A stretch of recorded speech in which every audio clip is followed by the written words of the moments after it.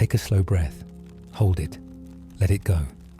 Because right now, right here, God is inviting you into something you may have never truly experienced before. A life where other people no longer have power over your emotions. You might not believe that yet. You might feel like your anger is automatic, like your reactions happen before you can even think, like everything people say, everything they do, everything they don't do, goes straight into your chest like a punch. But listen, you are safe here. You are not being judged. You are not being rushed. You are not expected to already know what peace feels like. Right now, you are simply being welcomed into a space where God can finally speak to the parts of you that have been hurting for years. Because I need you to hear this with your entire heart. Your anger is not who you are. Your reactions are not who you are. Your frustration is not who you are. They are symptoms of wounds you never healed, battles you fought alone, and pressure you were never supposed to carry by yourself. And the world will never tell you this, but heaven will whisper it to you if you let it. You are not meant to live emotionally hijacked. You are meant to live emotionally anchored. Let me say that again, slowly. Anchored, not shaken, not reactive, not drained, not torn apart inside every time someone disrespects you or misunderstands you, but an anchor, deep, steady, unmoved, unbothered, held by the presence of God. And before we go any deeper, I want you to do something for yourself, just quietly inside your heart. Say these words, God, calm me. That's it.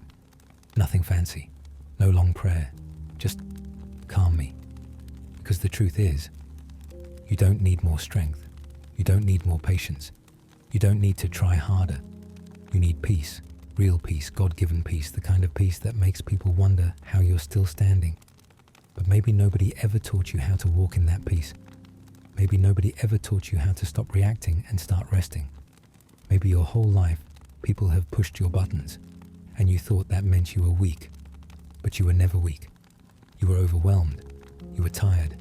You were burdened. You were stretched beyond what you could handle. And sometimes the strongest souls create the loudest reactions, because the world keeps asking them to carry more than they were designed for. But here's the shift. Right now, in this moment, you're no longer carrying it alone. Because if you could see yourself the way God sees you, you would understand something. The most powerful person in the room is the one who refuses to be controlled by the room.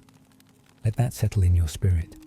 The reason Jesus stood calm in front of people screaming at him, the reason he stayed silent when people insulted him, the reason he didn't react when people lied about him, was not because he didn't feel anything. No, he felt it deeply. He knew what betrayal felt like. He knew what disrespect felt like. He knew what being misunderstood felt like. But his emotions were not his master. His peace was. And that is what he wants to give you. Not numbness, not apathy, not denial, but holy emotional strength. The kind that lets you walk away without explaining yourself. The kind that lets you breathe before reacting. The kind that lets you choose peace even when someone is yelling in your face. So right now, I want you to imagine something. Imagine every sound around you slowly fading. Imagine the weight on your chest loosening. Imagine your shoulders dropping, your breathing slowing, your mind becoming clearer than it has been in a long time. Because we're about to walk through something sacred. We're going to talk about the anger that eats away at you, the frustration that rises before you can stop it, the words you wish you never said, the moments where your emotions hijacked your heart. And we're going to let God take every single piece of it, not to shame you, not to punish you, but to free you, because you deserve freedom, you deserve peace, you deserve rest, and whether you believe it or not, God wants your emotional healing more than you do. So if you're ready, if you're willing, if something inside you is quietly whispering, yes, I want this, then just breathe. You don't need to force anything. You don't need to pretend you're okay. You don't need to impress God. You don't need to hide from Him. Just be here, fully present, fully open. Because for the next 2 hours, you're not fixing yourself. You're not fighting your anger. You're not pushing down your emotions. You're surrendering them. You're giving God permission to work inside places you never touched. You're letting Him walk into memories that shaped your reactions. You're letting Him rewrite patterns that have been controlling your life. And by the time this video ends, you will walk away with something very real. The ability to never get angry or bothered the same way again. Not because the world changed, not because people suddenly became kinder, not because you finally got what you wanted, but because peace entered you. And once peace is inside you, you stop being moved by things outside you. This is the beginning. This is the shift. This is the moment where God starts calming the storm inside you, not by shouting at it, but by healing the parts of you that needed Him the most. Take another breath. We're just getting started. Before we go deeper, I want you to notice something happening inside you right now. Maybe your breathing has slowed. Maybe your shoulders feel a little lighter. Maybe your mind is a little quieter. That's not an accident. Whenever God prepares someone for transformation, He brings stillness first. Because stillness isn't the absence of noise, it's the presence of God. And right now, in this moment, He is sitting with you, right beside you, not disappointed, not frustrated, not shaking His head at your reactions or your emotions, but gently saying, I know why you hurt. I know why you react. I know why you feel overwhelmed. Let me show you a better way. If you only knew how deeply loved you are, you would understand that your anger was never the problem. It was the signal that you were tired, the signal that you were carrying too much, the signal that nobody was pouring into you, the signal that you were trying to survive without support. Most people never learn to listen to that signal. You probably weren't taught to understand your emotional triggers. You were taught to push through, to be strong, to ignore it and keep going. But ignoring pain never heals pain, and suppressing your emotions never brings peace. So here, right now, we're doing something holy. We're letting your soul breathe. Because beneath your reactions, beneath the frustration, beneath the quick temper, beneath the tightness in your chest, is something softer, something wounded, something tender that God has been waiting to heal. And the world may have told you, stop being so emotional. You're too sensitive. You overreact. You're dramatic. But what if the truth is this? You're not overly emotional. You're under-supported. Let that sink in. You weren't given safe places to express what you felt. You weren't given tools to process emotions as a child. You weren't given spaces where someone said, it's okay, tell me what's wrong. So you carried everything silently, and silent weight becomes loud reactions. But tonight, the weight is coming off, slowly, gently, layer by layer, because God is not asking you to become a calmer version of yourself. He's inviting you to become a healed version of yourself, a version of you that still feels deeply, but no longer gets shaken easily, a version of you that can be surrounded by chaos and still remain anchored, a version of you that can hear criticism and not crumble, a version of you that can face disrespect and not internalize it, a version of you that can walk away from provocation and keep your peace intact. And before we go further, I want you to understand something powerful. Your triggers are your teachers. Every time you feel anger rise, every time someone gets under your skin, every time your heart starts racing, every time you feel that familiar sting of offense, it's not a failure, it's a message. A message revealing an area where God wants to bring healing. So instead of saying, why do I react like this? Start saying, God, what wound is this reaction coming from? Because anger is almost never about the moment you felt it. It comes from earlier, from childhood, from past relationships, from accumulated stress, from unspoken fears, from unprocessed heartbreak. And that's why your reactions sometimes feel bigger than the situation. Because they are. They're coming from years of carrying emotions that never had a place to rest. But God is giving you that place now. He is building inside you the emotional strength that Jesus himself walked with. Quiet, steady, unshaken. Yet here's the truth most people don't realize. Peace is not the absence of conflict. Peace is the presence of emotional authority. Jesus didn't stay calm because life was easy. He stayed calm because he lived from a place of deep internal security. And that is the gift he wants to give you. Not temporary calmness, not count to 10 and breathe, not shallow relaxation, but deep spiritual emotional authority. The ability to remain centered even when voices rise around you, even when people misunderstand you, even when someone attacks your character, even when life feels unfair. So now, I want you to do something simple. Put one hand over your chest. Feel your heartbeat. Feel the warmth beneath your palm. Feel your breath entering and leaving your body. And whisper, God, I surrender my reactions to you. Just that. No force, no pressure, no guilt. Because surrender is not giving up. It's letting God in. And I want you to imagine this. God is reaching into the deepest part of your chest, right where that tightness lives, right where the frustration sits, right where your anger collects before it explodes. And he is loosening it, slowly, gently, like untying a knot that has been pulled tight for years. You may even feel your breathing change.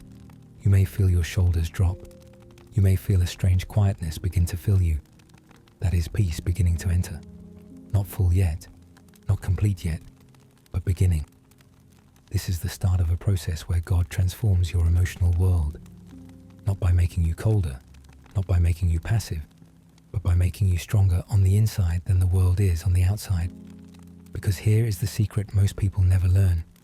The most dangerous person is the one who cannot be provoked, not because they are numb, but because they are healed. And you, yes you, are becoming that person. Little by little, breath by breath, moment by moment. You cannot heal what you keep rushing past. You cannot fix what you refuse to feel. And you cannot master what you never examine. Most of the anger you carry did not come from the moments you reacted. It came from the moments you stayed silent, the moments you swallowed pain, the moments you brushed things off so you could keep functioning, the moments you said, it's fine, even though it wasn't. You didn't explode because you were weak. You exploded because you were overloaded. And overload always disguises itself as anger. But deep beneath the reaction, beneath the tightening of your jaw, beneath the racing of your heart, beneath the heat rising in your chest, is a softer truth. You never learned how to be cared for, so you learned how to survive instead. And tonight, for the first time in a long time, your soul is finally unclenching enough to be honest. You're not an angry person. You're a tired person, a stretched thin person, a discarded emotions person, a no one ever checked on me so I learned to self-protect person. You feel deeply, you carry heavily, you love strongly, and because of that, your heart reacts intensely. But guess what? God is not trying to harden you. He is trying to strengthen you. There is a massive difference. Hardness is a defense mechanism. Strength is a spiritual upgrade. Hard people shut down. Strong people stay rooted. Hard people avoid emotions. Strong people can sit with emotions without being destroyed by them. Hard people say, I don't care. Strong people say, I care, but I won't be shaken. And you, right now, are in the transition from hardness to strength. And transitions always feel messy, confusing, uncomfortable. You feel yourself changing, but you don't feel finished yet. You feel yourself growing, but not fully healed. You feel yourself wanting peace, but still slipping into old reactions. That's normal. That's part of the process. That's what transformation feels like from the inside. Think of it like this. When a wound heals, it itches. It's uncomfortable. It stings sometimes. It pulls. It tightens. But that discomfort is a sign of progress, not proof that something is wrong. Your emotional healing is the same way. Your triggers itching. That means they're healing. Your reactions feeling different, even if imperfect. That means your soul is learning something new. Your anger rising but not exploding. That means God is already strengthening you. And hear me, you do not break generational patterns in one night, but you do begin the process in one decision. And your decision to be here, your decision to listen, your decision to try, your decision to breathe and reflect is already undoing years of internal tension. Let me show you something powerful. The enemy doesn't attack you where you are weak. He attacks you where you are strong, but tired. Because a tired strength looks like weakness. And anger is usually misplaced strength. Strength that never learned healthy release. You weren't meant to hold everything alone. You weren't designed to process pain in isolation. You weren't meant to be your own comforter, your own protector, your own counselor every single day. That's why Jesus said, "Come to me, all who are weary and burdened, and I will give you rest." Not advice, not a lecture, not criticism. Rest. Because only rest can reset your emotional system. And emotional rest is not the same as sleep. Sleep shuts your eyes. Rest opens your heart. Sleep pauses your body. Rest frees your soul. Sleep turns the world off. Rest turns God on. And deep rest begins when you finally stop pretending you're okay. So right now, I want you to release the pressure to be calm, to be perfect, to be unbothered. Anger doesn't disappear because you force it. It dissolves because you understand it. And now we're going to do something very few people are brave enough to do. We're going to walk straight into the core of your emotional reactions, not to relive them, but to disarm them. So ask yourself gently, what is the real reason that I get so angry?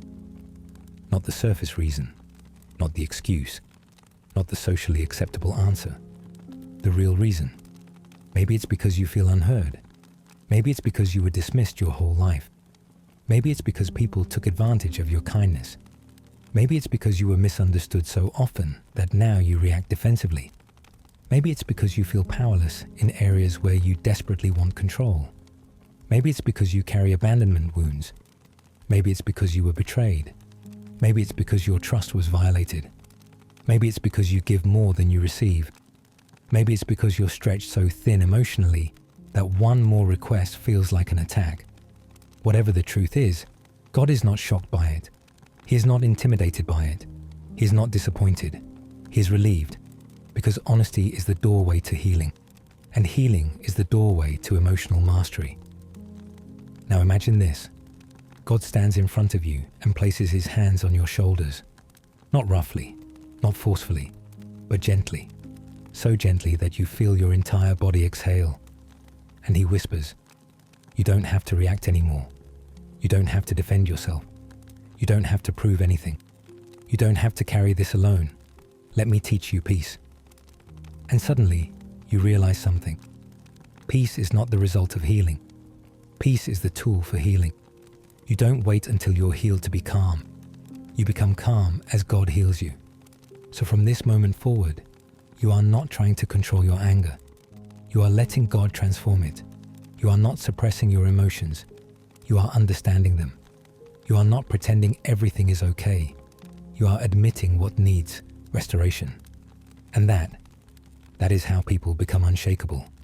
Not by force, not by discipline alone, not by pretending, but by letting God reconstruct the emotional architecture of their heart. So take another slow breath. Let your chest rise gently. Let it fall softly. Let your shoulders loosen. Because we are only getting started. Your peace is being rebuilt from the inside out. There's something else we need to talk about. Something people almost never admit. But it controls more emotions than anything else. You are not just reacting to what people do.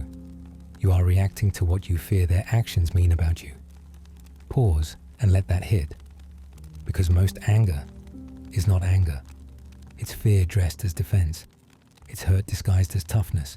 It's disappointment wearing the mask of irritation. Think about it. That coworker who talks down to you. You're not mad because of the tone.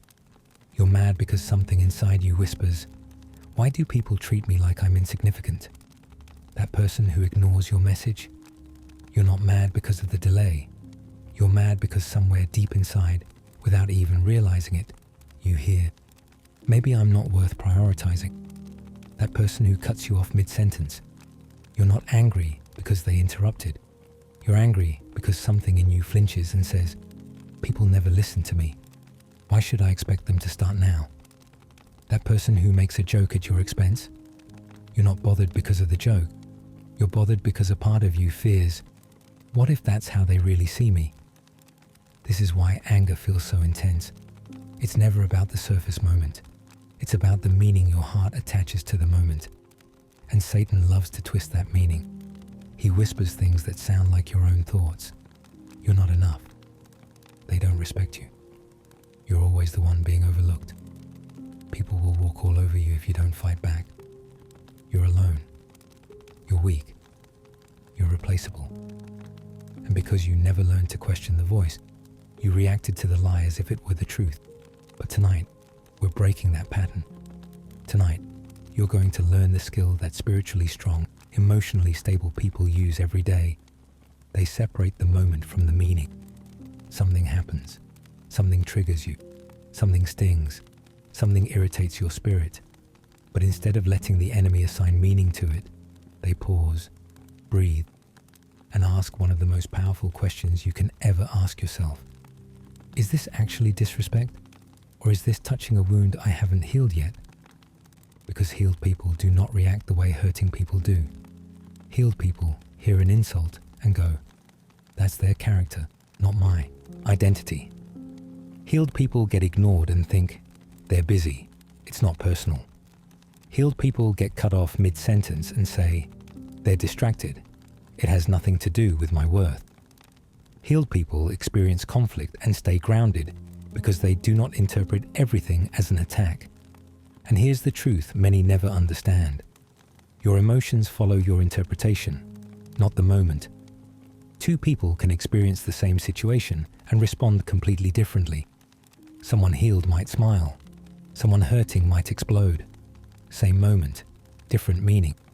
And tonight, God is teaching you how to change the meaning so you can change the reaction. Let me show you how this works in real life. Step 1. Name the real emotion. Anger is never the first emotion. It's always covering something softer. Hurt, fear, shame, confusion, feeling disregarded, feeling powerless, feeling disrespected, feeling unseen, feeling unprotected. Once you name the real emotion, the anger loses half its power. Step 2. Invite God into the emotion before you react. This is where spiritual maturity kicks in. Instead of reacting, you breathe and say silently, God, show me what this moment is really touching. And instantly, your reaction slows, your clarity increases, your heart softens, your mind steadies, because inviting God into your emotion puts His voice above the enemy's whisper. Step 3. Choose your response. Instead of letting your wound choose for you, you get to decide, is this moment worth my peace? Is this argument worth my energy? Is this person worth my reaction? Is this situation worth my nervous system being hijacked for the next 3 hours? Most of the time, you realize the answer is no. Not because you're weak, but because you're finally secure enough to walk away with your dignity intact. Step 4. Recognize that emotional control is not suppression. It's authority. This is a big one. You were never meant to stuff down anger. You were meant to hold authority over your emotions. Suppression makes you explode later. Authority lets you choose peace now. Suppression says, don't feel anything. Authority says, I feel it, but I'm not controlled by it. Suppression says, this is too much. Authority says, this does not define me. Suppression hides. Authority stands tall. Suppression is fear. Authority is confidence. And confidence is exactly what God is building inside you. Now breathe again, slow and soft. And hear this next part carefully. You are not becoming unbothered by becoming numb. You are becoming unbothered by becoming grounded. Your identity is stabilizing. Your self-worth is strengthening. Your emotional maturity is rising. Your triggers are losing power. Your peace is becoming your default setting. And soon, very soon, you're going to walk through moments that used to break you and feel absolutely nothing but calm. Not because you changed the world around you, but because God changed the world inside you. And one day, you'll look back and say, that used to make me furious, and now it doesn't even move me. That used to ruin my whole day, and now it barely touches my spirit. That used to control me, and now God controls my peace. That is where we're heading. You are becoming the version of yourself that anger cannot hijack and people cannot disturb and situations cannot rattle. And we are only in the beginning of the journey. But now that your heart is soft, your mind is open, and your spirit is steady, there is something else God is trying to teach you. Something that sits underneath every moment you get triggered, irritated, or overwhelmed. You have been living as if other people have the power to decide how you feel. Let that sink in slowly, because at some point in your life, maybe when you were young, maybe when life felt chaotic, maybe when you were trying to survive environments that did not protect you, you learned to adjust your emotions based on the behavior of others. If they were calm, you were calm. If they were harsh, you shrank. If they dismissed you, you questioned yourself. If they mocked you, you tried harder to be enough. If they disrespected you, you either lashed out or internalized the pain. You became emotionally reactive because being reactive was the only way you knew how to stay safe. But here is the truth you were never told. Your emotions were never meant to be managed by the behaviors of other people. Your emotions were meant to be managed by the voice of God. When people become the thermostat, your mood rises and falls with every interaction. When God becomes the thermostat, you stop fluctuating based on things that do not deserve to determine your peace. And the reason you still get angry so quickly is because your spirit is tired. Tired of giving other people the remote control to your mind, your reactions, your energy, and your sense of worth. You were never meant to feel powerless in your own body. Listen. Anger becomes your automatic response when you feel like your voice does not matter. Anger becomes your shield when you feel like you have to protect yourself from being overlooked. Anger becomes your armor when you feel unseen, unheard, or unvalued. Anger becomes your language when you have never felt truly safe. But you are stepping into a season where God is teaching you a new language. A calmer one, a wiser one, a grounded one. A language that does not start from defensiveness, but from dignity. A language that does not start from reaction, but from identity. A language that says, I do not need to fight for respect, I carry it within me. I do not need to force people to value me. God already declared my value. I do not need to snap back. Their behavior does not determine my worth. I am not moved by noise. I am anchored in peace. And this type of emotional strength does not make you passive. It makes you powerful. Because people who cannot control your reactions cannot control you. And here's something else that many people never realize. The enemy's goal is not to make you angry. The enemy's goal is to make you lose your peace. Because he knows that when your peace is gone, your clarity disappears, your confidence drains, your patience collapses, your judgment becomes cloudy, your spirit becomes heavy, your words become sharp, your decisions become rushed, your heart becomes guarded, your mind becomes loud, your purpose becomes blurry. Anger is not the weapon, it is the doorway. Once you walk through it, everything else falls out of alignment. This is why the enemy keeps using the same triggers over and over, the same type of disrespect, the same personality traits in different people, the same comments, the same tones, the same patterns, because he does not need new strategies if the old ones still work. But tonight, you are breaking that cycle. You are becoming someone whose peace is not negotiable, someone whose dignity cannot be stolen, someone whose reactions are not dictated by the insecurity of others, someone whose mood is not shaped by someone else's immaturity. You are becoming someone who sees through the moment and recognizes the spiritual pattern underneath it. Because once you recognize a pattern, you stop falling for it. Let me show you how deep this goes. The enemy does not attack your emotions randomly. He attacks them strategically. He uses moments that remind you of the parent who made you feel small, the friend who betrayed you, the partner who did not value you, the teacher who embarrassed you, the sibling who outshined you, the coworker who belittled you, the church that wounded you. Anger is often a memory, not a moment. You are not reacting to the present. You are reacting to the past resurfacing. But anger is also a sign that you have grown beyond who you once were, and the enemy is trying to drag you backwards. You feel the friction because you are evolving. You feel the irritation because you are maturing.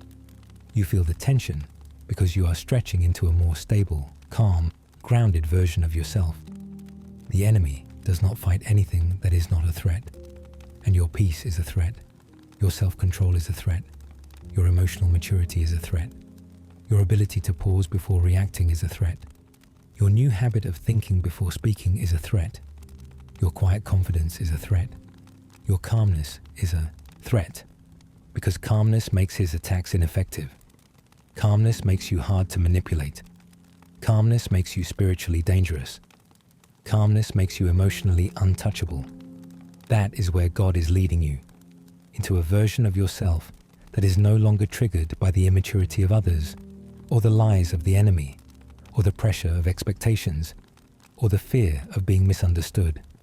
A version of yourself that says, if it costs my peace, I do not entertain it. If it disrupts my spirit, I disengage. If it is not aligned with who God is shaping me to be, I release it. If it tries to pull me into chaos, I stay grounded in stillness. Because here is the truth. You cannot control people, but you can control access. You cannot control situations, but you can control what you give meaning to. You cannot control how others treat you, but you can control how much of your soul their behavior gets to influence. And the more control you take over your emotional boundaries, the less anger you carry, and the lighter your life becomes. Imagine waking up one day and realizing, I don't take things personally anymore. I don't let disrespect define me. I don't let comments live in my mind. I don't let toxic people steal my day. I don't let fear control my reactions. I don't let stress pull me out of character. That is where you're heading. That is what God is forming. That is the emotional foundation He is strengthening. And you are closer than you think. Take one more slow breath, in and out. You're learning to live from a place of peace, not pressure. From identity, not insecurity. From wisdom, not reaction. There is something God has been trying to show you for years now, but you were always too overwhelmed, too busy, too hurt, or too exhausted to notice. Most of the situations that trigger your anger are not attacks on who you are. They are reflections of who the other person is. Let that truth settle into you slowly, like warm water softening something hardened inside you. You have spent so much of your life assuming every tone, every dismissal, every rude comment, every ignored message, every sarcastic remark, every moment of disrespect meant something about you. But it never did. People behave from their own wounds, their own insecurities, their own fears, their own pride, their own unhealed childhood, their own confusion, their own spiritual emptiness. You have been carrying the weight of other people's brokenness as if it was your job to interpret it. It never was. Listen closely. You were never meant to take ownership of pain you did not create. But when you grow up in environments where anger, criticism, silence, or chaos were normal, your brain learns a dangerous habit. If something feels wrong, it must be my fault. And suddenly, someone's anger feels personal. Someone's tone feels personal. Someone's bad day feels personal. Someone's immaturity feels personal. Someone's disrespect feels personal. And this is why anger lives so close to your surface. Because your whole life you have been defending yourself against battles that were never aimed at your identity. They were aimed at your availability. People used you because you were available. They spoke sharply because you would not push back. They crossed boundaries because you did not know you were allowed to have any. They took advantage because you did not know you could say no. And now you walk around with a spirit that feels like it must always be ready to react, ready to fight, ready to respond, ready to defend. But God is teaching you a higher level of awareness. Not everything deserves a reaction, because not everything is a threat. Some things are simply not yours to carry. Some people are not yours to fix. Some words are not yours to internalize. Some battles are not yours to fight. Some energies are not yours to absorb. Some opinions are not yours to validate. Some expectations are not yours to fulfill. You were never meant to live your entire life emotionally bracing for impact. Take a slow breath, longer this time. Because whether you realize it or not, your spirit has been clenching for years, bracing, anticipating disappointment, expecting disrespect, waiting for someone to talk down to you, waiting for someone to misunderstand you, waiting for someone to criticize your effort, waiting for someone to invalidate your feelings. But here is the truth no one told you. Calmness is not something you learn by force. Calmness is something you learn by safety. You become calm when you finally understand you are not in danger anymore. You become calm when your identity becomes rooted in God instead of people. You become calm when you realize your value does not rise or fall with someone else's behavior. You become calm when you stop giving strangers the power to rewrite your worth. You become calm when you stop letting temporary emotions make permanent decisions. You become calm when you recognize that anger is rarely about the present. It is about unhealed moments you are still learning to release. And God is walking you through those places now. Not with shame, not with disappointment, not with frustration, but with gentleness. Because God is not trying to force you into a better version of yourself. He is trying to heal you into one. There is a difference. Forced change creates perfectionism. Healed change creates peace. Forced change makes you perform. Healed change makes you transform. Forced change makes you rigid and ashamed. Healed change makes you steady and secure. You are healing. And healing is messy. Healing feels unstable. Healing makes you emotional. Healing makes you remember things you tried to forget. Healing makes you confront patterns you used to ignore. Healing makes you slow down long enough to feel what you have avoided. But healing also makes you whole. And that wholeness is the reason your reactions are about to change in ways you never thought possible. Because anger cannot survive in a heart that is learning to rest. And you are learning to rest, slowly, painfully, beautifully. Let's go deeper. Most people get angry when they feel powerless, but you are not powerless. You have simply forgotten the strength you carry. Anger is often a cry for control, a cry to feel safe again, a cry to feel understood, a cry to feel respected. But God is lifting you into a season where your safety comes from Him, your confidence comes from Him, your identity comes from Him, your validation comes from Him. And when your foundation shifts, your reactions shift naturally. You will notice moments where you would normally explode, but now you breathe. Moments where you would shut down, but now you pause. Moments where you would get defensive, but now you observe. Moments where you would internalize, but now you release. Moments where someone's disrespect would ruin your whole day, but now it barely grazes your spirit. This is what emotional freedom looks like. Not perfection, not pretending, not burying your feelings, but learning to respond from a place of strength instead of fear. You are going to reach a point where people say things they expect will upset you, and it will simply not land. Not because you are numb, but because you are healed. Not because you do not care, but because you care more about your peace than their projection. Not because you became emotionless, but because you became wise. This is what God is forming inside you tonight. There is something else I want you to notice about yourself. Something most people never take the time to understand. You do not get angry because you are a bad person. You get angry because you care too deeply. Your sensitivity is not a weakness. It is evidence that you feel the world in high definition. It is evidence that your heart was designed to love with intensity, to protect, to discern, to sense what others overlook. But when a heart like yours is not protected, that sensitivity becomes exhaustion. It becomes overwhelm. It becomes frustration. It becomes anger that was never anger in the first place. It was hurt. It was disappointment. It was unmet expectations. It was years of emotional labor no one thanked you for. It was the exhaustion of always being the strong one. Anger is often just sadness wearing armor. And you have worn that armor for so long that you forgot the softness underneath it. Let yourself breathe again. Because the more you understand your own heart, the less power anyone else will have to shake it. And a big part of your healing is this. You are allowed to walk away from what drains you. You are allowed to distance yourself from people who constantly trigger you. You are allowed to protect your peace without explaining it to anyone. You do not need to prove your goodness to stay worthy. You do not need to fix someone to be valuable. You do not need to endure chaos to be strong. Sometimes the most spiritual thing you can do is stop giving your emotional energy to places that refuse to grow. There are people you have been trying to understand for years, people you have tried to communicate with, people you have forgiven again and again, people you have tried to see the best in.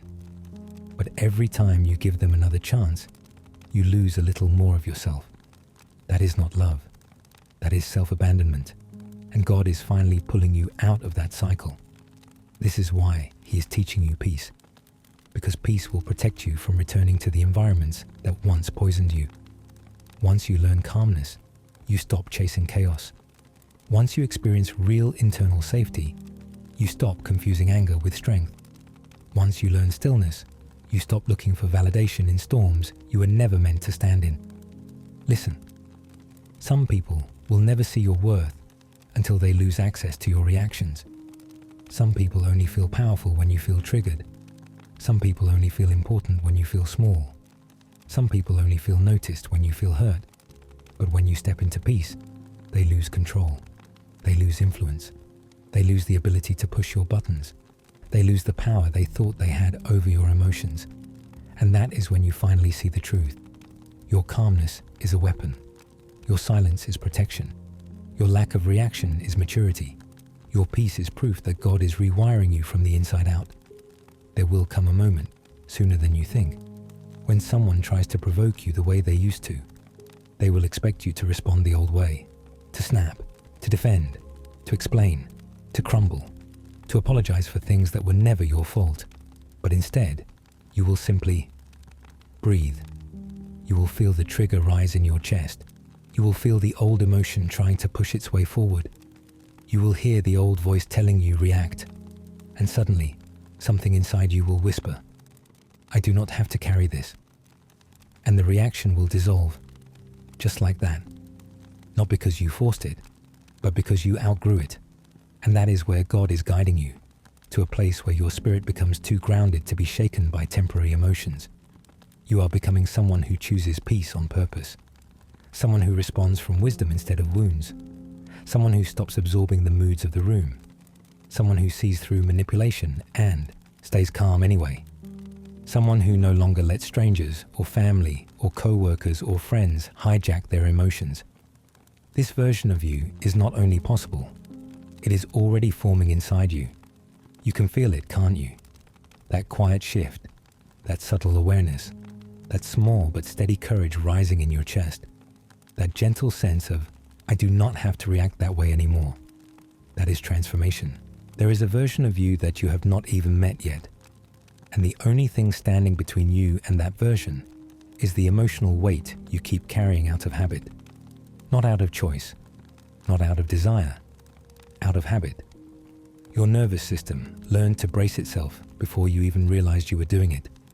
You learned to stay prepared, prepared to be misunderstood, prepared to be disrespected, prepared to be dismissed, prepared to be let down. And because you lived in that readiness for so long, anger became the language your body used to protect itself. But here is the truth nobody ever told you. You do not need protection from everyone. You need healing from what taught you to fear everyone. There is a difference. You grew up learning that reactions were survival tools. You learned that being on edge kept you from being hurt. You learned that staying alert meant staying safe. You learned that anger meant you still had some control left. But now, you are not in those environments anymore. You are not that powerless child. You are not that overwhelmed teenager. You are not that stressed, unsupported adult trying to hold everything together alone. You are someone who is being rebuilt from the inside out. And part of that rebuilding means you are allowed to look at your reactions and realize these were never flaws. They were adaptations. They were armor. They were signals. They were unfinished stories. The anger you carry is not random. It has roots. And every root tells a story. The time you defended yourself when no one else did. The moment someone crossed a line and you had to pretend it did not affect you. The nights you cried quietly because explaining your hurt only made things worse. The relationships where you were expected to just take it. The times forgiveness was demanded before healing ever had time to begin. You never got the chance to release those moments. So your body stored them. Your shoulders stored them. Your jaw stored them. Your chest stored them. Your patience stored them until it couldn't. And now, you are here, wanting to break the cycle, ready to do the work, trying to become someone who does not react with anger. And that alone proves something important. You are already changing. You are already softening. You are already healing. Anger does not disappear when you fight it. It dissolves when it feels safe. So let me say this slowly. You are safe right now. Your emotions are safe. Your story is safe. Your growth is safe. Your vulnerability is safe. You do not need to brace yourself here. You do not need to pretend. You do not need to hold everything together. You can let your guard down without being harmed. You can breathe without consequence. Let your shoulders drop. Let your jaw unclench. Let your heart open just enough to let the tension fall out. Because the truth is, you are not an angry person. You are a tired person. You are a disappointed person. You are a person who has been carrying storms inside your chest for so long that you forgot what calmness feels like. But here is where the shift begins. Calmness is not something you achieve. Calmness is something you return to.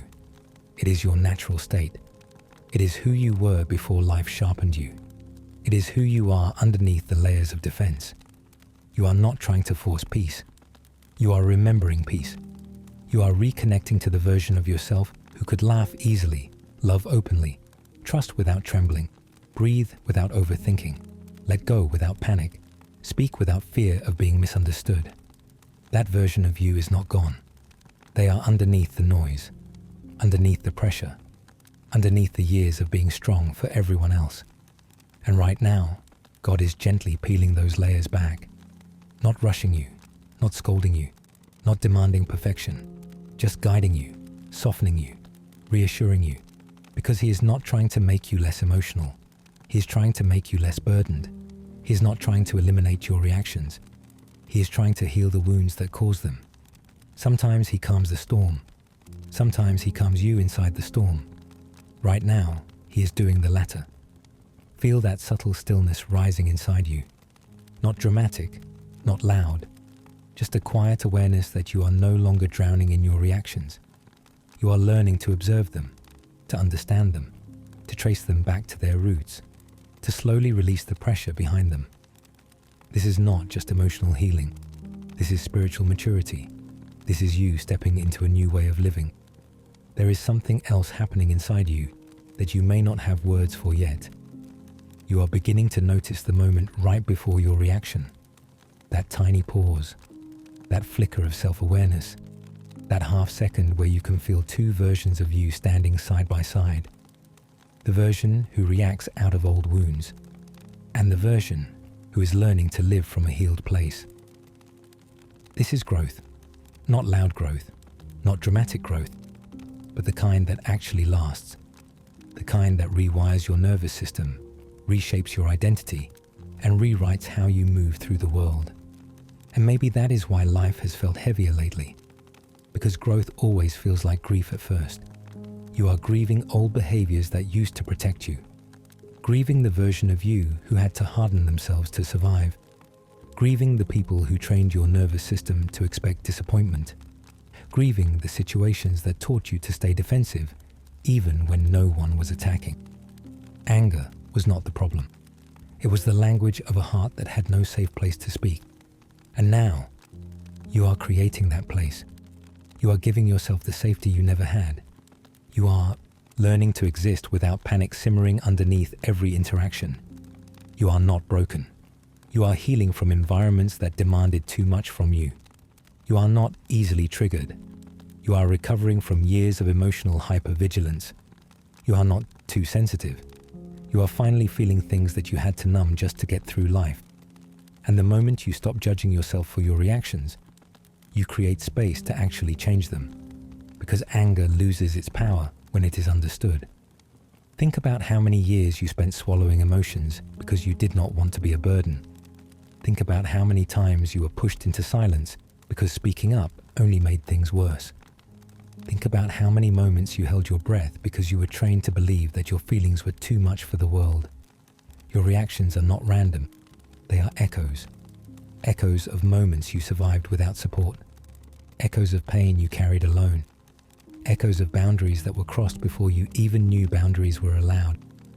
But here is the beautiful thing that God is whispering over you.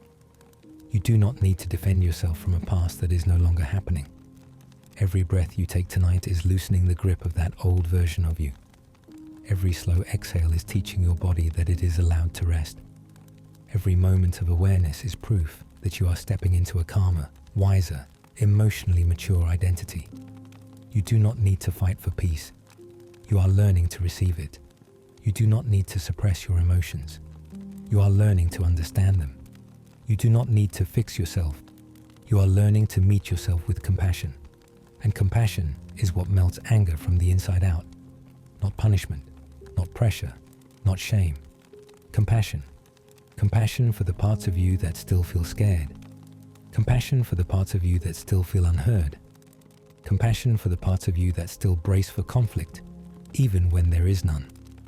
You have lived most of your life reacting before you even realized you were reacting. And now you are slowing down enough to catch your breath and ask, why did this bother me? Where did this come from? Is this about the present moment or the past trying to protect itself? That question alone is healing. That awareness alone is growth. That pause alone is transformation. Because the goal is not to become someone who never gets angry. The goal is to become someone whose anger does not run their life. Someone who can feel emotion without being controlled by it. Someone who can acknowledge fear without shrinking from it. Someone who can honor their boundaries without apologizing for needing them. And you are becoming that person right now, slowly, steadily, beautifully. Take a moment. Feel your heartbeat easing. Feel your breathing softening. Feel your mind unclenching from the inside. This is what renewal feels like. It is quiet. It is gentle. It is subtle. And it is real. There is something powerful happening inside you right now, even if you cannot fully feel it yet. A settling, a softening, a sense that the storm inside you does not have the same authority it used to have. And maybe that is confusing, how peace can start forming in the same places chaos once lived. But that is how real transformation works. It does not shout. It does not demand attention. It moves quietly, almost unnoticed at first, rearranging the foundations deep beneath your surface. Your reactions are beginning to lose their grip. Your fear is beginning to lose its volume. Your old patterns are beginning to loosen like knots that were pulled too tight for too long. And for the first time in a long time, something inside you is whispering, maybe I do not have to live this way forever. Not angry, not irritated, not carrying tension in your chest like a secret weight, not analyzing every word people say because you are preparing yourself to be hurt again. You are finally exhaling, and exhaling is holy. You might not realize how much you have been holding in. Years of swallowed words, years of unprocessed emotions, years of pretending you were fine because no one ever made space for the truth. But God is making space tonight. He is not rushing you. He is not forcing you. He is not disappointed that it took you this long to slow down. He is simply meeting you in the exact place your heart has been hiding. You do not have to perform calmness here. You do not have to pretend strength here. You do not have to hold everything together here. This is the safest place you could be, because the journey to becoming unbothered does not start with discipline. It starts with compassion. Anger from pain is softened by compassion. Anger from fear is calmed by compassion. Anger from exhaustion is relieved by compassion. You have been doing life in survival mode. No one thrives in survival mode.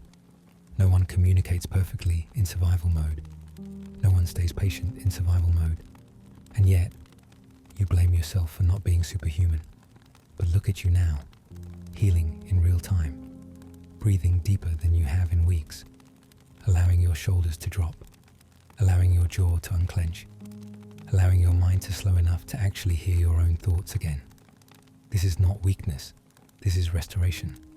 And restoration is what anger could never give you, because anger is a signal, not a solution. Anger tells you something is wrong. but it cannot tell you what to do next. Only clarity can do that. Only calm can do that. Only God's presence can do that. And that is exactly what is forming inside you tonight. A clarity that does not depend on emotions. A peace that does not vanish with inconvenience. A groundedness that no argument, no rude comment, no disrespectful person can shake. Imagine waking up one morning and realizing someone can be rude to you, and nothing inside you flinches.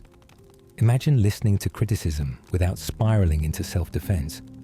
Imagine walking through your day without anticipating the next emotional punch. Imagine being able to choose your reactions rather than be controlled by them. That is not a fantasy. That is emotional maturity wrapped in spiritual strength. And it is already growing inside you. You are becoming someone whose peace is not negotiable. Someone who can breathe before responding. Someone who can observe instead of absorb. Someone who can choose silence over chaos. Someone who knows their worth too deeply to be shaken by the opinions of others. And none of this makes you passive. It makes you powerful. Because real power is not loud. Real power is not reactive. Real power is not insecure. Real power is steady. And steady is exactly what God is shaping you into. Let this moment sink in. You no longer need to fight battles that do not belong to you. You no longer need to prove your heart to people who do not deserve access to it. You no longer need to correct everyone who misunderstands you. You no longer need to carry the weight of other people's emotions. You are responsible for your peace, not their opinions, not their tone, not their attitude, not their projections, just your peace. And your peace is growing. Let it grow. Let it settle. Let it anchor you. There is something sacred about this moment you are sitting in right now. Not because everything in your life suddenly makes sense. Not because you finally feel strong again. Not because you figured out how to fix every problem. But because for the first time in a long time, you stopped running long enough for your soul to breathe. You do not even realize how loud life has been inside you. How heavy your thoughts have been. How often you swallow emotions before they ever reach your voice. How much tension sits inside your shoulders, your jaw, your chest. Places you never talk about, because even talking feels like too much sometimes. But tonight, you are finally hearing yourself again. Not the version of you who performs. Not the version of you who smiles while silently breaking. Not the version of you who pretends indifference because being honest feels too vulnerable. No, you are hearing the real you. The one who has been exhausted from holding everything in place. The one who has been tired of being strong all the time. The one who secretly wonders if peace is something other people get to have, but somehow never sticks around for you. And there is something I need you to know gently. You are not broken because you get angry. You are not weak because you get overwhelmed. You are not failing because little things bother you. You are not behind because your emotions feel louder than your logic. You are human, and you are healing. And healing rarely looks pretty at first. People talk about healing like it is calm and composed and peaceful. They do not tell you that real healing begins the moment your old ways of coping stop working. The moment you can no longer swallow your emotions like you used to. The moment you realize being unbothered was not emotional mastery. It was emotional numbness. You were not calm. You were over-surviving. You were not unbothered. You were suppressing. You were not peaceful. You were disconnected. And now you are waking up. Your spirit is waking up. Your heart is waking up. Your emotional system is waking up. And everything that stayed quiet for years is finally rising to the surface, because God never lets buried wounds stay buried forever. He brings things up only when you are finally strong enough to release them. You have spent years fighting battles inside of yourself that no one else has ever seen. And you blame yourself for the exhaustion that came from fighting alone. You grew up thinking you had to be tough. You had to keep it together. You had to brush things off. You had to not react. You had to pretend things did not hurt. And somewhere along the way, you stopped realizing that being unbothered was costing you intimacy, compassion, softness, connection. So now your anger is unraveling. Not because you are getting worse, but because you are healing from the habits that kept you numb. Listen to me. Your anger is not the enemy. Your anger is the messenger. It is showing you where you need gentleness, where you need boundaries, where you need compassion, where you need to stop abandoning yourself. The version of you that once needed anger for protection is finally allowed to rest. This is why everything feels tender right now. That tenderness is not weakness. It is the soil where real peace is built. You are learning to experience emotions without drowning in them. You are learning to feel things without letting them define you. You are learning to pause instead of explode. You are learning to let discomfort sit in your body without needing to run from it. And most importantly, you are learning that nothing anyone says and nothing anyone does has the power to control the atmosphere inside of you unless you let it. Your old triggers are losing their power. Your old reactions are slowing down. Your old fears are becoming quieter. This is not the death of who you were. This is the birth of who you were always meant to become. Someone steady, someone rooted, someone calm without being numb, someone peaceful without being passive, someone who can hear God in the silence instead of reacting to every voice around them. Imagine this version of you. Someone bumps into you and you stay grounded. Someone raises their voice and you remain centered. Someone disrespects you and you do not lose yourself trying to win the moment. Someone misunderstands you and you no longer spiral trying to control the narrative. Not because you do not care, but because your worth is no longer fragile. You are becoming unshakable. You are becoming someone whose internal world is stronger than their external triggers. Someone who knows how to breathe before responding. Someone who knows how to let God handle the things you used to fight alone.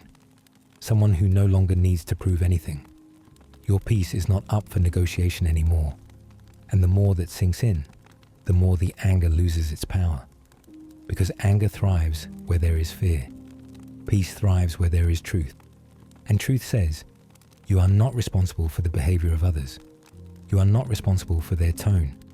You are not responsible for their wounds. You are not responsible for their brokenness. You are not responsible for their misunderstanding of you. Your only responsibility is your response. And your response does not have to be perfect. It just has to be grounded. You are learning how to stay grounded. That is why you are here. That is why your spirit is softening. That is why you feel a strange mixture of calm and conviction rising inside your chest. This is what it feels like to change. Not all at once, not overnight, but breath by breath, thought by thought, moment by moment. You do not have to become your perfect self tonight. You just have to become a more peaceful version of who you already are. There is a moment in every person's life where they realize something quietly heartbreaking. Most of their reactions were never about the people in front of them. They were about the pain behind them, the anger that rises too fast, the irritation that hits out of nowhere, the heaviness that makes the smallest thing feel like a personal attack. It almost never comes from this moment. It comes from all the moments your heart never fully healed from. And the deepest truth, you are not actually angry at the world. You are exhausted from carrying a life that no one else noticed. Let that sit with you for a moment, because you have been so hard on yourself. You have called yourself dramatic, weak, overreactive, too sensitive, easily triggered. But that narrative is not only unfair, it is inaccurate. Your reactions are not because you are broken. Your reactions are because your heart has been trying to speak in the only language it was taught: survival. Anger is survival. Shutting down is survival. Withdrawing is survival. Exploding is survival. Numbing is survival. You learn to protect yourself before you ever learn to understand yourself. Think about how long you have been carrying pain by pretending it was not affecting you. Think about how many times you brushed off disrespect, forced yourself to be the bigger person, swallowed words that burned your throat on the way down, and kept living as if your feelings were disposable. You have been living with emotional debt, moments you never had time to process, wounds you never had support to explore, emotions you were never taught how to hold. So your anger became the voice that spoke for you when your heart could not. But what you are feeling right now, this softness rising inside you, this openness forming in your chest, this strange mixture of vulnerability and relief, is not weakness. It is healing. Healing is what happens when the soul finally exhales. Healing is what happens when God begins to touch the parts of you thought you had to manage alone. Healing is what happens when your nervous system finally feels safe enough to unclench. You are feeling things you used to avoid. You are noticing things you used to ignore. You are letting emotions exist without trying to hide from them. And that is why the anger feels different now. Less explosive, less sharp, more like a trembling under your skin than a fire in your chest. Because your anger is no longer trying to protect you. It is trying to tell you something. It is trying to tell you that you have needs too. It is trying to tell you that you have limits too. It is trying to tell you that your heart cannot keep absorbing pain without being acknowledged. You cannot be the strong one forever. You cannot be the one who brushes everything off forever. You cannot be the one who feels responsible for everyone's comfort forever. You need comfort too. You need gentleness too. You need understanding too. You need space to be human too. And God is not asking you to be unbothered. He is asking you to be anchored. Anchored people feel everything. They just do not drown in it. Anchored people hear insults, but their worth does not shake. Anchored people face disrespect, but they do not lose themselves trying to prove anything. Anchored people walk into conflict, but the conflict does not enter them. Anchored people can sit in uncomfortable moments without letting fear become their decision maker. Anchored people breathe before reacting, pause before spiraling, pray before exploding, and choose peace even when anger would be easier. And you are becoming anchored, not perfect, not emotionless, not numb, anchored. And that version of you is powerful, because anger used to control you, but now you get to decide how you respond. People used to push your buttons, but now you know how to disconnect the wires. Your mood used to depend on how others treated you, but now it depends on how rooted you are in God. The same situations that once ruined your day will not even scratch your peace soon, not because they stopped happening, but because you stopped internalizing them. Listen to this gently. You do not have to attend every argument you are invited to. You do not have to defend yourself to people committed to misunderstanding you. You do not have to react to every tone, comment, or look. You do not have to absorb everyone's chaos. You are allowed to stay soft. You are allowed to stay grounded. You are allowed to stay calm even when the world is loud. Peace is not passivity. Peace is power that refuses to rush just because life is rushing you. And tonight, something inside you is finally remembering what it feels like to breathe without apologizing for it. Something inside you knows that the way you have been living, tense, guarded, easily triggered, overstimulated, is not the way you were designed to exist. You were not created to live constantly reacting. You were created to live constantly guided. Guided by truth, guided by wisdom, guided by patience, guided by God. And God never rushes you. God never shames you for your emotions. God never rolls his eyes at your triggers. God never asks you to hurry up and toughen up. He simply stays with you until the storm settles. And right now, the storm inside you is slowing. Not because you forced it, not because you ignored it, but because you are finally allowing God to sit with you in it. Let that truth settle into your chest. You do not have to become unbothered. You just have to become held. Held by God, held by truth, held by peace, held by the understanding that you do not have to fight every battle by yourself anymore. Take another slow breath. Feel the shift happening inside you.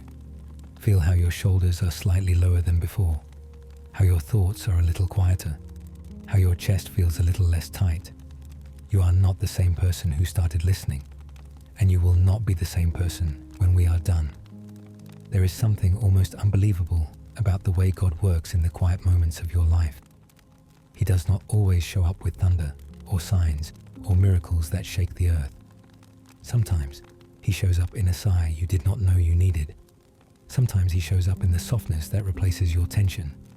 Sometimes he shows up in the way your heart stops racing for the first time in days. And right now, that is exactly what is happening. You are not just hearing words. You are being rebuilt. You are being rewired. You are being restored in the places that anger once used as hiding places. Because anger is not a primary emotion. Anger is a reaction, a shield, a warning sign that something deeper is going on. Anger grows in the soil of fear. Anger grows in the soil of hurt.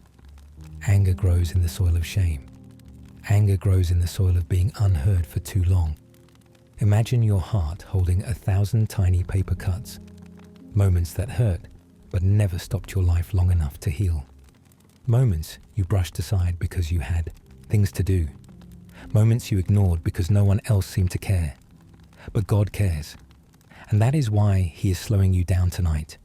He knows that if He heals the hurt underneath, the anger on the surface will collapse on its own. Not by force, not by discipline, not by suppressing your feelings or pretending nothing bothers you, but by transforming the place where your reactions are born. That is why you feel something shifting beneath your ribs. That is why your breathing feels different. That is why your mind is not fighting itself as loudly as before. You are coming back to yourself. The version of you that existed before the world hardened you. The version of you that existed before betrayal taught you to expect the worst. The version of you that existed before disappointment made you suspicious of good things. The version of you that existed before stress became your constant companion. You are not becoming someone new. You are returning to who you were always meant to be. Someone steady, someone grounded, someone gentle without being fragile, someone strong without being cold, someone soft without being walked on, someone whose peace is not dependent on outside behavior. You are learning the most powerful emotional truth. You do not control what people do to you, but you do control what you allow to take root in you. And right now, God is uprooting things that were never meant to stay. The resentment you carried for years, the tension living inside your shoulders, the belief that you always have to defend yourself, the expectation that someone is always about to hurt you, the feeling that you need to prove your worth in every room. These heavy patterns are loosening, like knots being untied by hands far more gentle than yours.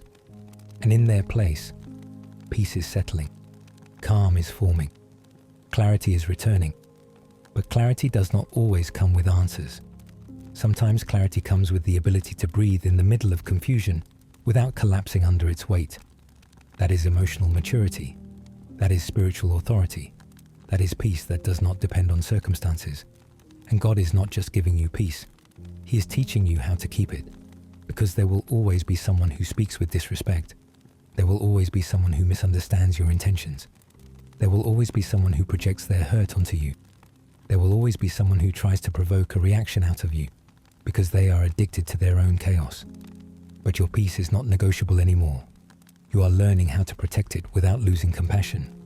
You are learning how to stay soft without becoming unstable. You are learning how to pause instead of explode. You are learning how to notice before reacting. You are learning how to breathe before speaking.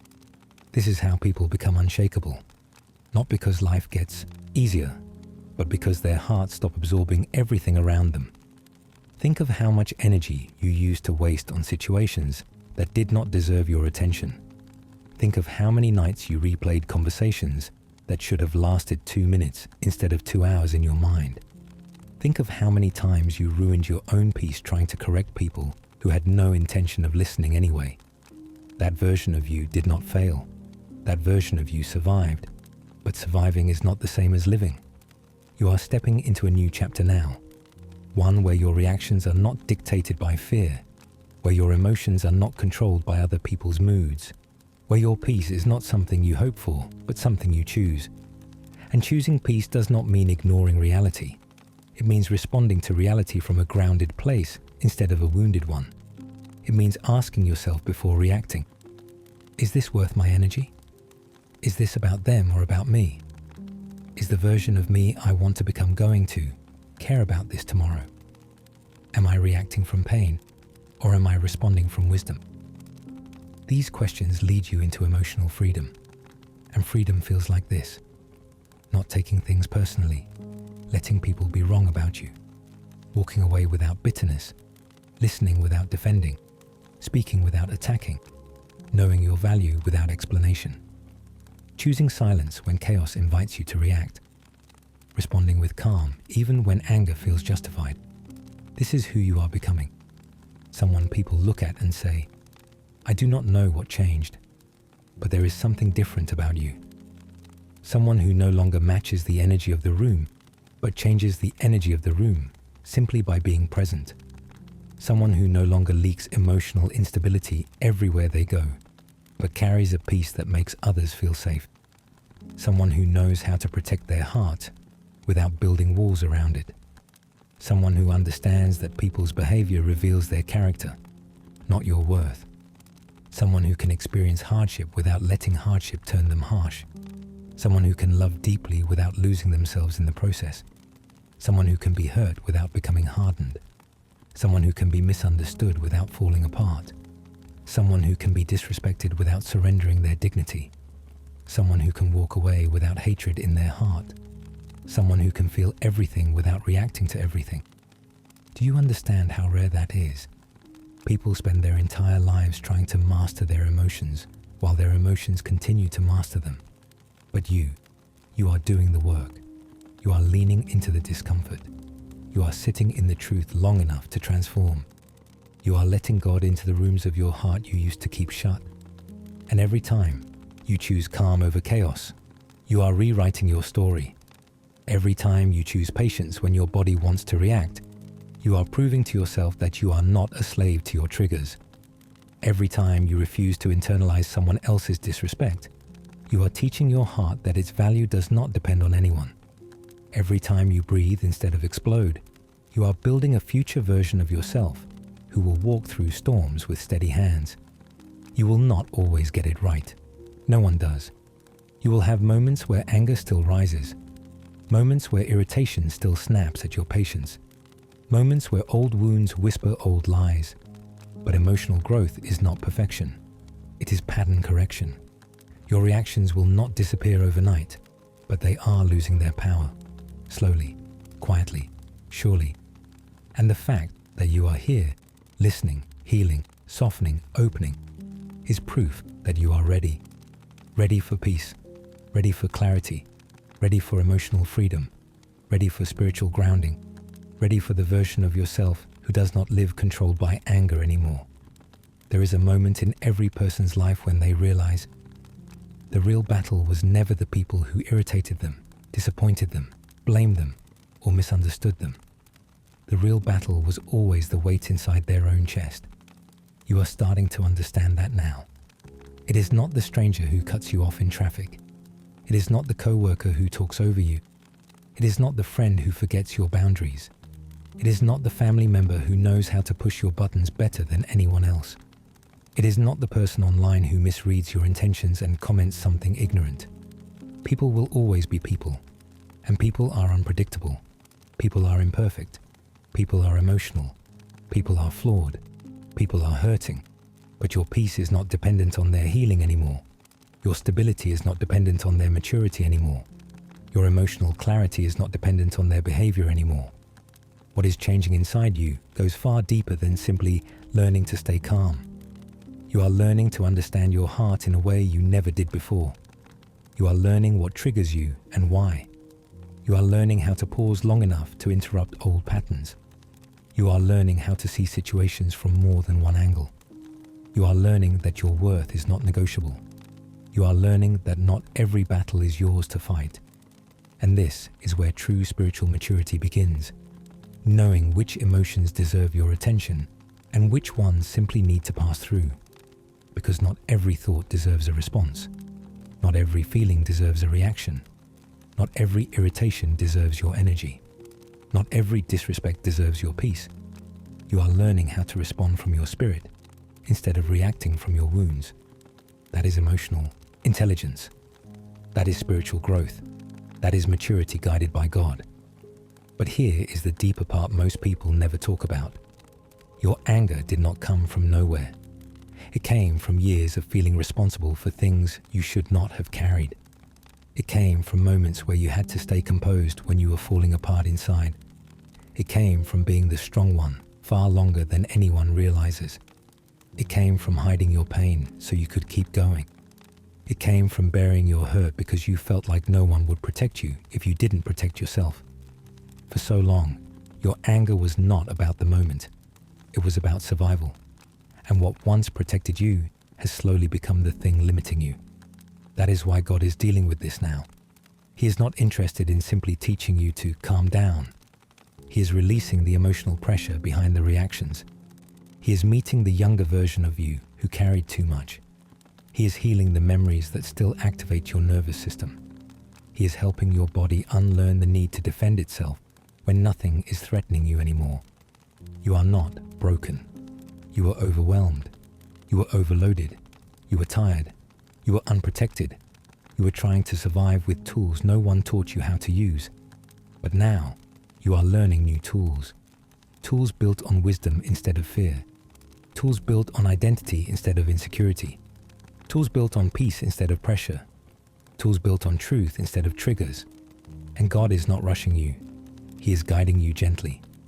You may not feel the change happening moment by moment, but change is happening. It is happening in the way your shoulders don't tense as fast. It is happening in the way your breath slows quicker than before. It is happening in the way your mind pauses instead of spiraling. It is happening in the way your heart softens after it tightens. It is happening in the way you are learning to recognize what is yours to carry and what never belonged to you in the first place. This healing is slow, not because you are failing, but because God is rebuilding the foundation, not just repainting the walls. Anyone can fake calm for a day. Anyone can force stillness for a moment.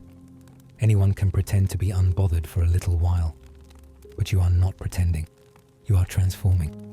You are becoming someone whose peace is so rooted that even when anger knocks at your door, it does not get to walk inside without your permission. Have you noticed something else too? Your heart is beginning to trust again. Not just God, but yourself.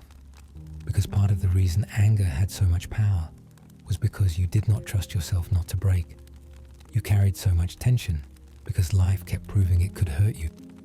And you carried so much pressure because somewhere deep inside you believed if you let your guard down even once, everything would collapse.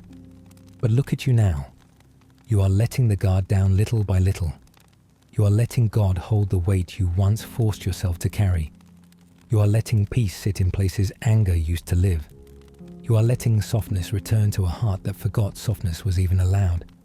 You are letting God reintroduce you to the version of yourself who existed before the world taught you to tense up. And the more you trust God with your healing, the less you feel the need to defend yourself from everything. This is spiritual growth disguised as emotional regulation. This is emotional healing disguised as spiritual surrender. This is maturity disguised as rest. And rest has always been the place where God does his best work. Rest is where clarity finds you. Rest is where wisdom reaches you. Rest is where you hear the truth louder than the lies. Rest is where anger has no oxygen left to grow. Rest is where God reminds you, you do not need to fight every battle. Some battles I already won for you. There are moments coming in your future where you will surprise yourself. Someone will say something rude, and instead of reacting, you will blink and feel nothing rise. Someone will try to provoke you, and instead of exploding, you will breathe and stay grounded.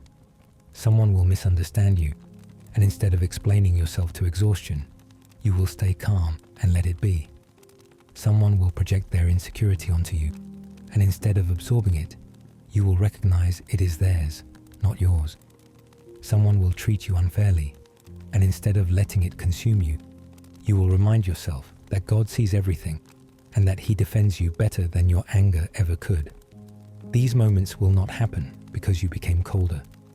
They will happen because you became wiser. And wisdom looks like this. You choose when to speak. You choose when to walk away. You choose when to forgive. You choose what is worth your energy. You choose what no longer deserves space in your mind.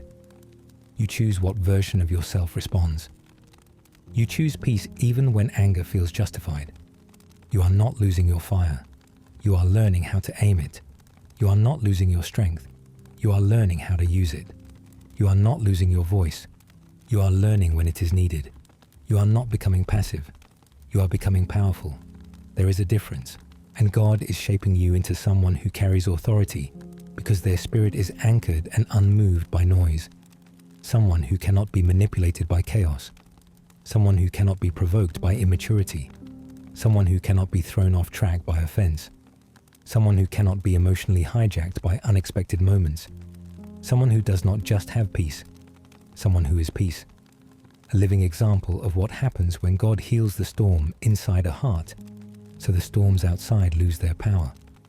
There is a shift happening inside you that you may not fully recognize yet, not because it is small, but because it is deep. Growth rarely announces itself with fireworks.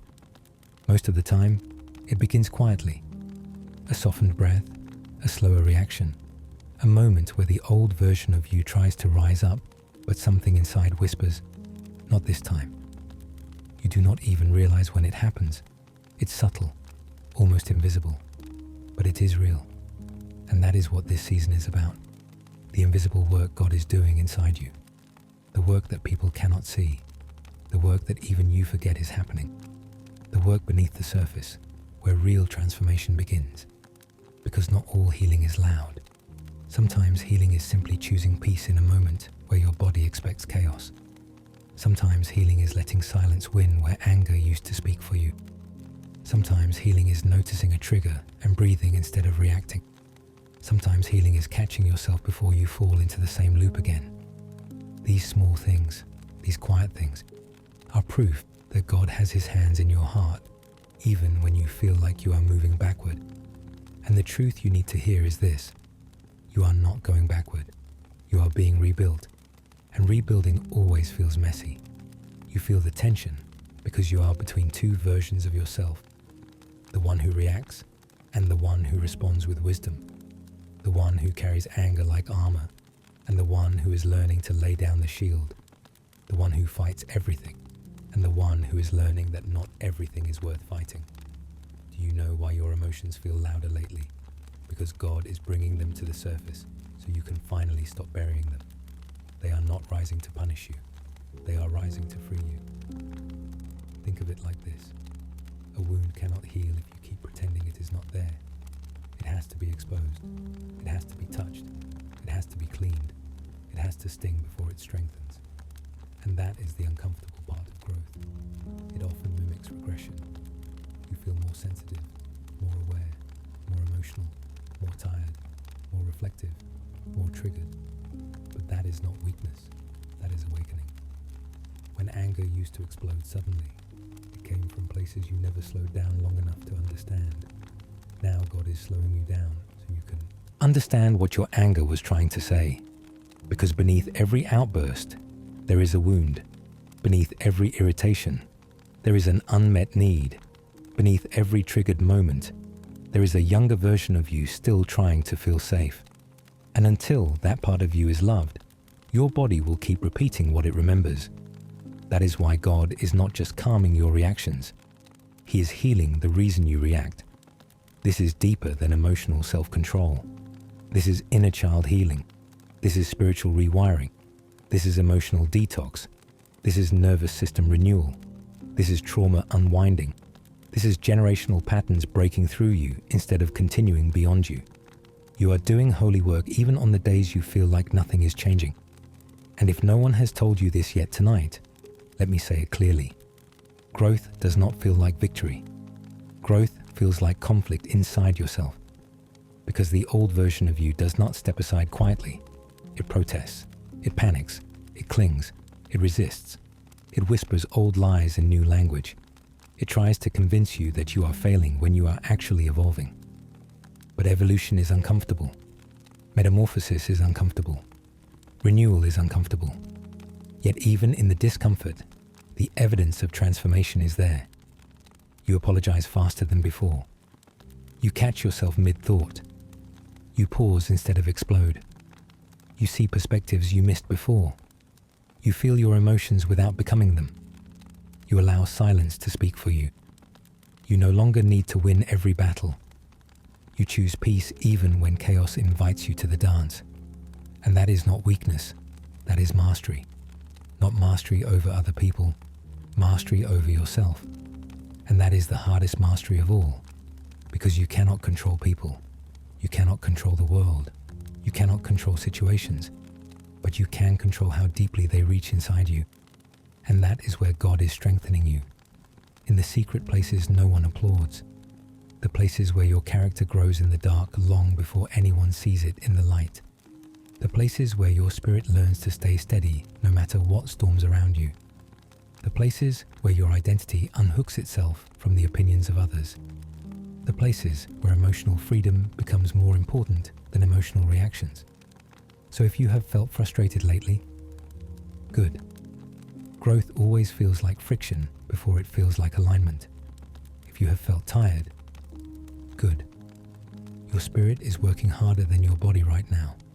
If you have felt stretched, good. It means the old version of you is starting to tear away. If you have felt more sensitive, good. Sensitivity is what allows healing to happen. If you have felt overwhelmed, good. It means you are no longer numb. If you have felt like God is pulling you apart, good. He is actually pulling you together. He is shaping you into someone who no longer breaks under pressure, but bends with wisdom. Someone who no longer explodes from emotion, but channels it into clarity. Someone who no longer needs to prove themselves because peace has become their evidence. And you are closer to that version of yourself than you realize. Closer than your frustration tells you. Closer than your doubts whisper. Closer than your past believes. Closer than your fears predict. God is not finished. You are in the middle. And the middle is messy, but the middle is where miracles take shape before they are visible. As we move deeper into this together, I want you to understand something that very few people ever slow down long enough to recognize. Most of the battles you face are not really between you and other people. They are battles between you and the version of yourself that learned how to survive before you learned how to live. Anger is not simply anger. It is protection that grew heavy. It is fear that learned to roar. It is disappointment that piled up without guidance. It is emotional fire stored inside a heart that never felt safe enough to cool down. Your reactions toward the world were shaped by the moments when your heart felt unprotected. Moments where you felt misunderstood. Moments where you felt ignored. Moments where you felt unheard. Moments where your voice did not matter. Moments where your pain had no witness. Moments where your trust broke faster than you could repair it. So your anger became a wall, a shield, a warning sign to anyone who came too close. A way to protect the fragile parts of you that still carried old wounds. But God never intended for anger to be your identity. He never intended for frustration to be your default setting. He never intended for emotional exhaustion to become the rhythm of your life. He intended for you to live with clarity. He intended for you to live with stability. He intended for you to live with strength that is calm, not chaotic. He intended for you to live with a spirit that is peaceful, not pressured. He intended for you to live with emotional wisdom that grows deeper year by year. So now He is removing the layers that life forced you to build, not to expose you, but to free you. Because freedom does not start with control. Freedom starts with understanding. Freedom starts with awareness. Freedom starts with gentle honesty about what you feel and why you feel it. Freedom starts with learning that your emotions are signals, not threats. And when God begins to heal a heart, He often begins by slowing down the reactions. He begins by softening the edges. He begins by helping you notice your internal thunderstorms before they turn into hurricanes.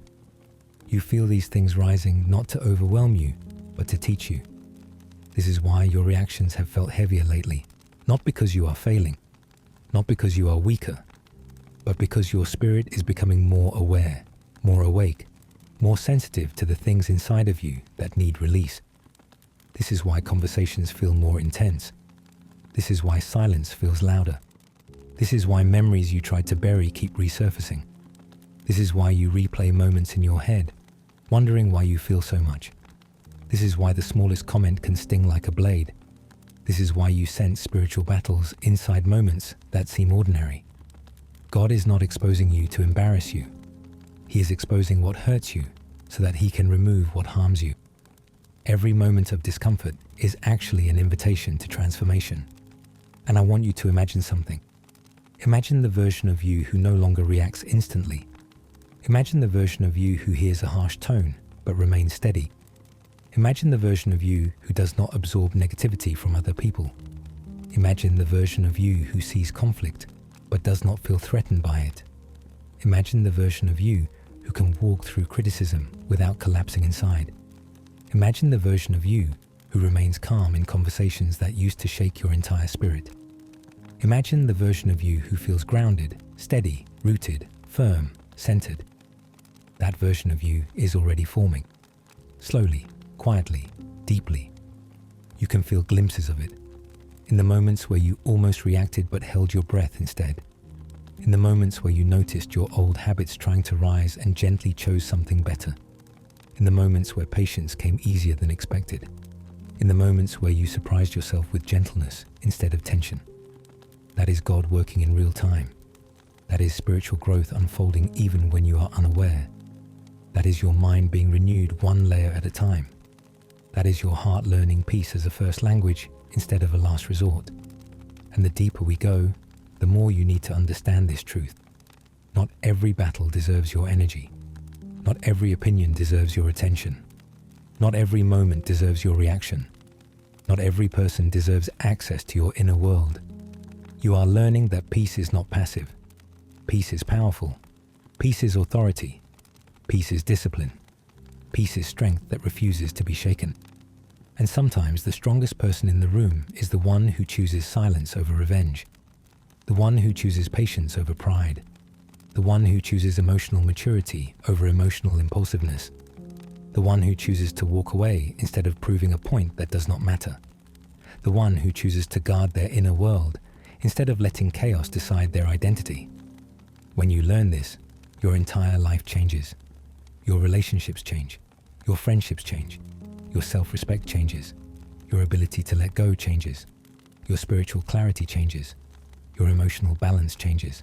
Your decisions change. Even the way you talk to yourself begins to shift. Because anger often begins inside before it ever reaches outside. It starts with the way you speak to your own mind. It starts with the tone you use towards yourself. It starts with the expectations you hold yourself hostage to. So God is also healing the internal conversations. He is softening the language you use toward your own heart. He is replacing self-punishment with self-compassion.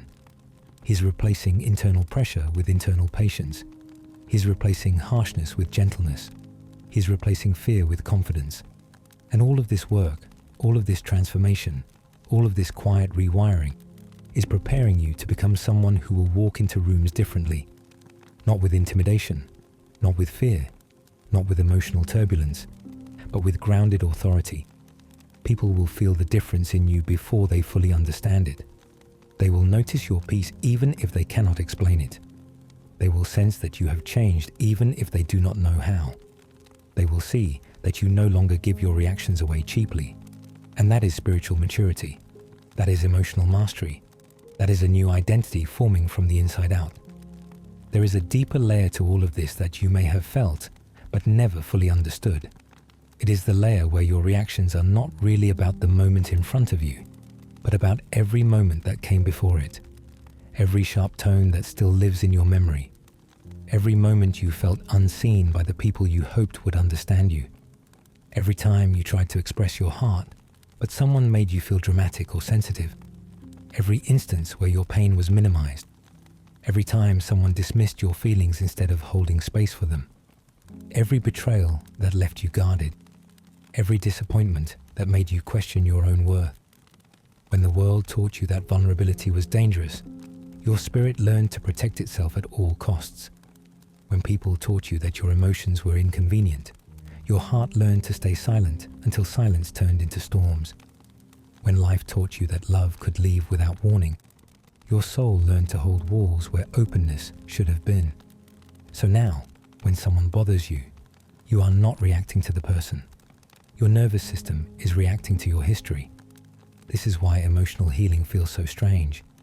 You are not only learning new habits, you are unlearning years of survival. And survival did not shape you because you were weak. Survival shaped you because you were strong. Because you endured moments others may never understand. Because you carried burdens quietly. Because you pushed through circumstances that could have broken you. Because you kept showing up even when your spirit was exhausted. But God is calling you out of survival. He is calling you into something different now. He is calling you into peace that does not shake. He is calling you into confidence that does not depend on external validation. He is calling you into emotional maturity that does not crumble under pressure. He is calling you into spiritual clarity that rises above every distraction. You are stepping into a new season where your reactions are no longer controlled by your wounds, but guided by your wisdom, where you no longer respond out of fear, but out of understanding, where you no longer fight imaginary battles because you finally trust that you are protected, where you no longer feel threatened by others because you finally know who you are, where you no longer see every conflict as an attack because you finally know that your peace is stronger than any chaos around you. And the more God heals you, the more you will notice something extraordinary. The moments that once triggered you no longer hold the same power. Someone may speak sharply, and instead of collapsing inside, you take a breath and remain steady. Someone may misunderstand you, and instead of defending yourself relentlessly, you calmly let your character speak for itself. Someone may try to pull you into their chaos, and instead of joining their storm, you stay anchored in your peace. This is what spiritual growth feels like. It feels like emotional freedom. It feels like breathing again. It feels like clarity you did not know you were allowed to have. It feels like God rewiring your inner world piece by piece. But here is something else you need to understand. Peace is not the absence of conflict. Peace is the ability to walk through conflict without losing yourself. Peace is staying steady in situations that once overwhelmed you. Peace is choosing patience when anger feels easier. Peace is stepping back and seeing the bigger picture. Peace is not letting temporary emotions destroy permanent relationships. Peace is refusing to let someone else's brokenness provoke brokenness within you. And God is not only teaching you peace, He is teaching you identity, because anger is often rooted in identity confusion. When you forget who you are, you react to everything around you. When you remember who you are, you no longer feel the need to prove it. People who know their worth respond differently. People who understand their purpose react differently. People who are aware of their value no longer crumble under pressure. People who know they are loved by God do not get shaken easily. And let me tell you something gently. You have spent most of your life defending yourself because no one ever defended you. So your reactions grew sharp because you had to protect your heart alone. But you are not alone anymore. You never were. But now you are finally learning it. God is teaching you to rest in the truth that He protects you. He guards you. He handles battles you no longer need to fight. He covers you when others misunderstand you. He holds your reputation when lies try to form against you. He defends your heart when people mishandle it. You are being taught a new emotional language, one where anger is no longer your translator, one where peace communicates for you, one where calmness becomes your strength, one where wisdom becomes your response, one where confidence becomes your posture. And the deeper we go, the more you will notice this truth unfolding. You do not have to match the energy of the people who hurt you. You do not have to absorb the attitude of the people who misunderstand you. You do not have to internalize the projections of the people who cannot see your worth. You do not have to carry the weight of other people's chaos anymore. You are allowed to choose peace even when anger feels justified. You are allowed to choose stillness even when noise surrounds you. You are allowed to choose wisdom even when pride tempts you. You are allowed to choose patience even when frustration rises. You are allowed to choose emotional maturity even when immaturity comes for you. You are not becoming passive. You are becoming powerful, because anyone can react, but only the healed can respond. And you, my friend, are being healed, piece by piece, layer by layer, moment by moment, day by day. There is something sacred happening inside you right now, even if you cannot feel it fully yet. It is subtle, almost quiet, but unmistakably real. It is the shift that happens when your spirit begins to outgrow the reactions that once controlled you. You may not notice it in the moment, but you are changing. Not because life suddenly became easier, but because God is strengthening the parts of you that used to break without warning. You have carried anger for so long that you forgot anger was a symptom, not your identity. You were never naturally bitter. You were never naturally defensive. You were never naturally impatient. You were never naturally reactive. Your reactions were shaped by experiences that taught you to protect yourself too early, too often, and too intensely. You developed emotional armor before you even had language for the wounds you were carrying. You learned to stay alert because you had no one who stayed alert for you. You learned to fight because you had no one who fought for you. You learned to shut down because expressing yourself was not safe. You learned to be strong because no one gave you permission to be weak. But now God is walking you back through the parts of your story where you had to pretend you were fine when you were actually breaking.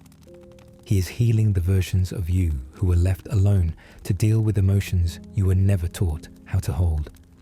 The versions of you who learned to bury hurt inside silence. The versions of you who learned to bottle emotions behind a strong face. The versions of you who internalized every harsh word because you thought it was your fault.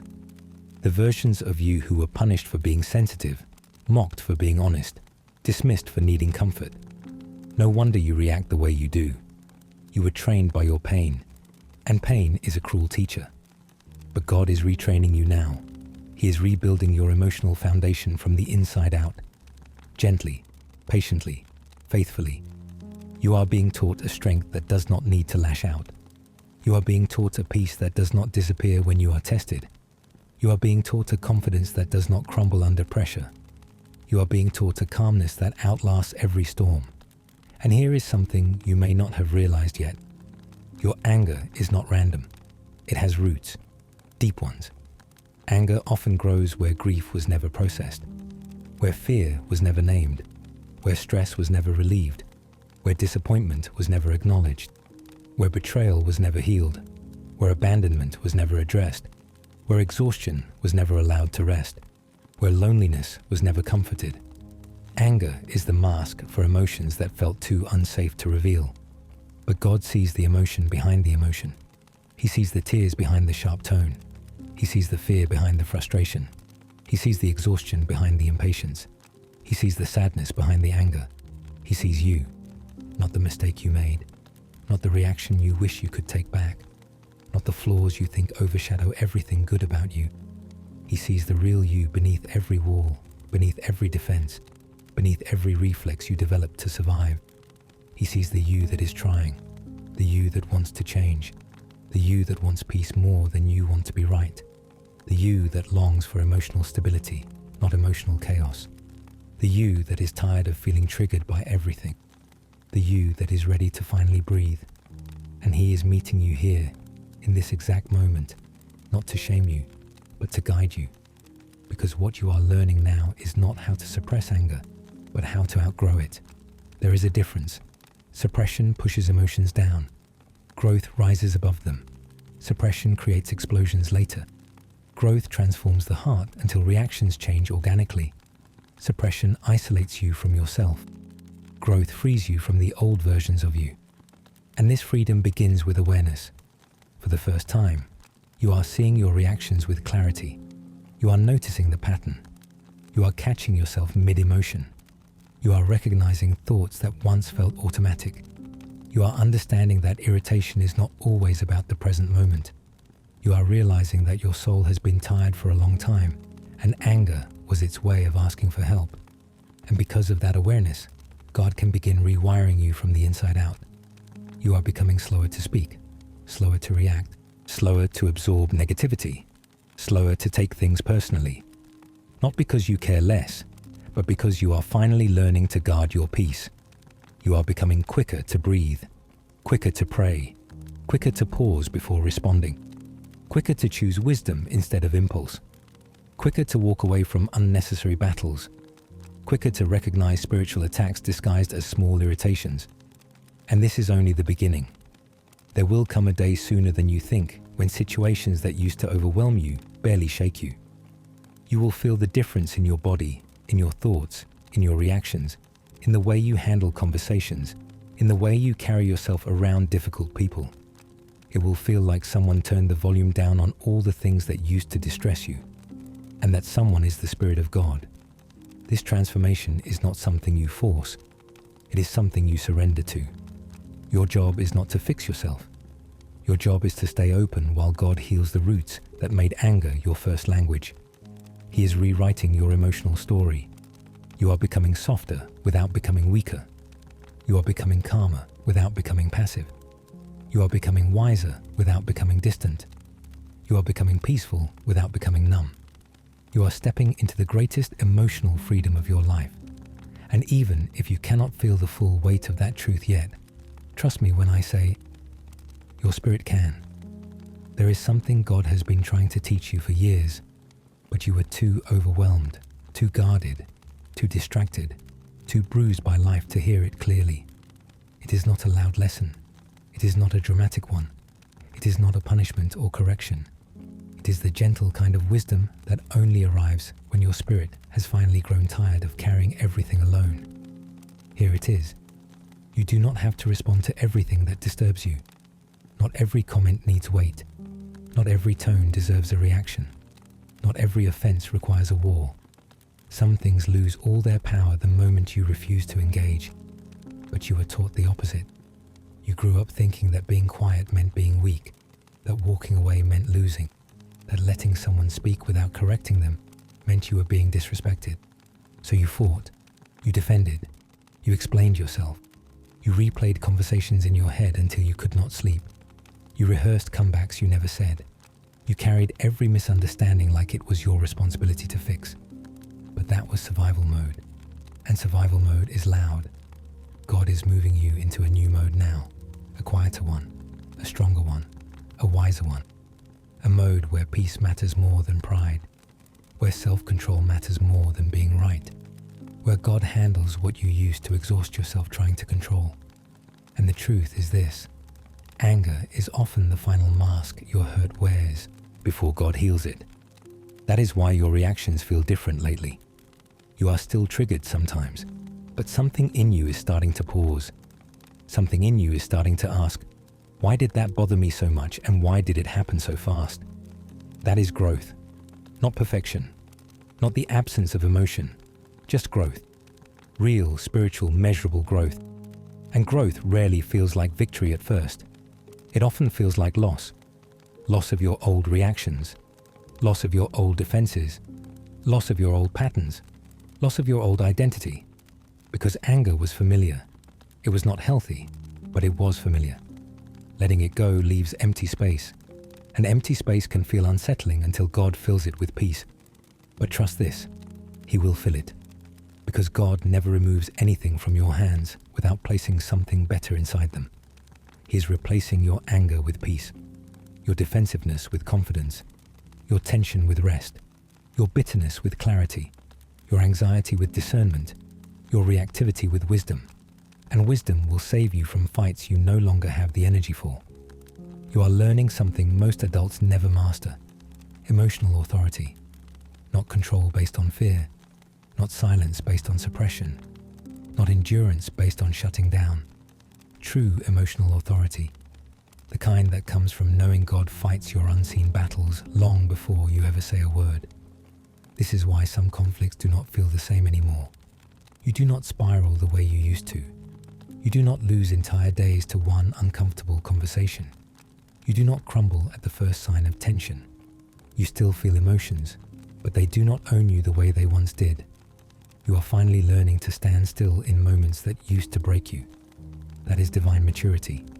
It is the kind of maturity people rarely notice at first, but God sees it. He celebrates it. He strengthens it. He builds on it. And He is not finished with you. There is a version of you God is leading you toward who responds so differently to life that people will not believe you are the same person. Not because you became cold, not because you became detached, not because you stopped caring, but because you stopped carrying what you were never meant to hold. There will come a day when someone tries to pull you into an emotional storm and you feel nothing but stillness inside your chest. A calm so solid it almost surprises you. A peace that does not match the situation. A confidence that does not rise or fall with someone else's behavior. That is spiritual maturity. That is emotional healing. That is God rewriting your nervous system to function from peace instead of pain. The world will still be loud, but you will not be. Not because you lost your fire, but because you finally learned that fire burns you too when it is used in the wrong moments. You will know exactly when to speak and exactly when to stay silent. You will know when someone is genuinely trying to understand you and when they are arguing in bad faith. You will know when a situation is a spiritual attack and when it is simply a misunderstanding. You will know when to pray and when to step back. You will know when to stand your ground and when to walk away with your peace untouched. This is the version of you God has been shaping in secret, beneath the surface, through every moment that felt like emotional failure. You are not failing. You are being prepared. Prepared for relationships that require patience. Prepared for environments that require restraint. Prepared for opportunities that require composure. Prepared for conversations that require wisdom. Prepared for spiritual battles that require calm authority. Prepared for the life you prayed for. And now that you are finally becoming steady inside, your future can begin expanding outside.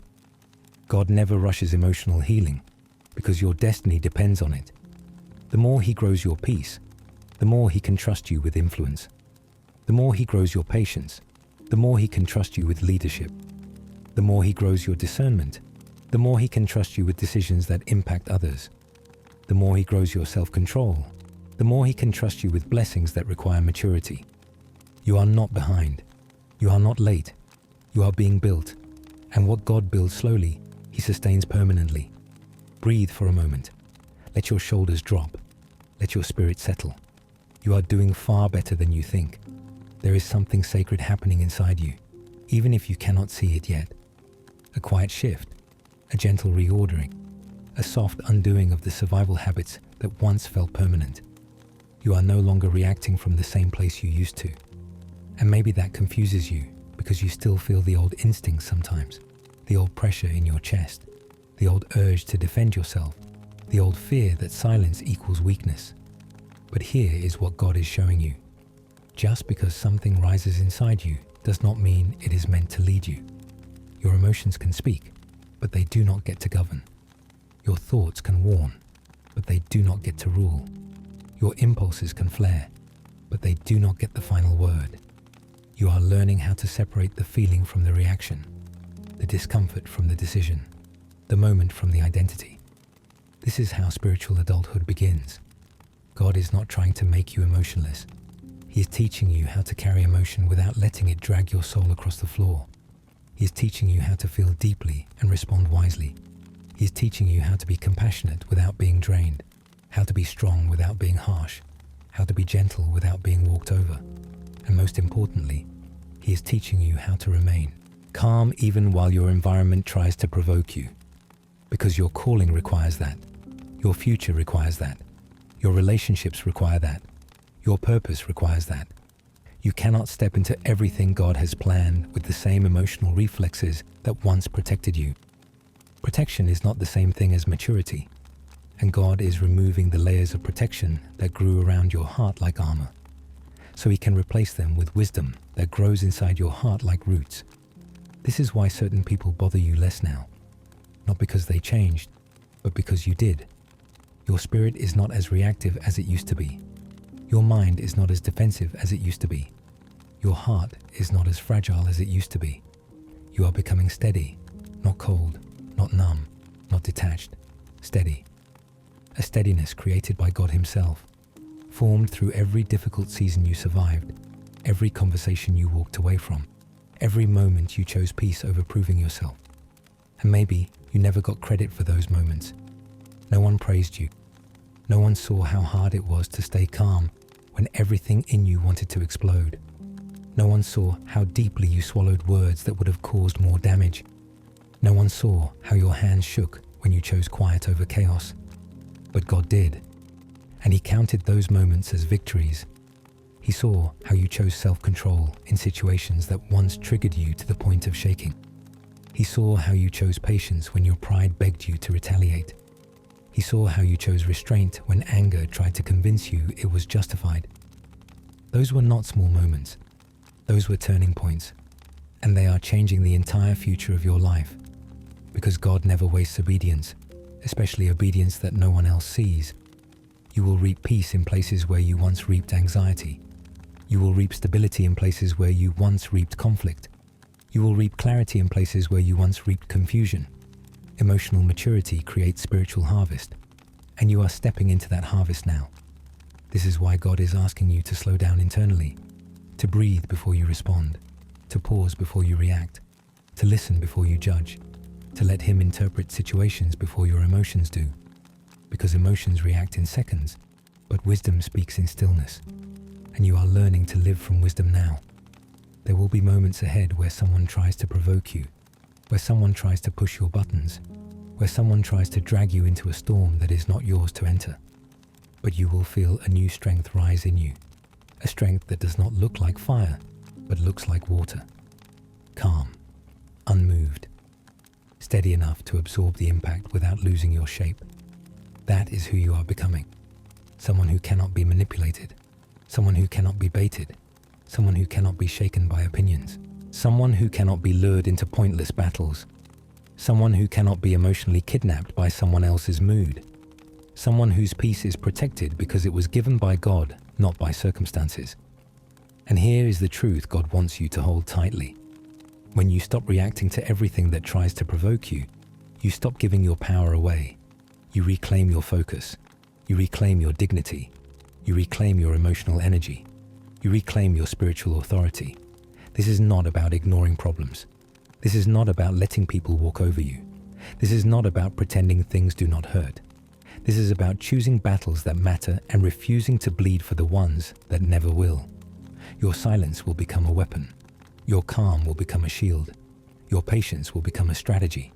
Your restraint will become a testimony. People will notice the change in you long before they understand it. Some will respect it. Some will be confused. Some will be offended because you no longer give them the reactions that once fed their behavior. But do not shrink back. You are not changing for them. You are changing for your future. You are changing because God has placed a calling on your life that requires emotional discipline and spiritual clarity and inner quiet and steady trust. And every time you choose peace over provocation, you take another step into that calling. Take a breath. Let this settle into you. You are not who you were even a few months ago. Something new is being born in you. You made it here. To the end of this long conversation. To the quiet part of the night where your heart is softer than usual, where the walls you hold up during the day begin to lower, and where the truth finally has room to reach you. So hear this, very gently. God has been drawing you the entire time. Every moment you felt a warmth in your chest. Every line that made something in you loosen. Every sentence that felt strangely personal. Every breath you took where the pressure eased just a little. That was not the script. That was not coincidence. That was God, speaking, calling, reaching. You did not come to this video by accident. You did not stay this long by accident. Something inside you knows there is more to your life than the stress, more than the anger, more than the reactions, more than the pain you have carried for so long. And I want to tell you something that might be hard to believe. You do not have to fix yourself before you come to God. You do not have to be perfect. You do not have to have a spotless past. You do not have to pretend you understand everything. God is not waiting for a version of you that does not exist.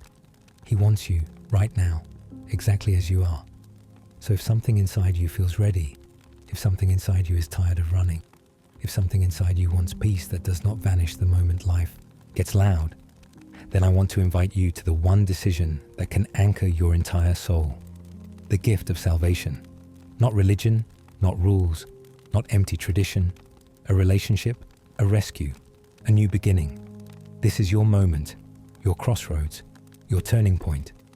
If you feel ready, you can repeat these words softly, or even in your mind. God hears both the whisper and the silence. God, I am here. I am tired of carrying everything alone. I have tried to fix myself, but I cannot. I need you.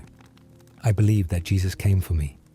I believe that he took my place, carried my sins, and rose again, so I could have a new life. Tonight, I give you my heart. All of it. The broken parts, the angry parts, the tired parts, the parts I hide from everyone. I ask you to forgive me, wash me, heal me, make me new. Jesus, I choose you. Be the Lord of my life. Lead me, guide me, strengthen me, and never let me go. Amen. Take a breath. Let that soak in. If you prayed that prayer, heaven is celebrating right now. And even if you could not pray it yet, even if you are still unsure, God is still unbelievably close to you. Now let me pray over you before we close. God, thank you for this person listening right now. Thank you for their heart, their story, their growth, their battles, and every moment that led them to this video. I ask that you cover them with peace tonight. A deep, steady, supernatural peace that quiets every storm inside them. Protect their mind, refresh their spirit, heal the places they never talk about. Give them strength that surprises them and a calm that carries them through tomorrow. Remind them they are not alone, not forgotten, not behind, not broken beyond repair. Wrap them in your presence tonight and let them rest in safety. In Jesus' mighty name, amen. Before anything else, breathe. You made it here, and that alone says something powerful. You are a woman who has carried more than anyone knows. And right now, whether you are watching this at 2 a.m. because you can't sleep, or sitting quietly with tears you haven't told anyone about, or scrolling because you just needed something, anything, to remind you that God still sees you, this video is your safe place, a place where your heart is allowed to rest, a place where your story is understood, a place where other women, thousands of them, have walked the same lonely road and found God waiting for them on it. Before we begin, I want to pray over you. Father, for the woman listening right now, the one who feels forgotten, overlooked, unchosen, abandoned, or tired of being strong, wrap your presence around her. Let her feel you in this moment. Remind her that she is not invisible, not unloved, not alone. Give her peace. Speak to her through every word of this video. In Jesus' name, amen. Now listen closely. This video is not random. You did not stumble onto this by accident. You were led here because God needs you to hear something. Something He has been trying to whisper into your life for a long time. You are not alone.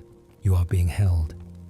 And if you stay until the end of this video, you will understand why this lonely season hurts so much and why it is not a punishment, but a divine preparation.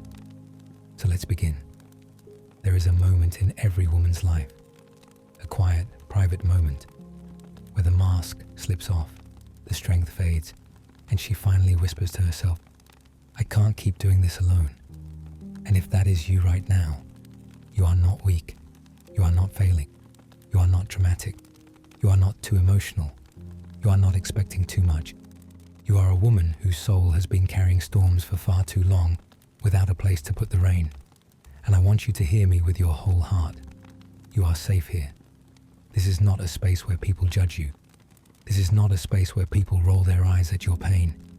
This is not a space where people tell you to just get over it, or trust God more, or stop being sensitive. This is a space where your tears have a right to exist, where your confusion is allowed, where your loneliness is heard, where the things you never say out loud finally have room to breathe. Because right now, you are surrounded by women who feel exactly like you do. Women who prayed for someone to stay, and everyone left.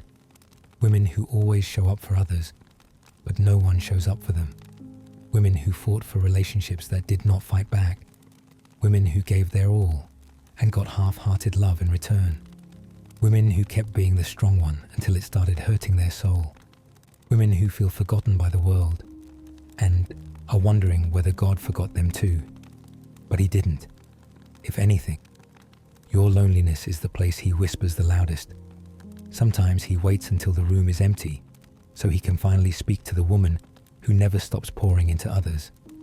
Sometimes He lets doors close so you will stop shrinking yourself to fit into places you were never meant to stay. Sometimes He allows isolation not to punish you, but to protect you from people who would have destroyed your spirit if He let them stay longer. And sometimes, when a woman has no one left but God, she finally discovers who she was always becoming. Because when the voices around you fall silent, you finally hear the one voice that will never leave. God has a way of stepping into the empty spaces of a woman's life right when she begins to think she has nothing left. And right now, in this moment, in the quiet of your own thoughts, He is stepping into yours. Not with anger, not with disappointment, not with a list of all the things you think you should have done better, but with a gentleness that reaches places inside you no human love has ever been able to reach. There is something I want you to notice about your life. You survived things that should have shattered you. You endured seasons that broke people twice your size. You held on when you had no one to hold you. You forgave people who were not sorry. You stayed soft in a world that tried to harden you. You kept believing in love even after your heart was mishandled. And you don't give yourself credit for any of that. You look at yourself and think you're behind. But God looks at you and sees a woman who kept going when giving up would have been easier. You think you're lost. But God sees a daughter. He is guiding, step by step, through a path that will make sense later. You think you're alone. But God sees an appointment He scheduled with you before you were even born. And right now, He is meeting you exactly where you are. Your tears are not random. Your heaviness is not accidental. Your longing for something deeper is not a coincidence. Every ache in your chest is a sign that God is calling you into a new season. A season where you are not the one begging for love. A season where you are not waiting on people to see your worth. A season where you do not shrink yourself to be chosen. A season where the version of you that settles finally dies. A season where God becomes enough and everything else becomes a bonus, not a lifeline. I want you to hear something powerful. God is not letting you lose people. He is removing access to the parts of you they never deserved. The woman you are becoming cannot go where the woman you used to be was willing to stay. And that hurts. It hurts to outgrow old versions of yourself. It hurts to detach from people you prayed would stay. It hurts to realize that some relationships were seasonal and not lifelong. But pain is the birthplace of purpose. Everything you lost is making room for everything you prayed for. And the loneliness you feel is not the absence of love. It is the beginning of a new kind of intimacy with God that most people never experience. You don't know it yet, but this season is holy.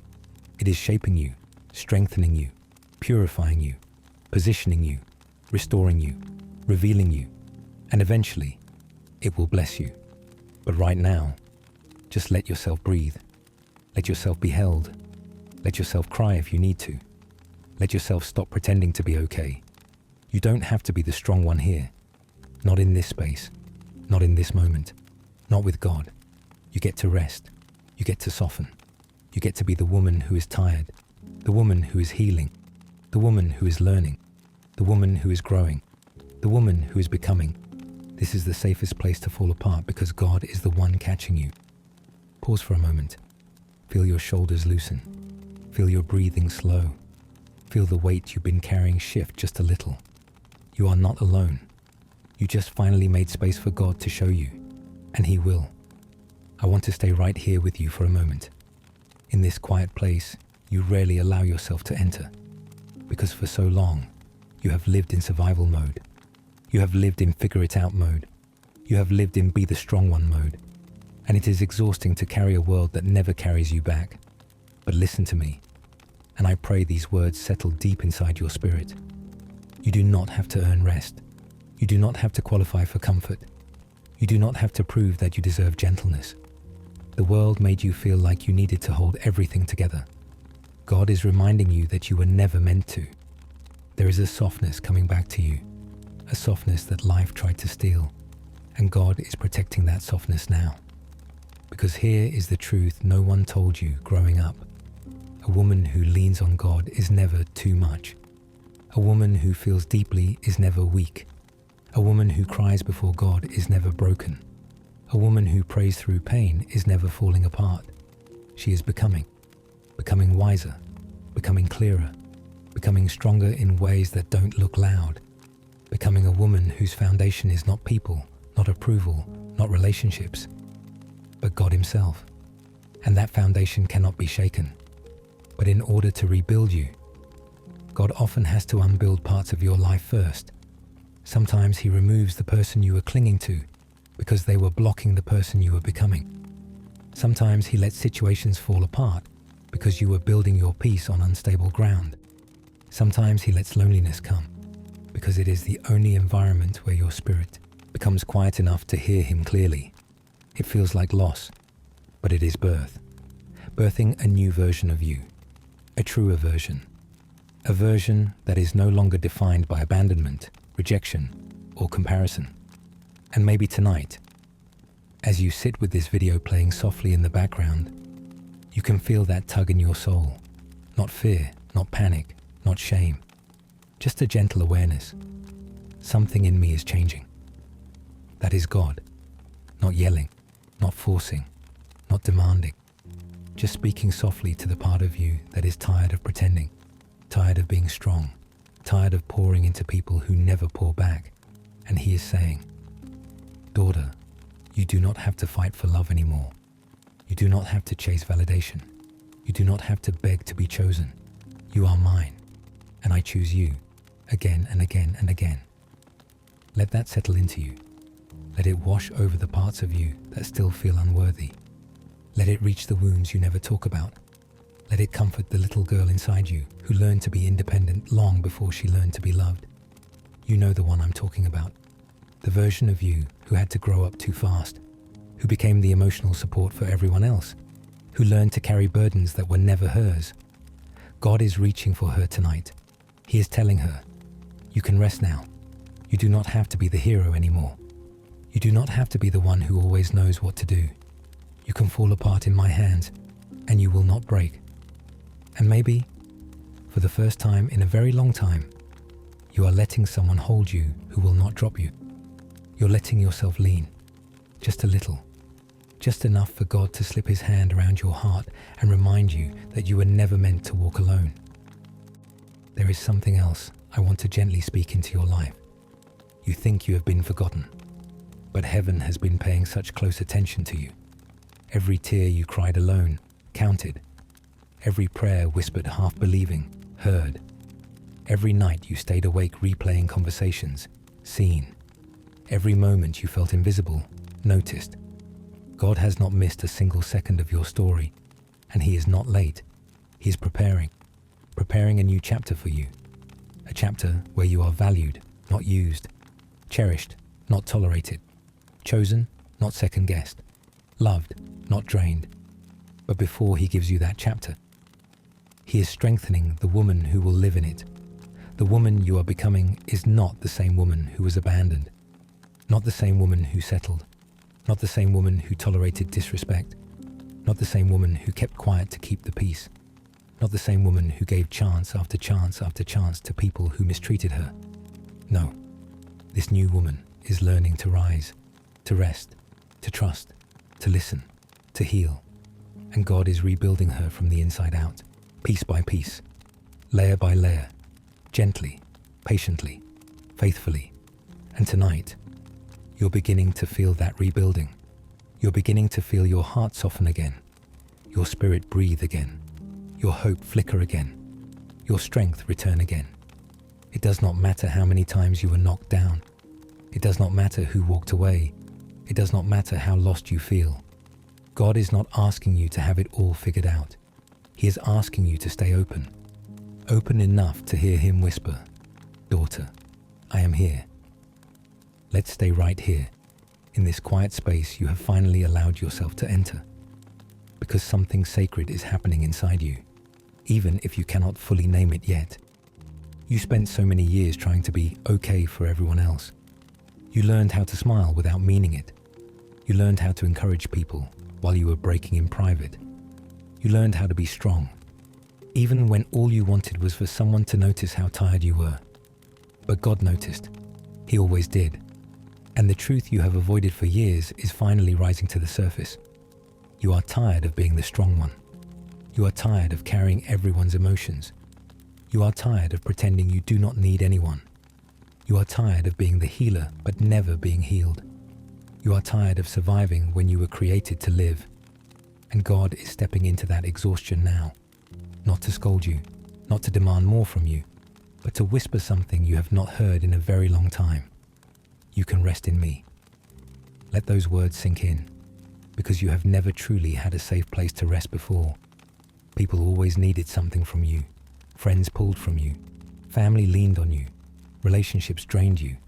Life kept placing responsibilities on your shoulders that were far too heavy for the season you were in. But God is different. He is not asking for emotional labor. He is not asking for your strength. He is not asking for your performance. He is not asking for the version of you that hides your broken pieces so no one sees the cracks. He's asking for the real you, the you who cries in the shower, the you who overthinks late at night, the you who is scared of failing and scared of hoping, the you who still feels the sting of old wounds that never healed correctly, the you who wonders if you will ever feel genuinely loved. Yes, even that version of you. And maybe you have been afraid to bring that woman to God because you believed He only wanted the spiritual version of you, the version who prays with confidence, who forgives easily, who is never overwhelmed, who never doubts His timing. But daughter, God is not impressed by your masks. He is moved by your vulnerability. And He is saying tonight, come to me as you are. I am not intimidated by your mess. I am not disappointed by your emotions. I am not surprised by your struggles. I am here, and I am not going anywhere. Take a breath, a slow one. You do not have to hold yourself together right now. You can let your shoulders drop. You can let your heart breathe. This moment is not about strength. It is about surrender. Because somewhere inside you, beneath the exhaustion, beneath the loneliness, beneath the numbness, beneath the fear, there is a small voice that has been quietly asking, God, are you still with me? Do you still have a plan for me? Am I still your daughter even when I feel broken? Do I matter to anyone? And the answer is yes. Yes, in ways deeper than you understand. Yes, in ways stronger than you feel. Yes, in ways that have been protecting you even when you thought you were abandoned. You think the losses were punishment. They were protection. You think the silence was rejection. It was preparation. You think the loneliness was a curse. It was alignment. Because you cannot hear God clearly until life becomes quiet enough for His whisper to reach you. And that is where you are right now, in the quiet, in the in-between, in the space where your old strength no longer works and a new kind of strength is being formed inside you. A strength not built on independence, but on intimacy with God. A strength not built on self-protection, but on surrender. A strength not built on proving your worth, but on receiving love you do not have to earn. You may not realize this yet, but you are healing. Not loudly, not instantly, not perfectly, but slowly, steadily, beautifully. Your heart is learning to unclench. Your spirit is learning to breathe again. Your mind is learning that it is safe to rest. Your soul is learning that it is safe to hope again. And as you sit here listening, something inside you is softening. The part of you that thought she had to do life alone. God is reminding you, you were never meant to carry life without me. You do not have to be everything for everyone. Let me be God to you. Let me hold the pieces you no longer can. And here is what I need you to understand deeply. You are not behind. You are not forgotten. You are not losing. You are not unworthy. You are in a chapter that requires God's hands more than your own strength. And maybe that is why nothing else has been working. Maybe this is the first time you are slowing down long enough for God to finally build you on a foundation that cannot be shaken. He is not rushing you. He is not pressuring you. He is not comparing you to anyone.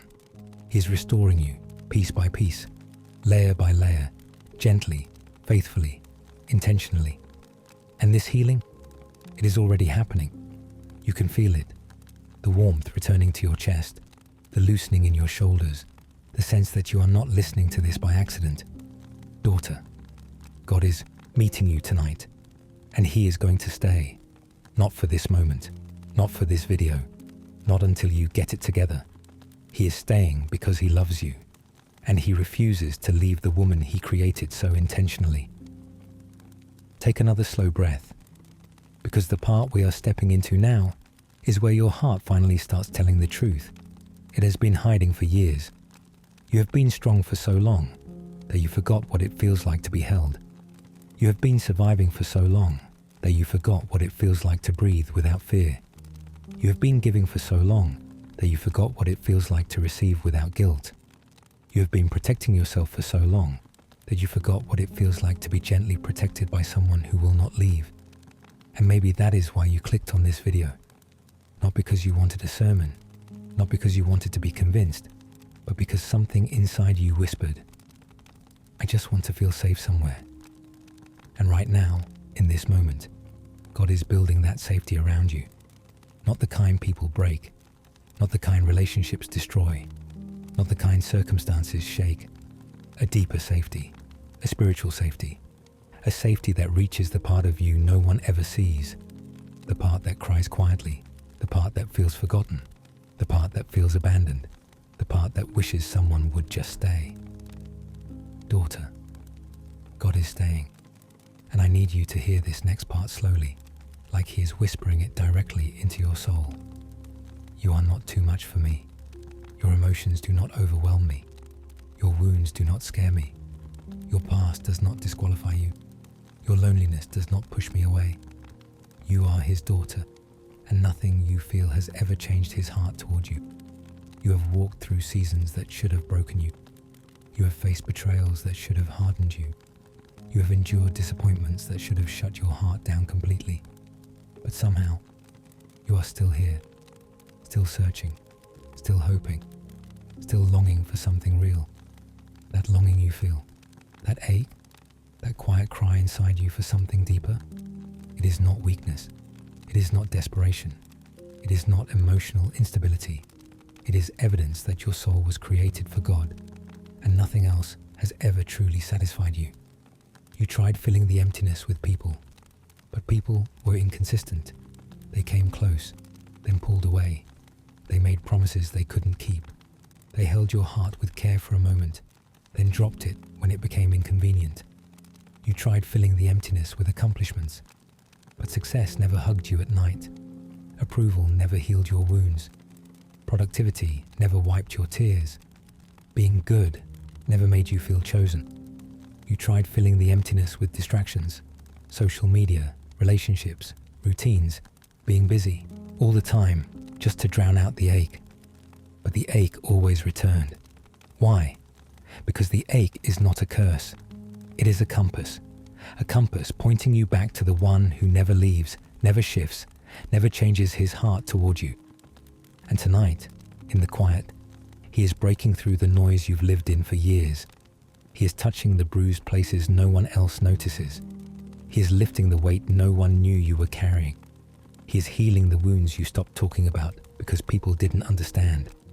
He is protecting the parts of you that were mishandled by those who did not know how to love you.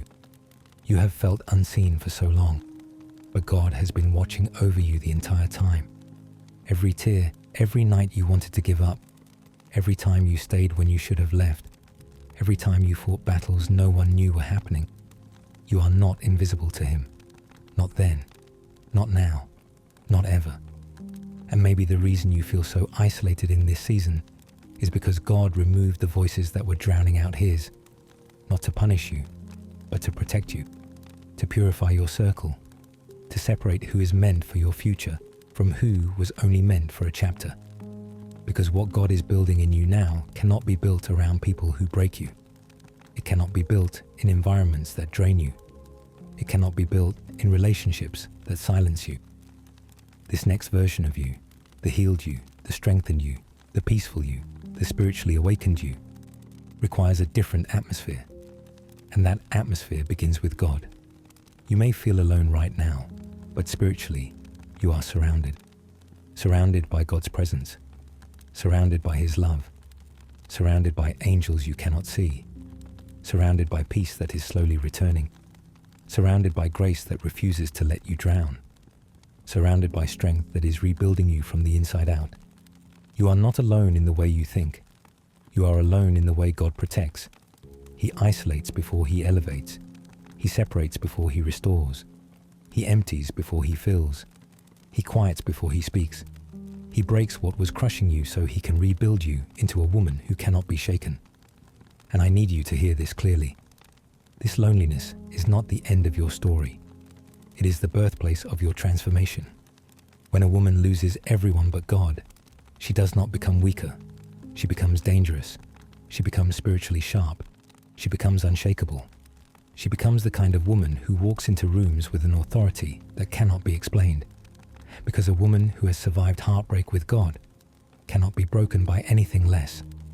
A woman who has walked through loneliness with God cannot be manipulated by attention anymore.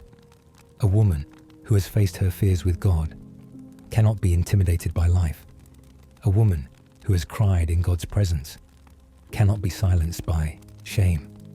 A woman who has surrendered everything to God cannot be controlled by the opinions of people. Daughter, you are becoming that woman. Right now, in real time, in this exact moment.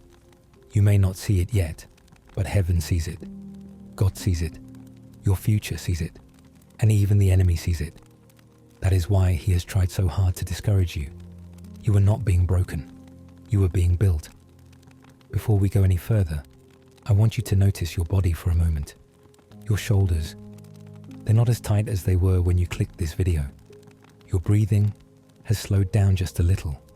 Your mind is not racing the way it usually does at night. That is not an accident. That is not coincidence. That is not just the video. That is God calming you, because he knows the kind of storm you've been carrying in silence. He knows the invisible battles no one sees. He knows the constant overthinking. He knows the emotional exhaustion you hide behind your smile. He knows the weight of trying to be everything for everyone while quietly wondering who will ever be there for you. And this is why he is pulling you close in this moment. Because he knows you don't just need answers. You need comfort. You need rest. You need relief. You need reassurance that you are not fighting alone. You need someone who truly understands you. Not just your behavior, but your heart. And God understands your heart better than you ever will. He knows why certain things hurt you so deeply. He knows why certain people were so hard to let go. He knows why you love so fiercely even after being wounded. He knows why you overthink every detail. Not because you are dramatic or emotional, but because you care that much. You have always cared that much. And that part of you, the part you sometimes hate because it feels too soft or too sensitive, is actually one of the most beautiful things about you. Your sensitivity is not a flaw. It is spiritual intelligence. It is compassion. It is discernment. It is your God-given ability to feel deeply and love deeply. And the world has not always protected that gift. People took advantage of it. People misread it. People used it. People overlooked it. People walked away from it without realizing how rare you are. And because of that, you learn to hide your heart to survive. You learn to carry everything alone. You learn to silence your needs. You learn to pretend you are okay. You learn to become the strong one even on days you felt like collapsing. You learn to comfort others while quietly drowning yourself. But here is the truth no one ever told you. God never asked you to be that strong. Not the kind of strength that hardens you, burns you out, or leaves you emotionally numb. The world forced you into that role. People forced you into that role. Your past forced you into that role. But God is unteaching it now. Because the version of you he is building does not need to be guarded 24/7. She does not need to carry her pain alone. She does not need to pretend to be unbreakable. God is not impressed by your toughness.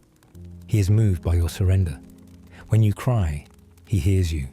When you whisper, God, I can't do this anymore, heaven stops to listen.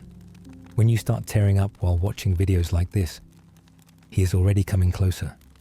You are not meant to walk through this world unsupported. And even though people have failed you, even though love has disappointed you, even though trust has been broken in the past, God has not left you for a single moment. He saw every heartbreak. He saw every betrayal. He saw every time you tried to open your heart and got hurt. He saw the nights you stared at the ceiling begging for answers. He saw the moments you asked, why am I always the one carrying everything? And instead of letting it crush you, he has been transforming you. Not loudly, not instantly, not in a dramatic display, quietly, gently, in the deep places of your soul. That is why lately you've been feeling this strange mix of exhaustion and awakening. This tension between I can't keep going like this and something inside me is changing. You are shedding old versions of yourself. You are outgrowing people who never valued you. You are walking away from situations you once tolerated. You are craving peace over chaos. You are craving truth over attention. You are craving God over temporary comfort. Your soul is waking up. And when a woman's soul wakes up, the enemy panics. That is why the attacks have been so mental lately. Not physical, not obvious, mental. Because if the enemy can get into your mind, he hopes he can weaken your spirit. But here's the part he forgot. A woman who has nothing left but God is a woman he cannot touch. When you have no one else to lean on but God, your intimacy with him grows deeper. Your strength becomes spiritual. Your peace becomes supernatural. Your identity becomes rooted. Your heart becomes guarded by heaven. And suddenly, the things that once broke you can no longer hold the same power. Because God is teaching you how to live from a different place now. A place of peace, not panic. A place of worth, not desperation. A place of clarity, not confusion. A place of identity, not insecurity. Listen closely. You are not falling apart. You are falling into place. Everything that left was supposed to leave. Everything that broke was supposed to break. Everything that shifted was supposed to shift. Because what God is preparing for you requires a healed woman, not a half-loved one. And He is healing you, not by removing emotions, but by revealing who you truly are. You are not forgotten. You are not overlooked. You are not unloved. You are not replacing yourself in anyone's heart. You are not too much. You are not falling behind. You are not failing. You are being prepared. Prepared for deeper peace. Prepared for healthier relationships. Prepared for spiritual clarity. Prepared for a future you couldn't have stepped into while carrying the wounds you once hid. And this next part, this next stretch of your journey, you are not walking it alone. God is walking you through it step by step. He is holding things together you don't even realize are fragile. He is protecting you from things you never even saw coming. He is guiding you even when you cannot feel it. Stay here. Stay listening. Stay soft. Stay open. You are closer to breakthrough than you think. There is something you need to hear right now, and I pray it settles into your heart like warm light. You are not hard to love. You have just been loving in places that were not capable of holding you. Read that again slowly. You are not complicated. You are not too emotional. You are not asking for too much. You are not difficult. You are not dramatic. You are a woman who feels deeply, loves honestly, hopes sincerely, and cares wholeheartedly. And while the world has made you feel like those qualities make you weak, God is reminding you that they are evidence of His fingerprint on your soul. You have a rare heart, a heart that still wants to believe in goodness even after being disappointed so many times, a heart that still wants to give even when you feel empty, a heart that still wants to trust even when trust has been broken, a heart that still hopes even when life has felt unfair. And yes, sometimes that heart gets tired. Sometimes it feels bruised. Sometimes it feels lonely. Sometimes it feels like you're pouring into people who don't pour back. Sometimes it feels like you're invisible in rooms where you give your all. But even in that exhaustion, you have never stopped loving. You have never stopped trying. You have never stopped caring. Do you know how much strength that takes? The world thinks strength is loud, but the strongest women are the ones who keep showing up with a soft heart in a hard world. And that is you. But I need you to know something else. God is stepping into the spaces where people failed you, the conversations you never had, the apologies you never received, the closure that never came, the validation you begged for in silence, the love you gave freely that was never returned. He is filling those gaps Himself, because the things you thought were abandonment may actually have been protection. The people who left were not meant to carry your heart into the next season. The situations that collapsed had to end so you wouldn't stay trapped in something beneath your calling. The relationships that never worked were not going to lead you where God is taking you. You were not being rejected. You were being redirected. And yes, it hurts. It's confusing. It's lonely. It makes you question yourself. It makes you wonder what is wrong with you. It makes you feel unworthy at times. But hear this carefully. It was never about your worth. It was about your future. God saw what you couldn't see. He He heard conversations behind your back. He saw intentions you didn't know about. He knew the things that would break you if he allowed them to stay. So he allowed the shaking, not to punish you, but to protect you. Because he is safeguarding the woman you are becoming. And she is powerful. She is centered. She is wise. She is spiritually grounded. She is emotionally whole. She is untouchable in ways you cannot imagine yet. But before that version of you emerges, there is something else God is doing. He's rebuilding your identity from the inside out. Because somewhere along the way, life taught you to measure yourself by things that do not define you.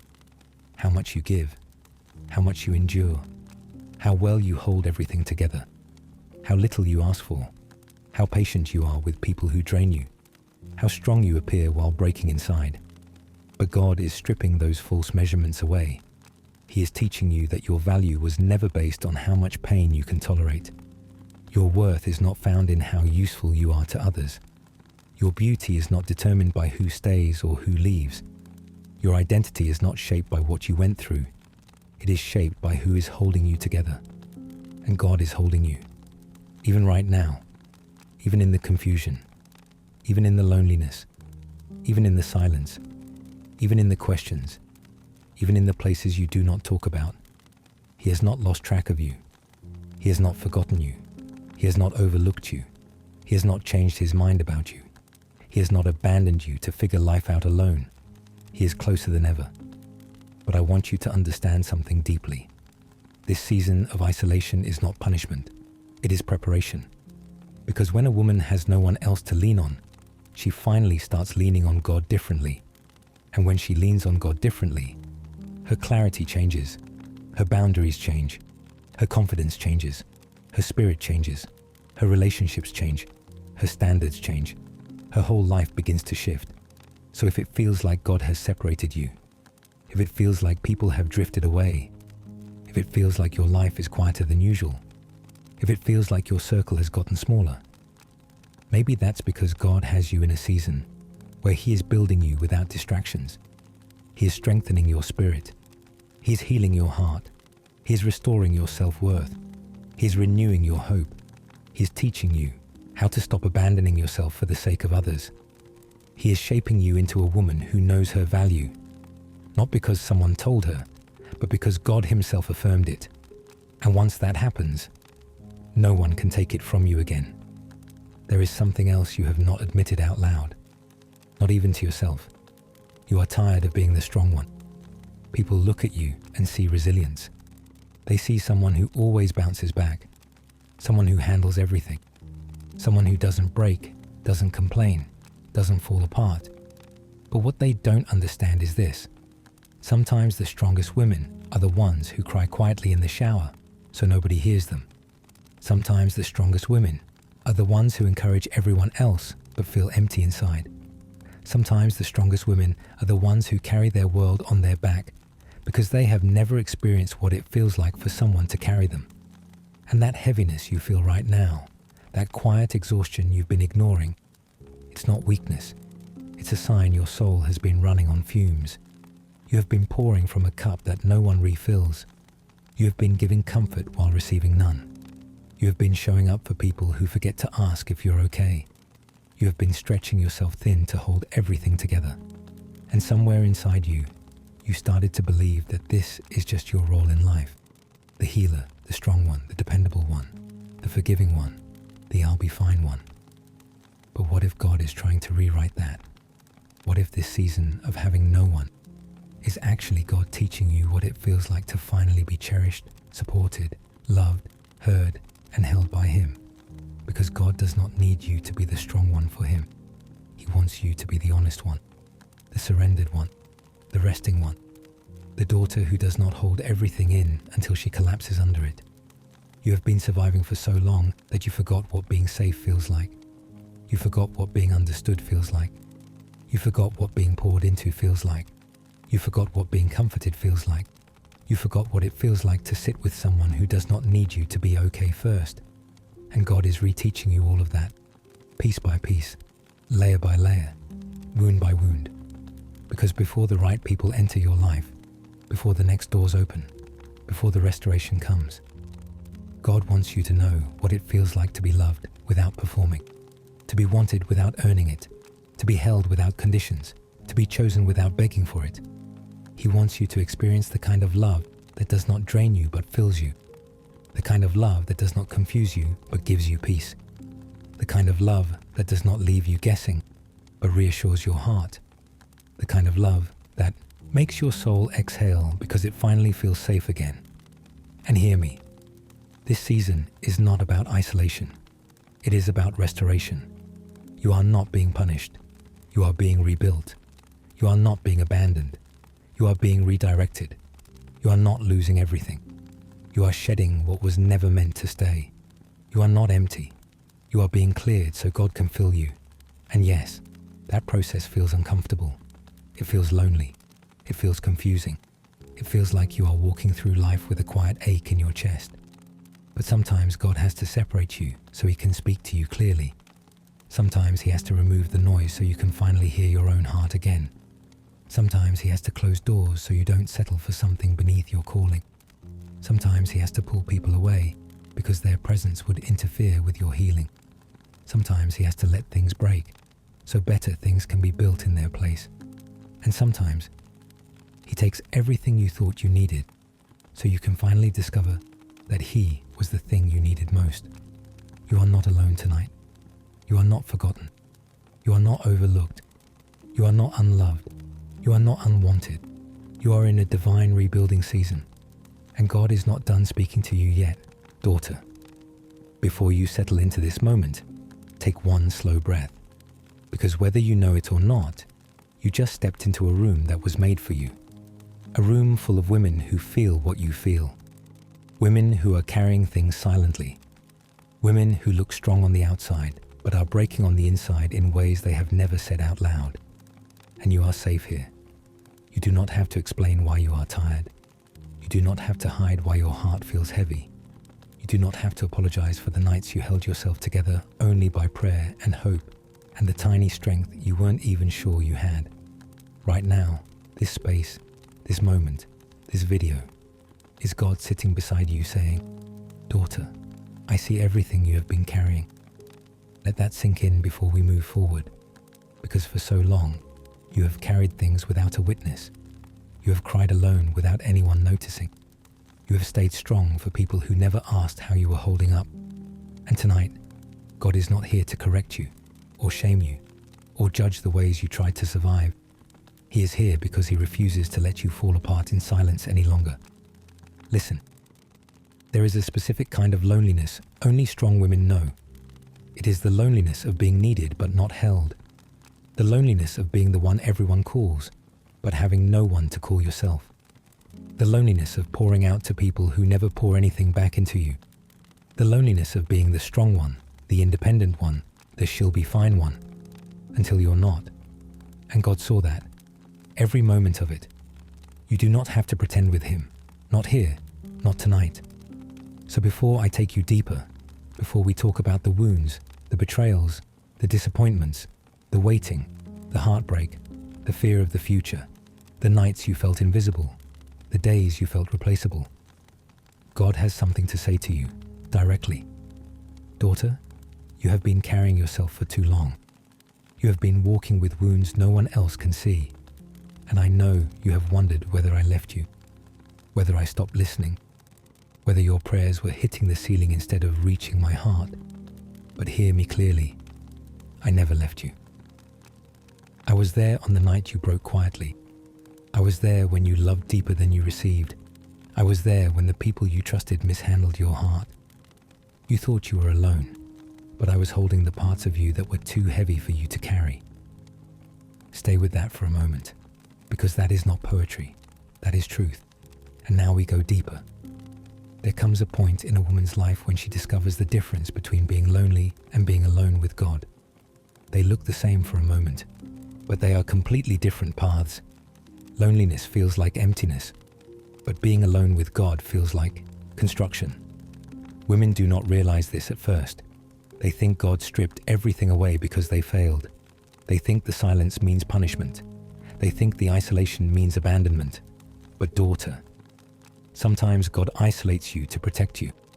Sometimes he pulls you away from people before they break you. Sometimes he lets their absence reveal the truth you refused to see when you loved them. And sometimes, and this is the part most women never hear, God pulls everyone else back so he can step closer. Because if certain people had stayed in your life, you would have kept shrinking yourself to be loved. You would have kept accepting crumbs and calling it affection. You would have kept holding up relationships he was trying to free you from. So yes, when a woman has no one but God, it does not mean she is abandoned. It means she is being rebuilt. Right now, God is rebuilding you, piece by piece, layer by layer, fear by fear, lie by lie, wound by wound, not quickly, but thoroughly. He is rebuilding the way you see yourself. He is rebuilding the way you love yourself. He is rebuilding the way you choose relationships. He is rebuilding the way you trust his timing. He is rebuilding the way you speak to the woman in the mirror, the one you criticize so often, the one you blame so easily, the one you forget to comfort. You think you are in a season of loss, but heaven sees you in a season of preparation. Every tear you shed has been counted. Every prayer you whispered has been heard. Every moment you wanted to give up was seen and guarded. And tonight, God is sitting beside you saying, "Daughter, I know you are tired of being the strong one. I know you are tired of pretending the broken pieces do not hurt. I know you are tired of hoping for things that keep taking too long. But breathe with me. Just breathe. You are not failing. You are not forgotten. You are not behind. You are becoming." Let that settle in your chest, because women who walk with God do not stay buried. They rise, not dramatically, not instantly, but steadily, quietly, beautifully. You are rising, daughter, even if you cannot feel it right now. Your strength is returning. Your clarity is forming. Your spirit is healing. Your worth is awakening. Your heart is learning how to beat again without fear of breaking.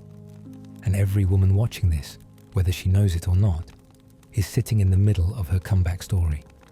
Now breathe, because in the next part, we are going even deeper into the places God wants to heal. The places you have never said out loud. The places you thought he ignored. The places he is touching gently tonight. And I am right here with you. Before we go deeper, I want you to notice something subtle happening inside you. Your shoulders lowered a little. Your breath got slower. Your thoughts softened just enough for God to get a word in. That is not an accident. That is not coincidence. That is God drawing near. The way a father leans down to speak gently to a daughter who has been hurting quietly for far too long. And maybe, for the first time all week, you feel safe enough to actually listen. Daughter, let me tell you something you rarely hear. There is nothing wrong with you. Nothing. You are not too emotional. You are not too sensitive. You are not too much. You are not too complicated. You are simply a woman who feels deeply, and the world has taught you to apologize for that.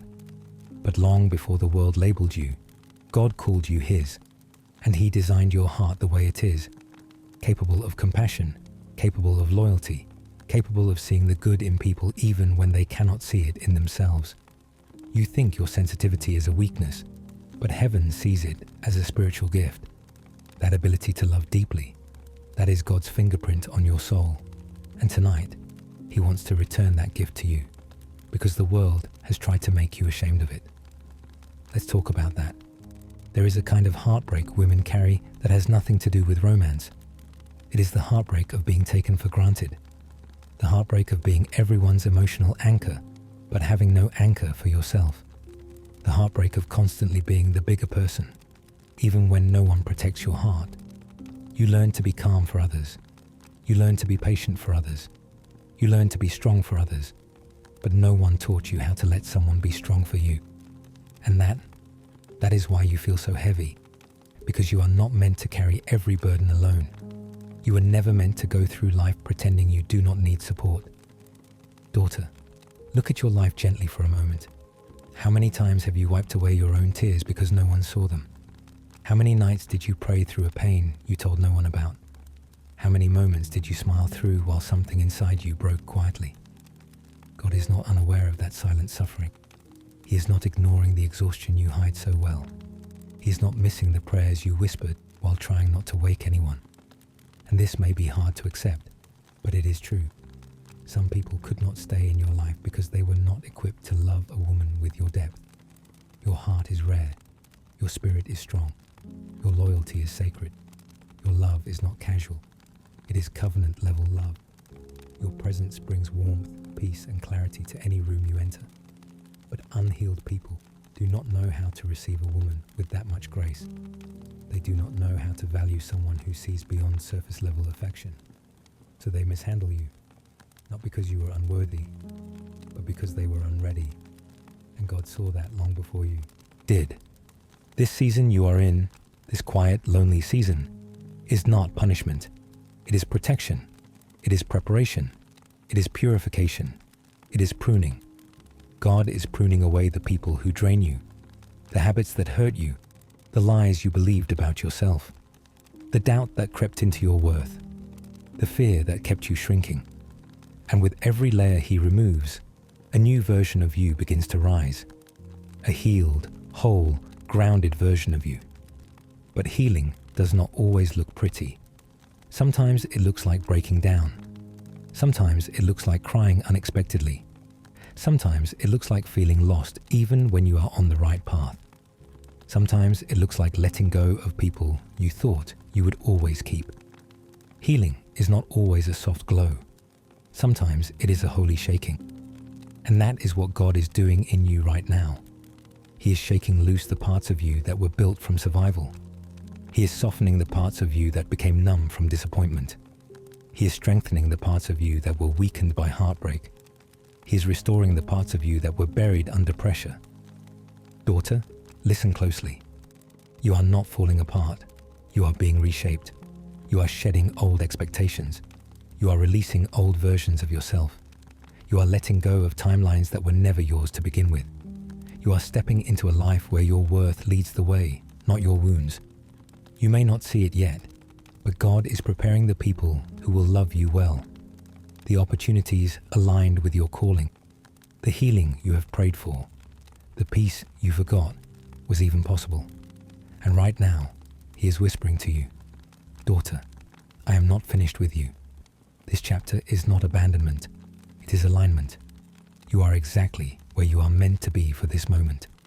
Trust me with the process. Let me rebuild you from the inside out. And that is what this season is about. Not punishment, not loneliness, not silence, but becoming the woman God always knew you could be. Not the version people demanded, not the version you performed, not the version you thought you had to be loved. The real you, the whole you, the healed you. There is something you have carried for so long that you stopped noticing the weight, not because it became lighter, but because you became stronger. And sometimes strength tricks you. Sometimes strength feels like numbness. Sometimes strength feels like silence. Sometimes strength feels like, I don't even know what I feel anymore. You were the girl who grew up too fast, the one who held things together when the adults around you fell apart, the one who learned early that emotions were something to manage, not express, the one who became the reliable one, the responsible one, the strong one, without anyone ever asking if you wanted to be those things. And so now, as a woman, you carry hurts you never received comfort for. You carry memories you never fully processed. You carry disappointments you absorbed quietly like it was your job. And the hardest part is that no one sees it. People look at you and think you are doing fine. They see your composure, your work ethic, your patience, your loyalty, and they assume you are okay. They do not realize how often you have cried in private, how often you have kept going when you were mentally, emotionally, spiritually exhausted. They do not realize how often you talk yourself out of breaking down because other people have it worse. They do not realize how deeply you wish someone would simply sit beside you in your sadness and not ask you to explain anything. You want to be held for once, not applauded. You want to be seen, not studied. You want to be understood, not managed. You want a place where you do not have to be the strong one. A place where you can exhale without apologizing for it. And maybe that is part of why this season feels so heavy. because life has slowed down just enough for all the things you pushed aside to demand to be felt. But listen closely. You are not weak for breaking. You are human for breaking. You are not dramatic for wanting comfort. You are human for wanting comfort. You are not too emotional for craving connection. You are human for craving connection. You are not broken because you desire love, reassurance, gentleness, support. You desire those things because you were created for them. But for the first time in a long time, God is removing the people you used to depend on. Not to leave you alone, but to leave you with truth. The people who left did not fail you. They revealed themselves, and their absence is painful, but it is also protection. The friends who drifted, the family members who never understood, the relationship that drained you dry, the person you thought you would spend your life with, they were not the source of your strength. They were simply chapters in your story that could not continue into your healing. And yes, it hurts. It feels lonely. It feels unfair. It feels confusing. It feels like you are starting over when all you wanted was stability. But you are not starting over. You are starting fresh. There is a difference. Starting over means rebuilding something broken. Starting fresh means you are becoming someone new.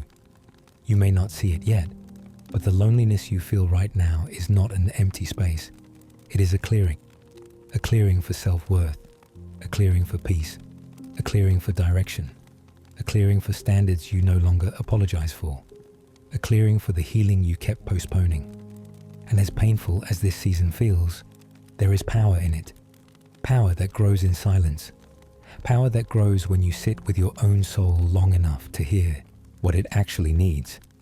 Power that grows when you stop forcing yourself to be okay just to make others comfortable. You are learning that your emotions are not inconveniences. They are signals. They are teachers. They are invitations. And the truth is, you have been strong for so long that softness feels foreign to you. You have been independent for so long that receiving help feels uncomfortable. You have been carrying yourself for so long that letting someone else carry you feels wrong. But what if you let yourself rest for once? What if you let yourself stop pretending that you are unbreakable? What if you let yourself heal without rushing to get over it? Every wound you ignore waits for you. Every emotion you suppress whispers louder at night. Every tear you hold back finds another way to escape. You cannot outrun what needs to be felt. You cannot heal what you refuse to acknowledge. And that is okay, because healing does not require perfection. It requires honesty. You do not have to fix everything tonight. You do not have to understand everything tonight. You do not have to be strong tonight. Tonight, you are allowed to simply be a woman who is tired. Tired of holding everything together. Tired of pretending. Tired of surviving. Tired of carrying burdens that were never meant to be yours. You are tired because you are transitioning. You are tired because you are transforming. You are tired because God is removing what you outgrew. You are tired because your heart is shedding a story that can no longer hold who you are becoming. You are not behind. You are not abandoned. You are not forgotten. You are not unloved. You are not a burden. You are not invisible. You are in the middle of becoming. And becoming is messy. Becoming is emotional. Becoming is confusing. Becoming is lonely. Becoming is holy. Because it is in the becoming that God rewrites your identity. Not based on who left. Not based on who hurt you. Not based on who failed you. But based on who He made you to be. There is something else you need to hear. Something no one ever said to you in the moment you needed it most. You deserve gentleness. You deserve softness. You deserve protection. You deserved someone who cared enough to stay. You deserved love that did not make you question your worth. You deserved peace that did not come with conditions. You deserved support that did not require you to shrink yourself. And I know, you learned to survive without those things. You learned to make do with the bare minimum, because the bare minimum felt better than nothing. You learned to keep the peace even when it cost you your own. You learned to pour into people who rarely poured back. You learned how to be the strong one, the one who always shows up, the one who keeps smiling even when her heart is bruised. But strength is not the absence of pain. Strength is carrying pain with grace. Strength is walking forward even when you do not know where the road leads. Strength is choosing hope when disappointment has become familiar. And tonight, you do not have to be the strong one. Tonight, you get to be the woman who finally lets herself feel the weight she has carried in silence. Because the truth is, you have been dealing with far more than anyone realizes. The heartbreak that changed the way you breathe. The friendship that faded without closure. The betrayal you still think about when things get quiet. The expectations you keep failing to meet even though you are trying. Really trying. The questions about your future that keep you awake. The loneliness that is hardest to admit because it feels like failure. But loneliness is not failure. Loneliness is a signal that you have outgrown something. A signal that your spirit is craving depth. A signal that you are being set apart for something more. A signal that your heart is preparing for a new chapter you cannot yet see. Do not confuse separation with abandonment. Sometimes God removes access so he can restore identity. And your identity is not the woman who got left. Your identity is not the woman who was not chosen. Your identity is not the woman who keeps getting hurt. Your identity is not the woman who tries too hard for people who never try for her. Your identity is the woman who survives, the woman who grows, the woman who rises, the woman who keeps her heart soft even when life hardens around her. You have a softness that the world tried to beat out of you. And somehow, you still care. Somehow, you still love. Somehow, you still hope.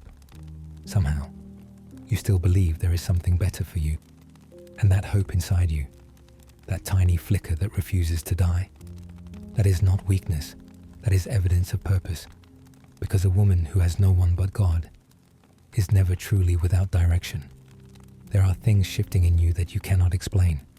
You feel pulled away from certain people and pulled towards something deeper. You feel less satisfied with surface-level connections. You feel your standards rising. You feel your patience thinning when it comes to anything that disturbs your peace. And that is not you becoming cold. That is you becoming clear. You are learning what your heart can no longer afford. You are learning that you cannot build a future on people who cannot meet you where you are.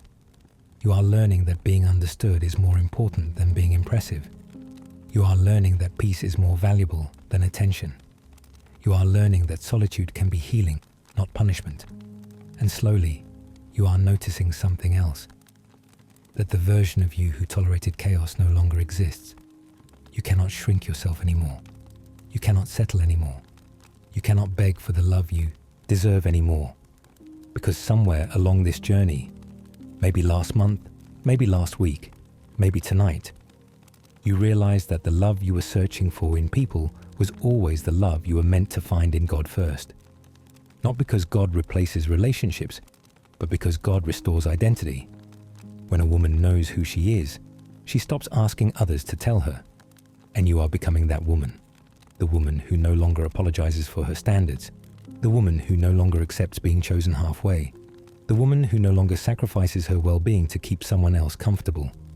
You are becoming the woman who values her own heart enough to protect it. The woman who rests instead of proving herself. The woman who prays instead of panics. The woman who waits instead of chasing. The woman who knows that God is not late, he is intentional. And while you wait, there is something beautiful happening beneath the surface. You are healing in places you never had time to heal. You are grieving losses you never admitted were losses. You are unlearning lies you believed were facts. You are rediscovering parts of yourself you buried to survive. You are coming home to yourself. And maybe for the first time ever, you are realizing that having no one but God does not mean you are alone. It means you are aligned. Aligned with truth. Aligned with healing. Aligned with restoration. Aligned with the version of you who does not chase love. She attracts it. So take a deep breath. You are safe here. Safe to feel. Safe to rest. Safe to not rush your journey. Safe to cry without explaining. Safe to let the past unclench its grip on your shoulders. Safe to begin again, slowly, gently, without fear. You are not lost. You are being led. You are not broken. You are being rebuilt. You are not forgotten. You are being protected. There is something almost sacred about the kind of pain you carry. The kind that reshapes you quietly without anyone noticing. The kind that shows up in your silence, in your posture, in the way you exhale just a little too slowly after pretending all day that you are fine. Most people will never understand the battles you fight behind your own eyes, but God does, and He has been watching the way you keep going, even when you feel empty. He has seen the moments you wanted to give up but did not. He has seen the tears you wiped away before anyone could see. He has seen the nights you curled into yourself because you did not want to burden anyone with what you were feeling. And He has seen something else too, that even in your weakest moments, your heart never fully hardened. You still care. You still love deeply. You still hope, even when hope feels ridiculous. You still pray, even when answers feel far away. You still believe that something good is possible for you, even if you do not know how or when it might happen. That kind of faith, the kind that survives heartbreak, disappointment, and abandonment, is the kind of faith that changes a woman from the inside out. And right now, that change is happening in you. You may not feel strong, but you are. You may not feel chosen, but you are. You may not feel valuable, but you are. You may not feel seen, but you are. And as you sit here listening, something inside you is loosening. A grip you have held for too long, a fear you have carried since you were young, a belief that love always leaves, a feeling that you will always be second choice. But hear me gently. You were never second choice. You were simply surrounded by people who were not capable of loving you at the depth you deserved. There is nothing wrong with you for wanting emotional safety. There is nothing wrong with you for wanting someone to choose you without hesitation. There is nothing wrong with you for wanting a love that does not make you feel like a burden. You are not asking for too much. You are asking the wrong people. And sometimes God lets the wrong people fall away so the right ones have room to enter. But the waiting, the in-between, the not knowing, that is the part that hurts the most. Because in the quiet, your mind becomes loud. You replay conversations. You question your worth. You wonder what you could have done differently. You blame yourself for things that were never your fault. You convince yourself that you are unlovable because someone else could not love you properly. But listen, carefully. The way someone else failed to love you is not proof of your inadequacy. It is proof of their limitation. And their limitation is not your identity. You are not too emotional. You are not too sensitive. You are not too complicated. You are not too much. You are a woman who feels deeply because your heart is alive. You are a woman who loves fully because your soul knows how powerful love can be. You are a woman who cares intensely because you know how painful it is when no one cares for you. Your sensitivity is not weakness, it is awareness. Your tears are not failure, they are release. Your longing is not delusion, it is alignment. Your heartbreak is not abandonment, it is redirection.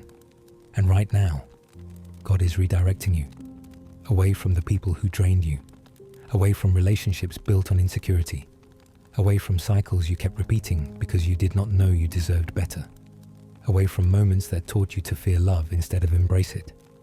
You are stepping into a season where God wants to show you what love looks like when it is healthy, what trust looks like when it is mutual, what partnership looks like when it is based on respect and honesty, what peace feels like when it is protected, not taken advantage of. But before that season begins, there is something He is healing first. The part of you that believes you must earn love. You do not. You never did. Love that must be earned is not love. It is performance. And you have performed long enough. Now is the time for love that meets you where you are. Love that stays. Love that grows with you. Love that sees your flaws and still chooses you. Love that reflects the care you have always given others. And while God heals your heart, He is doing something else too. He is making you emotionally whole again, piece by piece, layer by layer, thought by thought, memory by memory. He is softening the edges that life sharpened. He is calming the fears that kept you guarded. He is restoring the tenderness you hid to protect yourself. He is teaching you that vulnerability is not a trap, it is a bridge. And as that healing unfolds, you will begin to see yourself differently, not as the woman who was abandoned, but as the woman who was rescued, not as the woman who was rejected, but as the woman who was redirected, Not as the woman who has no one, but as the woman God is preparing and strengthening for something meaningful. You may not feel it yet, but you are becoming a woman who walks with quiet confidence. A woman who does not fear being alone because she is not lonely in her spirit. A woman who does not chase validation because she knows her value. A woman who does not beg for love because she has learned how to give herself gentleness first.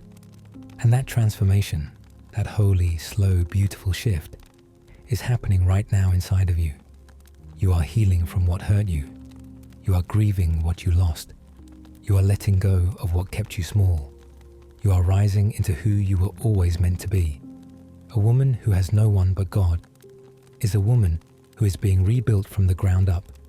And when God rebuilds you, He does not use scraps. He uses purpose. He uses compassion. He uses wisdom. He uses strength you did not know you had. So take another breath. Let your shoulders release again. Let your heart settle just a little more. You are safe. You are held. You are guided. You are not alone. There is a kind of fatigue that settles into your bones when you have been strong for too long. Not the physical kind, the emotional kind, the spiritual kind, the kind that makes you feel like life has been quietly draining you without giving anything back. And if you are honest, you feel that fatigue more often than you admit. It shows up in the way you hesitate before answering messages. It shows up in the way you avoid certain conversations because you do not have the energy to explain yourself anymore.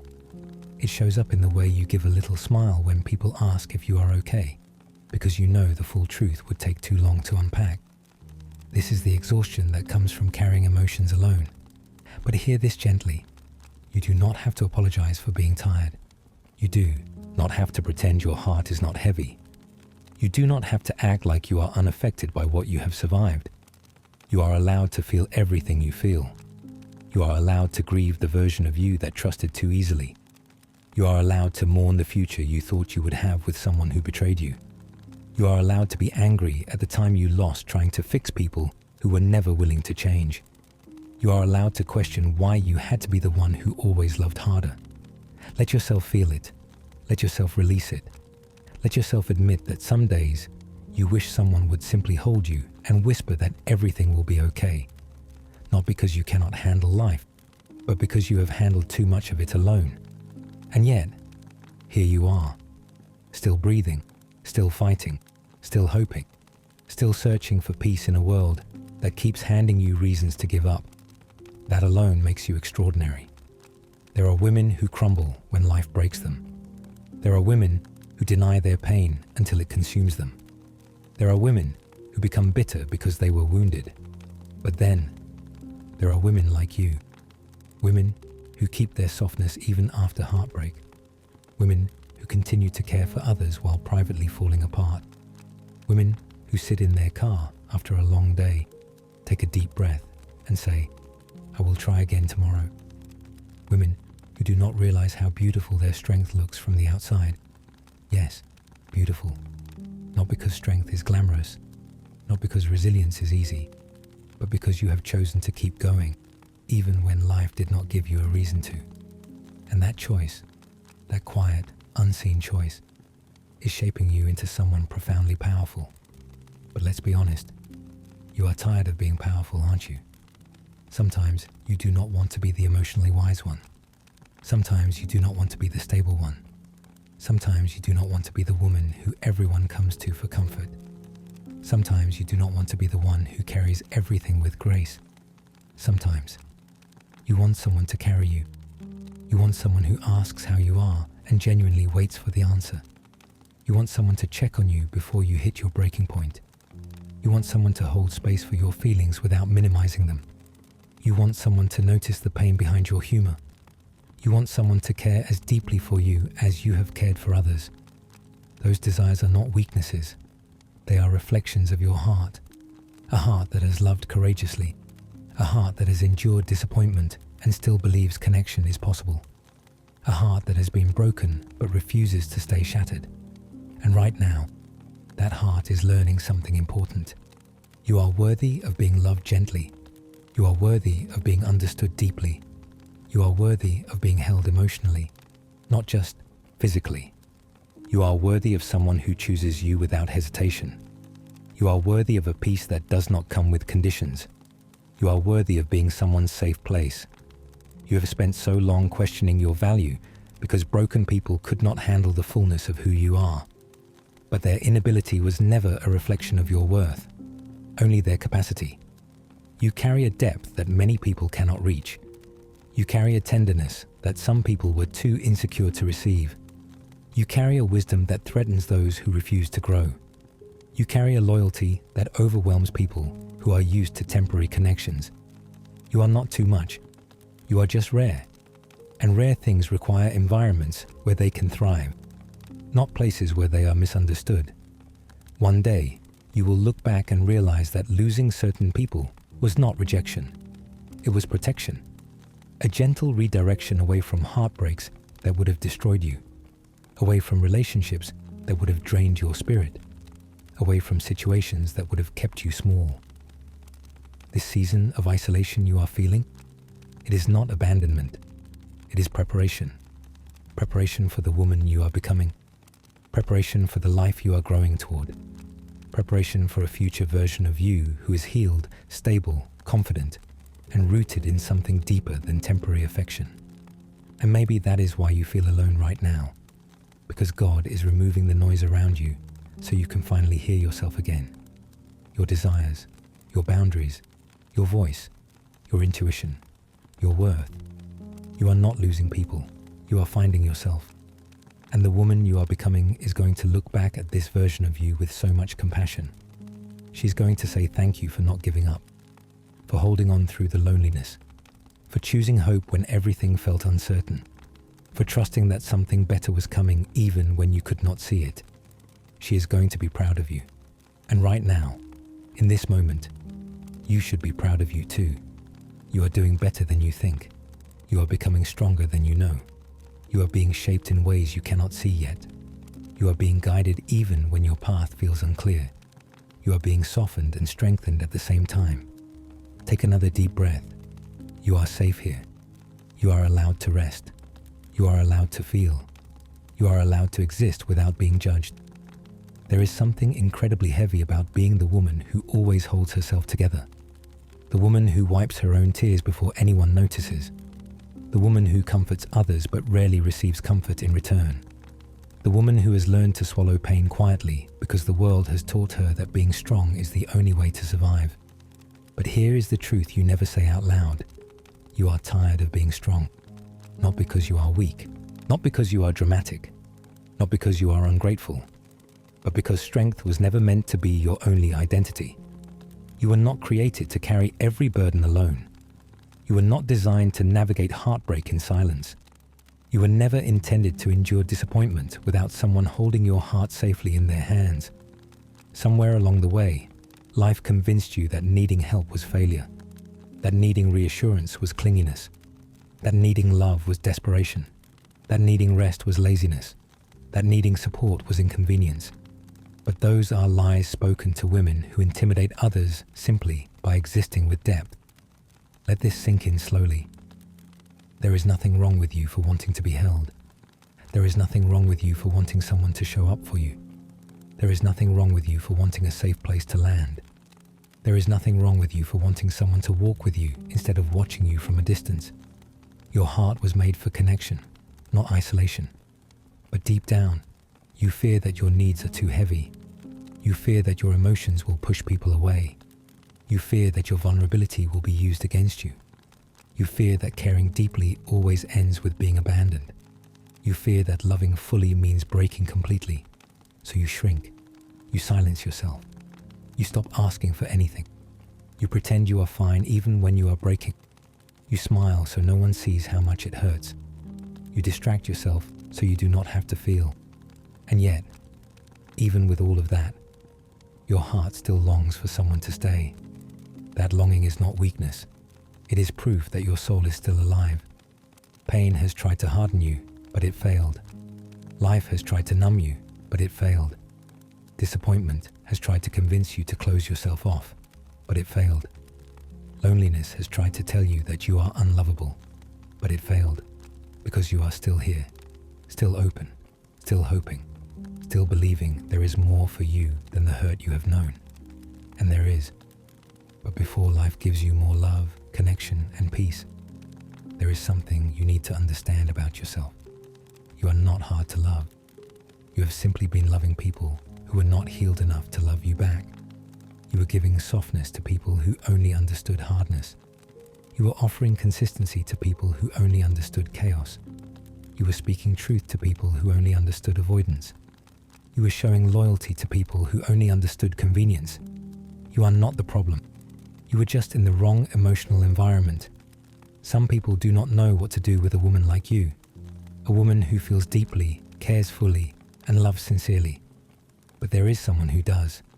Someone who knows how to hold you gently. Someone who never grows tired of you. Someone who does not pull away when you need closeness. Someone who does not punish you for being vulnerable. Someone who meets you exactly where you are.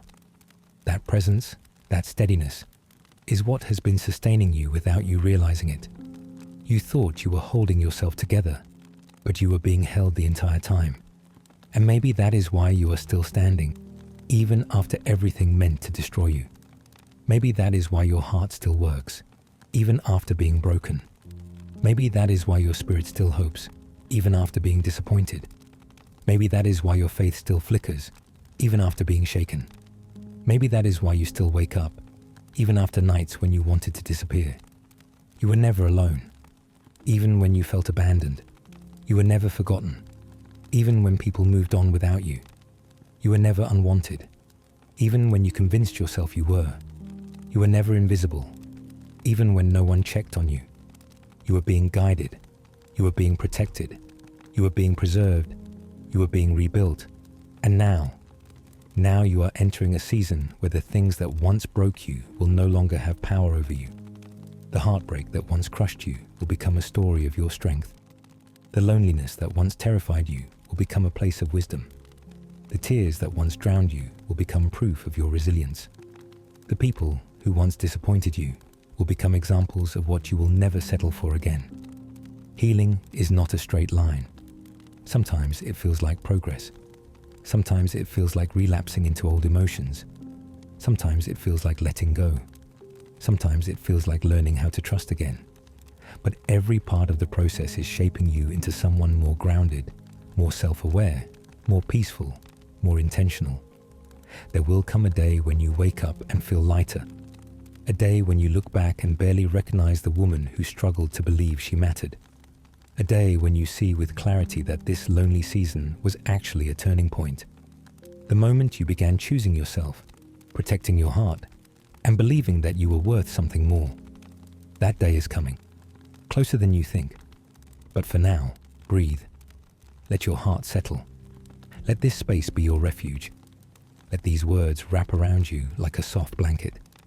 You do not have to rush your healing. You do not have to prove your worth. You do not have to pretend you are unaffected. You do not have to fix everything tonight. There is a kind of woman the world rarely talks about. The woman who has learned to quiet her cries so no one feels burdened. The woman who prays silently in bathrooms and cars and grocery store aisles. The woman who keeps showing up even when her heart feels like it is dragging behind her body. The woman who is tired but does not quit. The woman who is hurting but keeps loving. The woman who is scared but keeps hoping.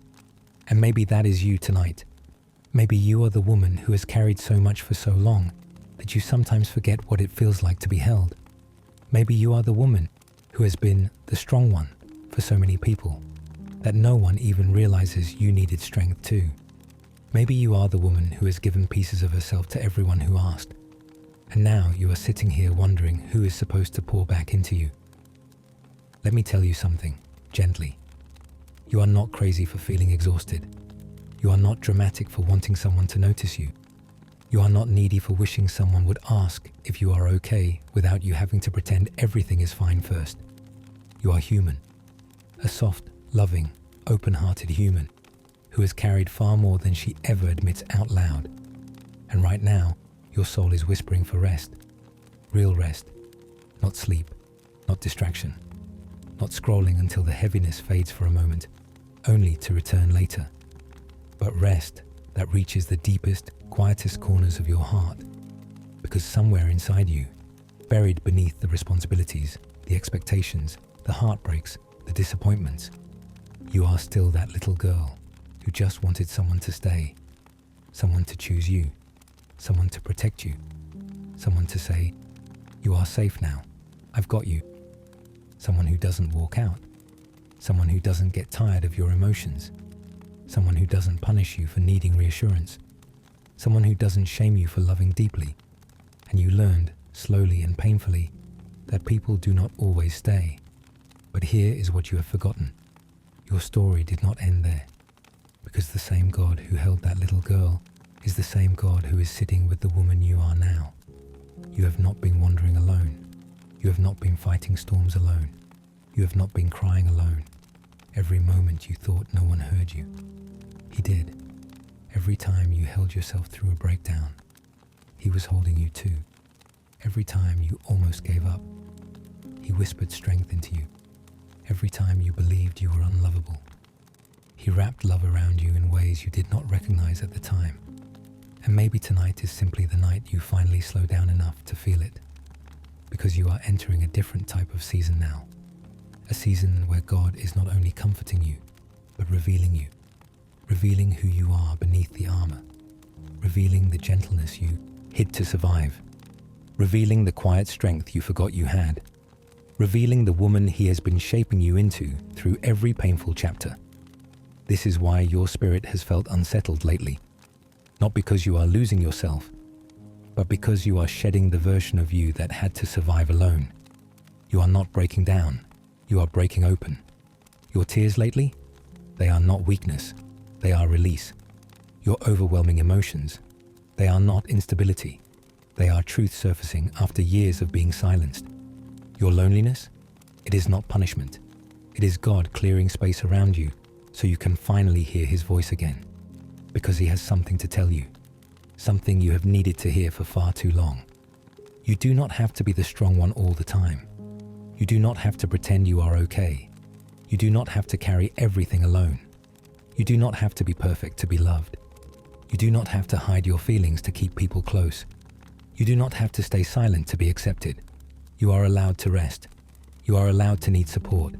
You are allowed to cry. You are allowed to heal. You are allowed to be human. And you are allowed to be loved, truly, deeply, fully, without begging for it, without shrinking yourself, without proving your worth first. Let this settle into your heart. You are not too emotional. You are not too sensitive. You are not too complicated. You are not too much. You have simply been giving your heart to people who were never equipped to understand its depth. But God understands it. God treasures it. God shaped it Himself. He is not intimidated by your feelings. He is not annoyed by your tears. He is not tired of your questions. He is not overwhelmed by your sadness. He is not disappointed in your struggles. He delights in you, even in your brokenness. He cherishes you, even in your confusion. He stays with you, even when everyone else leaves. And maybe the reason this video found you tonight is because you have been holding so much inside that you did not even realize how close you were to emotional collapse. But you made it here, to this moment, to this breath, to this place of safety. And I want you to hear this with your whole heart. You are not alone. Not tonight. Not anymore. There are thousands of women just like you listening to this same video, with the same exhaustion, the same secret fears, the same private heartbreak, the same unanswered prayers. Women who cry in their cars. Women who pray in the shower. Women who feel forgotten at night. Women who feel tired of pretending during the day. Women who wish someone understood them without explanation. You are surrounded, even right now, by a silent community of women who know exactly how your heart feels. You are safe here. You are seen here. You are understood here. You are held here. Let yourself breathe. Let yourself soften. Let yourself release the pressure. Let yourself feel the comfort settling into you. Let yourself believe, even if just for tonight, that God is going to take care of you in ways you cannot yet imagine. This is not the end of your story. This is not where your strength runs out. This is not where your purpose stops. This is the moment everything begins to shift for you. there is something else you need to hear. Something most women never get told, but it could change the entire way you see yourself and your life. You were never meant to carry the weight of the world alone. Somewhere along the way, you learned to be the one who holds everything together. You learned to be the one who absorbs the disappointment, the one who cleans up the emotional mess, the one who forgives first, the one who tries hardest, the one who keeps loving even when she is running on empty. You learned to hold space for everybody else's pain, but had no safe place to set down your own. And because people leaned on you so heavily, because they depended on your strength, your understanding, your patience, you eventually forgot that you were allowed to lean on someone too. You forgot you were human. You forgot you had limits. You forgot you were allowed to be the one who needed help. You forgot you deserved the same tenderness you constantly give. But tonight, God is reminding you, you do not always have to be strong. You do not always have to be composed. You do not always have to be the one who understands everyone else's needs. You do not always have to be the emotional anchor. Sometimes God lets the weight feel heavy so that you remember you were never meant to carry it without Him. And maybe this is why life has felt overwhelming lately. Not because you are failing, not because you are weak, but because you have been carrying burdens that were meant to be handed over. There is a moment every woman reaches when her soul says, "Enough, I cannot keep doing everything alone." This is not the moment she breaks. This is the moment she shifts. This is the moment she finally opens her hands and says, "God, I need you to hold what I no longer can." And heaven responds every single time. You may not feel it instantly. You may not see the change right away. But something quiet starts happening inside you. Your breathing slows. Your chest feels less tight. The panic softens. The thoughts stop racing long enough for you to feel a gentle peace settle in. This is what it feels like to be carried. This is what it feels like when God steps into the space where you have been trying to survive alone. This is what it feels like when your spirit starts healing from battles you never should have fought without help. And hear this carefully. You have not lost your worth because you feel tired. You have not lost your beauty because you feel broken. You have not lost your value because someone failed to love you well. You have not lost your identity because life took a turn you did not expect. You have not lost your purpose because your path looks different from what you imagined. You are not behind. You are not late. You are not forgotten. You are not overlooked. You are not replaceable. You are not invisible. You are a woman in transition. You are a woman being rebuilt from the inside out. You are a woman being recentered, regrounded, redirected. You are a woman learning to let God be the one who holds her heart instead of the world. And yes, some days you may still feel lonely. Some nights you may still wonder if anyone sees how hard you're trying. Some mornings you may still wake up praying for a sign that things will get better. But even in those moments, God is not distant. He is closest to the women who cry quietly. He is closest to the women who feel unseen. He is closest to the women who have loved deeply and been hurt deeply. He is closest to the women who get up every day despite heartbreak, fear, or doubt. He is closest to the women who whisper prayers instead of giving up. You need to know this. Your tears are not embarrassing to Him. They are evidence of your courage, proof that you kept going even when your heart was tired. And God honors a woman like that. He lifts her. He strengthens her. He surrounds her. He protects her. He whispers to her when no one else knows the words she needs. He rebuilds her confidence piece by piece. He restores what she lost. He replaces what was broken. He heals what was wounded. He fills what was empty. You are not going to stay in this valley. You are not going to stay in this season of questioning. You are not going to stay in this emotional fog forever. There is a chapter coming where everything starts to make sense. Not because life becomes easy, but because God becomes undeniable. You will look back at this season and realize this was the moment your faith became real. This was the moment you learned God wasn't just a concept. He was present. This was the moment your identity stopped depending on people. This was the moment your heart started healing for real. This was the moment God took the pieces you were ashamed of and made something beautiful out of them. You may not feel it yet, but something deep inside you is already strengthening. Your spirit is waking back up. Your hope is flickering back to life. Your heart is learning to trust again. Your soul is remembering the voice that once comforted you. Stay here. Let this moment breathe. Let this comfort sink into your bones. Let your shoulders drop. Let your chest soften.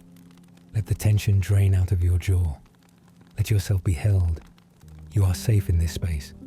You are seen in this space. You are understood in this space. There is something else sitting inside you. Something you rarely admit out loud. Something you only whisper in the quiet moments when you feel safe enough to be honest with yourself. You are tired of being the strong one. Tired of pretending you are okay when you are breaking quietly on the inside.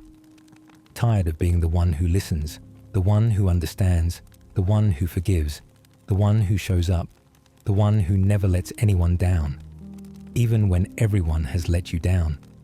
You do not resent being strong. You resent that you never had another option. And maybe the world has applauded your resilience, your independence, your ability to carry yourself through storms that would have destroyed other people. But no one ever stopped long enough to ask, who carries you? No one ever noticed the exhaustion behind your smile, the loneliness behind your loyalty, the ache behind your sacrificial love. But God noticed. God saw every moment you held on to tears because you didn't want to burden anyone. God saw every night you laid awake wondering why you always have to be the one who tries. God saw every time you loved deeply and received the bare minimum in return. God saw every time you poured into others and went home feeling empty. And God did not overlook a single moment of it. He saw you holding your world together when it felt like it was falling apart. He saw you staying committed when you felt unwanted. He saw you remaining loyal when you felt unappreciated. He saw you fighting for peace while others created chaos. He saw you choosing kindness while others misunderstood you. He saw you trying again and again. Even when life kept handing you disappointment after disappointment, you are not invisible to Him. Your pain is not invisible to Him. Your effort is not invisible to Him. Even when people around you didn't say thank you, even when you felt forgotten, even when you questioned your worth, God whispered, "Daughter, I see you." And maybe tonight is the first time you paused long enough to let that sink in. Because truthfully, you have lived so much of your life in survival mode that you forgot what it feels like to be held instead of holding everything together. You forgot what it feels like to rest. You forgot what it feels like to be comforted. You forgot what it feels like to be someone's priority. You forgot what it feels like to lean on a strength that is not your own. But God is restoring that tonight. He is not asking you to be perfect. He's not asking you to be strong. He's not asking you to figure everything out. He's not asking you to carry your past alone. He's not asking you to pretend you are okay. He's asking you to let Him in, to let Him sit with you in the places you hide from everyone else, to let Him speak into the wounds you never talk about, to let Him carry the weight you have been forcing yourself to lift alone, to let Him remind you that you are not failing, you are healing. And healing does not look graceful. Healing does not look strong. Healing does not look put together. Healing looks like releasing control. Healing looks like being honest. Healing looks like letting go of the expectations that suffocated you. Healing looks like choosing peace over pressure. Healing looks like sitting in God's presence with nothing to prove. Maybe that is why you are here tonight. Maybe God knew there was a moment coming when your heart would be too heavy to keep pushing through alone. Maybe He knew the thoughts you've been wrestling with. Maybe He knew the fear creeping into your chest. Maybe He knew you needed to hear someone say this out loud. You are not too much. You are not too emotional. You are not too sensitive. You are not too needy. You are not too complicated. You are human. And you deserve tenderness too. You deserve love that does not run when you're overwhelmed. You deserve comfort that does not disappear when you're quiet. You deserve support that does not depend on your performance. You deserve a place to exhale without being judged for being tired. And here's the truth you rarely let yourself believe. You deserve to be loved the way you love. Deeply, softly, sacrificially, faithfully, without conditions, without begging, without shrinking yourself, without pretending to be stronger than you feel. God is not waiting for you to become more put together. He is not sitting there disappointed by your questions or your feelings or your weakness. He is drawn to the very parts of you that feel unlovable. He is closest to the parts of you you try to hide. He is healing the parts of you you thought were permanently broken. You have been fighting battles that were never yours to fight alone. You have been believing lies that were never meant to define you. You have been surviving when God longs for you to actually live. And if no one has told you this before, let me be the one to say it. You are allowed to start over. You are allowed to rest. You are allowed to rewrite your story. You are allowed to ask for help. You are allowed to be soft. You are allowed to grow at your own pace. You are allowed to grieve what hurt you. You are allowed to heal without rushing. You are allowed to let God love you in the places you stopped believing you deserved love. Take a slow breath. Let your shoulders soften. Let the pressure melt from your chest. Let the tears come if they need to. This is a sacred moment, whether you realize it or not. You clicked on the right video. You are exactly where you need to be, and God is not done speaking to you. There is a moment in every woman's life where she looks around and realizes, no one is coming to save me. No one is checking on me. No one is holding me together. That moment hurts in a way that is hard to describe. It is the moment you stop waiting for someone to notice you. Stop waiting for someone to apologize. Stop waiting for someone to choose you. Stop waiting for someone to understand. It is the moment you realize that the people you gave everything to never learned how to give even a little back.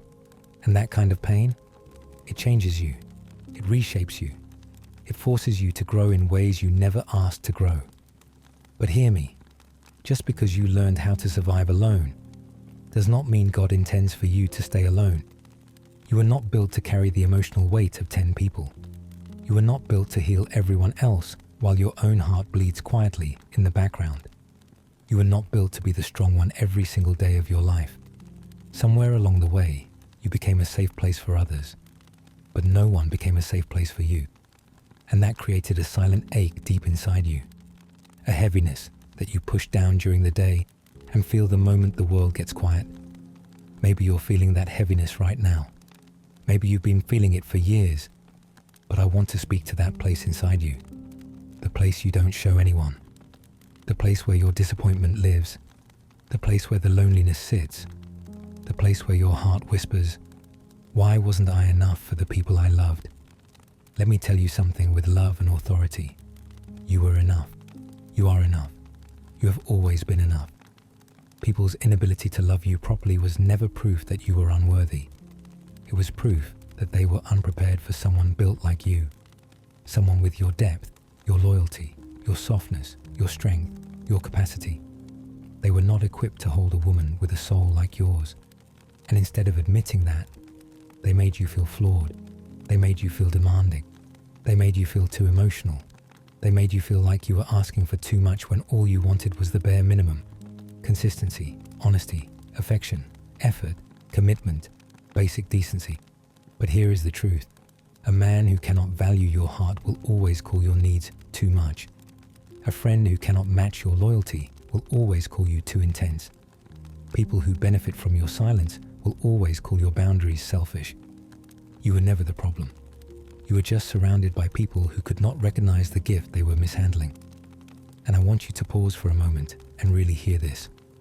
God is protecting you by removing people who would have destroyed you slowly. You think you lost something, but you were being saved. You think you were abandoned, but you were being redirected.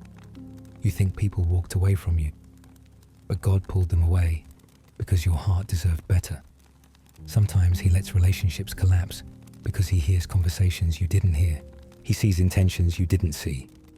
He knows the long-term effects you couldn't see. You keep mourning what God rescued you from. Let that sink in. The version of you who loved recklessly, who trusted too quickly, who carried people who should have been carrying themselves. That version of you was beautiful, but she was tired. You have been running on emotional fumes for so long that you forgot what it feels like to be poured into. You forgot what it feels like to be loved without fear. You forgot what it feels like to be appreciated without having to earn it. You forgot what it feels like to be safe in someone's presence. But God is rebuilding you from the inside out. He is restoring the parts of you that got dim. He is healing the parts of you people trampled over. He is strengthening the parts of you you thought were forever broken. And hear this, you will not always feel this alone. You will not always feel this ignored. You will not always feel this unseen. You will not always feel this empty. Your story is not over. This chapter is not the whole book. This season is not permanent. This pain is not wasted. Maybe this season is not about losing people. Maybe it is about finding yourself again. Finding your voice. Finding your peace. Finding your identity outside of being the strong one. There is a woman inside you, the real you, who is tired of dimming her light, tired of shrinking her heart, tired of minimizing her worth just to keep people comfortable. That woman is rising again. The woman who had dreams before she had heartbreak. The woman who believed in herself before the world made her doubt. The woman who smiled without forcing it. The woman who didn't apologize for being soft or emotional or deep or loving or compassionate or hopeful. God is bringing her back, slowly, gently, faithfully. You are not being punished. You are being rebuilt. You are not being abandoned. You are being prepared. You are not being forgotten. You are being refined. You are not being broken. You are being reshaped into the woman you needed to become for the blessings God has planned for you. And let me say this clearly.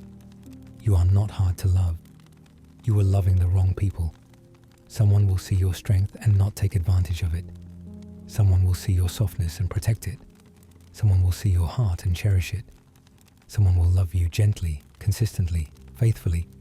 Someone will finally give you the peace you tried to create for everyone else. But until that person arrives, God is stepping into that role himself. He will comfort you. He will guide you. He will steady you. He will heal you. He will be your safe place. He will be your strength. He will be your reassurance when doubt gets loud. He will be the voice that tells you, you are still chosen. You are still worthy. You are still mine. Take another deep breath. Let your chest loosen. Let your guard fall just a little. Let your heart open 1 inch at a time. There is something you need to know about yourself tonight. Something most people in your life never bothered to tell you. You are doing a lot better than you think you are. You have been carrying emotional weight that would have crushed the average person. You have survived seasons that should have broken you. You have kept going on days where no one knew how much it hurt just to breathe. You have been strong in rooms where you desperately wanted to fall apart. But here is the part you never let yourself acknowledge. You are exhausted. Not the kind of exhausted sleep can fix. Not the kind that goes away after a day off. I mean a soul-level exhaustion. The ache that comes from always being the one who pours, who comforts, who forgives, who understands, who picks herself back up because no one else ever does. And even now, as you listen to this, you are probably telling yourself, I am fine. Other people have it worse. I can handle it. That is what strong women say. But strength was never supposed to mean isolation. Strength was never supposed to mean silence. Strength was never supposed to mean carrying burdens you were never meant to carry alone. And tonight, I want you to hear this without deflecting or minimizing it. You deserve to be held too. You deserve to be comforted too. You deserve to be supported too. You deserve to be chosen too. You deserve reciprocity. You deserve gentleness. You deserve consistency. You deserve the kind of love that does not disappear when you need it most. But life has taught you to lower your expectations so that people do not disappoint you again. Life has taught you to shrink your heart so it hurts less when someone mishandles it. Life has taught you to stay quiet so people do not call you dramatic. Life has taught you to stay strong so no one can accuse you of being weak. But the truth is, you have been pretending to be okay for so long that you forgot what it feels like to actually be okay. You forgot what it feels like to wake up without heaviness. You forgot what it feels like to trust someone fully. You forgot what it feels like to rest emotionally. You forgot what it feels like to let your guard down safely. And God sees that. He sees the way your smile has been forced lately. He sees the way your eyes hold stories you never tell. He sees the way you swallow your pain so no one worries. He sees the way you cry quietly so no one thinks you are falling apart. He sees you, even when no one else stays long enough to look beyond the surface. And he is whispering to your heart right now, I know, I know how heavy this has been. I know how alone you feel. I know what they said. I know what they did. I know what you lost. I know what you had to walk away from. I know how hard it was to keep going. Tonight is not about pretending to be okay. Tonight is not about being the strong woman again. Tonight is not about pushing down your emotions for the sake of someone else's comfort. Tonight is about letting God sit with you in the places you have been hiding, in the disappointment, in the loneliness, in the heartbreak, in the confusion, in the moments where you feel forgotten by everyone but Him. And I want to talk to a very specific part of you, the part that is tired of being the one who always gives, the one who loves deeply but gets the shallowest love in return, the one who shows up for people who vanish when she needs them, the one who forgives people who would never forgive her the same way, the one who keeps choosing people who make her feel like an option. Let me say this clearly. You are not hard to love. You were just loving people who did not know what to do with a heart like yours. Your loyalty was too steady for their instability. Your honesty was too bright for their shadows. Your depth was too much for their emotional immaturity. Your capacity for love intimidated people who only offered you half of what you gave them, and you internalized their inability as your inadequacy. But you were never inadequate. You were rare. You were intentional. You were wholehearted. You were the kind of woman people pray for and then mishandle when she arrives. And God is not going to let that cycle continue. This is why relationships fell apart. This is why certain people distanced themselves. This is why doors closed you thought would stay open forever. It was not rejection. It was protection. God removed what would have drained the rest of your identity. He removed what would have distracted you from your purpose. He removed people who were attached to you but not aligned with you. He removed connections that looked like love but were built on convenience. And yes, it hurt. It still hurts. Because your heart does not know how to walk away lightly. You bond deeply. You feel deeply. You attach with sincerity. You give love like it is oxygen. But hear me. Not everyone you loved was meant to stay. Not everyone you trusted was meant to go where God is taking you. Not everyone you poured into had the capacity to pour back. And the loneliness you feel right now is not a punishment. It is a transition, a cleansing, a clearing, a reset, a divine pause before God brings the people who will love you right, choose you willingly, respect your heart, and understand your spirit. You are not being isolated. You are being prepared. God is teaching you how to stop settling. God is teaching you how to stop shrinking. God is teaching you how to stop abandoning yourself to keep people close. God is teaching you how to stop apologizing for your sensitivity and depth. Because the woman God is shaping you into. She is not desperate. She is not overlooked. She is not easily manipulated. She is not forced to beg for the bare minimum. She is not trapped in cycles of almost love and almost respect. She is whole. She is grounded. She knows her worth intimately. She knows her calling confidently. She knows her boundaries clearly. She knows that God never intended for her to break herself to keep relationships alive. Take a breath. Let your shoulders loosen. Let your heart unclench. There is something sacred happening inside you right now, even if you do not feel it yet. Even if all you feel is tired. Even if all you feel is numb. Even if all you feel is the sting of everything that has been taken from you. Because underneath that exhaustion, underneath that heaviness, underneath the fear and confusion and heartbreak, something in you is waking up. It is small, almost quiet, like the first inhale after a long cry. But it is there. It is the part of you that is starting to realize, I cannot keep abandoning myself just to keep everyone else comfortable. You have played roles your whole life, roles you never asked for, but learned because life demanded it. The strong daughter, the understanding friend, the forgiving partner, the reliable one, the emotional anchor, the one who listens, the one who fixes, the one who stays patient even when it hurts. People came to you for peace while giving you chaos. They came to you for help while offering you nothing in return.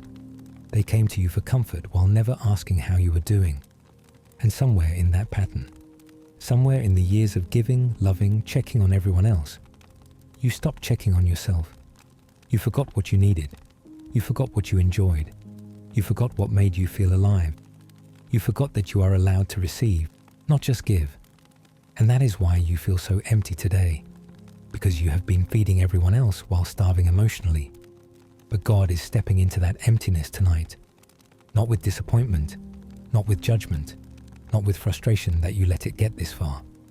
He is stepping into your emptiness like a healer steps into a quiet room, gently, slowly, with full awareness of the pain he is about to mend. And if you could hear what he is whispering over your life right now, it would sound something like this. You do not have to pretend anymore. You do not have to be strong every minute. You do not have to hide your tears. You do not have to hold everything together by yourself. I am here. You can rest now. Let that settle for a moment, because no one told you that rest was allowed. No one told you that softness was allowed. No one told you that being overwhelmed does not make you weak. No one told you that you do not have to earn love by bleeding for it. But rest is holy. Softness is strength. Vulnerability is courage. And you are allowed to be held by God without apologizing for it. There is a version of you, a healed version, that is trying to emerge. A version of you that does not overthink every text message. A version of you that does not shrink to be chosen. A version of you that does not carry guilt for setting boundaries. A version of you that does not break herself to keep anyone else whole. That version of you is already taking shape. But healing always feels like breaking at first. Healing feels like loneliness because God is removing the people who are damaging your spirit. Healing feels like confusion because old habits no longer fit. Healing feels like grief because you are mourning the woman you had to be to survive. Healing feels like emptiness because God is clearing space for things that will fill you correctly. And I know it scares you. I know you wonder if anyone will love the real you. The unfiltered, emotional, deep, soft, sensitive, intuitive, God-reaching version of you. But hear this gently. The right people will not fear your depth. The right people will not take advantage of your heart. The right people will not drain what they did not help build. The right people, the ones God will send, will love you in a way that does not require you to suffer first. Let that settle. You do not have to earn the love God has for you. You do not have to audition for your place in His arms. You do not have to compete for His attention. You do not have to beg Him to stay. He stays. He stays through every mood. He stays through every heartbreak. He stays through every bad decision. He stays when you feel unworthy. He stays when you feel ashamed. He stays when you feel unlovable. He stays because He chose you before you ever chose Him. And tonight, He is reminding you that your story is not over. Your heart is not ruined. Your future is not doomed. Your value is not lost. You may not feel hope yet, but hope fills you. It is circling your life quietly, waiting for the moment you stop demanding answers and start allowing God to guide you step by step.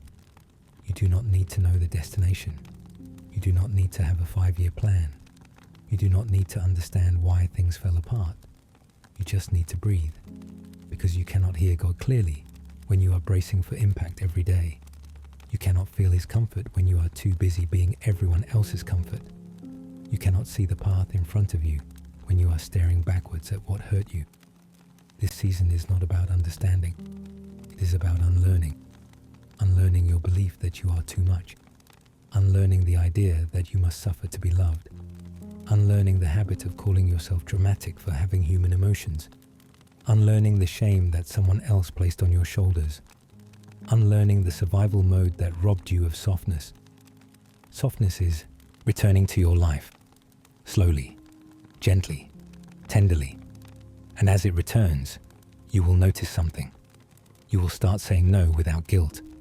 You will stop chasing people who do not choose you.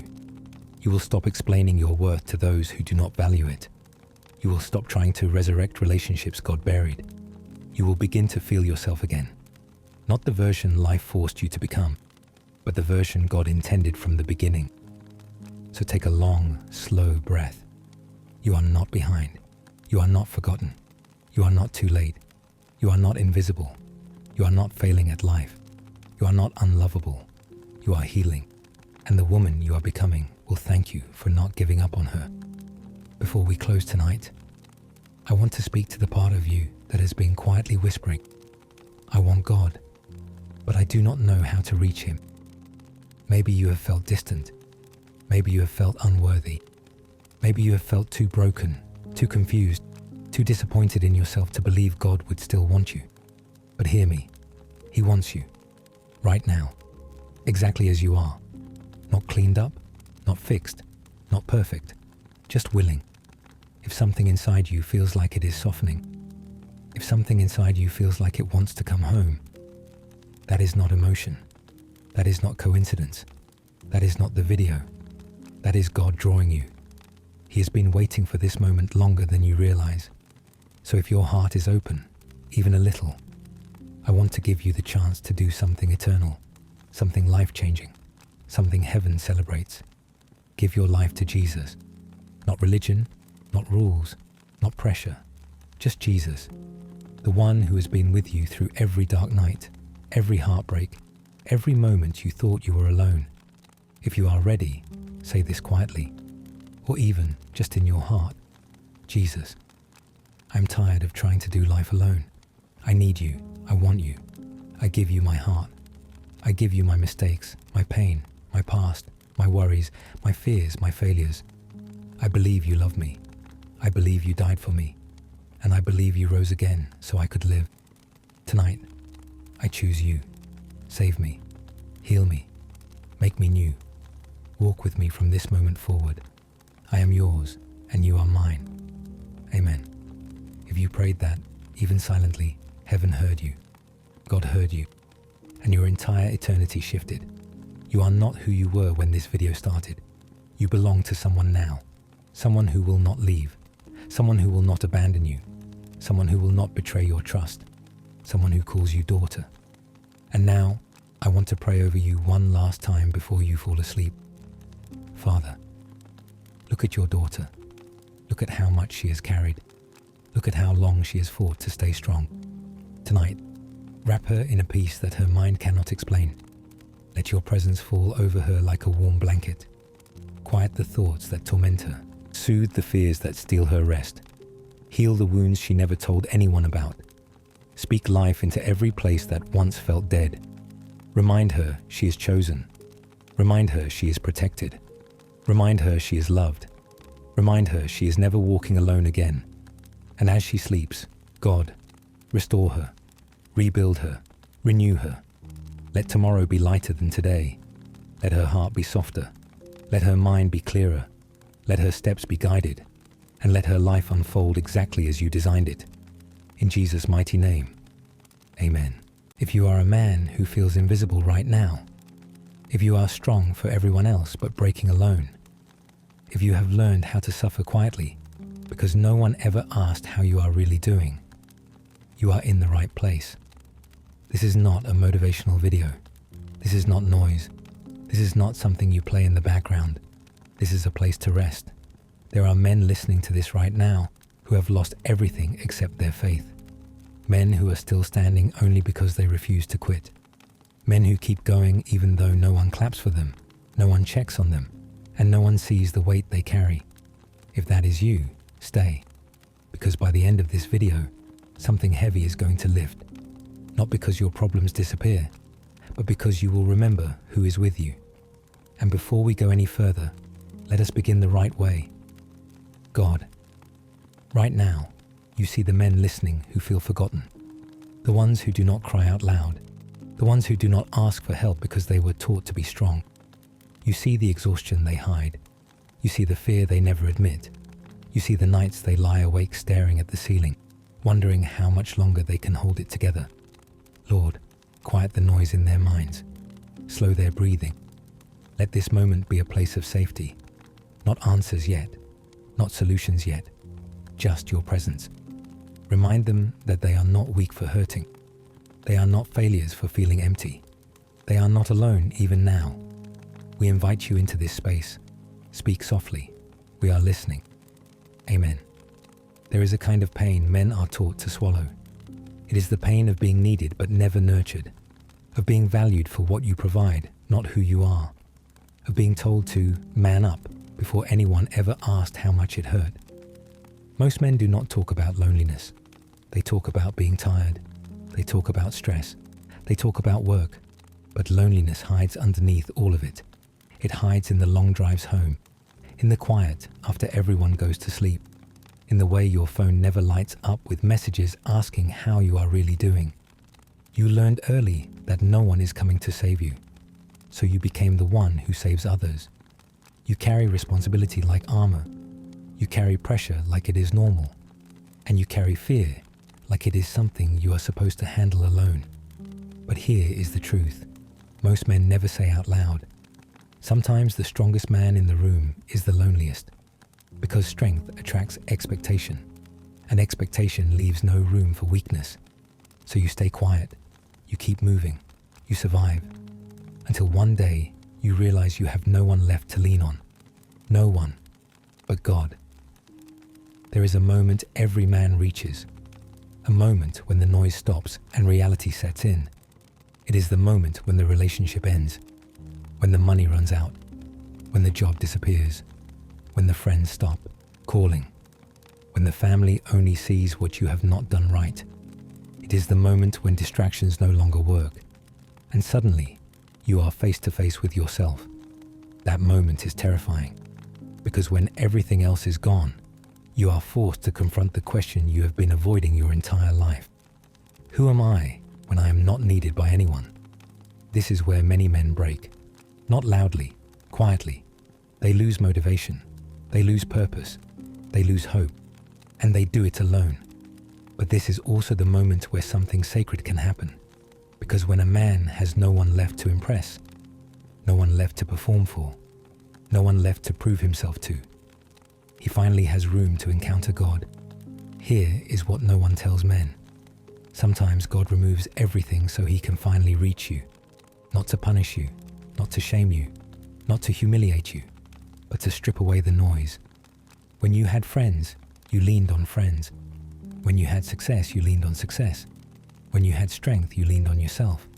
And none of it could save you when you needed peace. So God waits, not angrily, not impatiently. He waits until you are quiet enough to hear him, until you realize that strength without peace is not strength at all. It is survival, and survival is exhausting. God does not usually meet men in crowds. He meets them in silence. He meets them when they are sitting alone in their car, when they are walking at night with nowhere to go, when they are staring at their hands wondering how they got here. This is where God speaks to men, not through shouting, but through stillness. He does not say, "Why did you fail?" He says, "I am still here."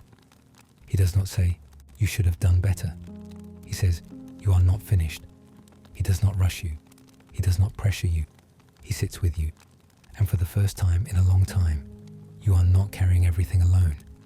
If you are listening to this right now and your life feels unbearably heavy, there is a reason.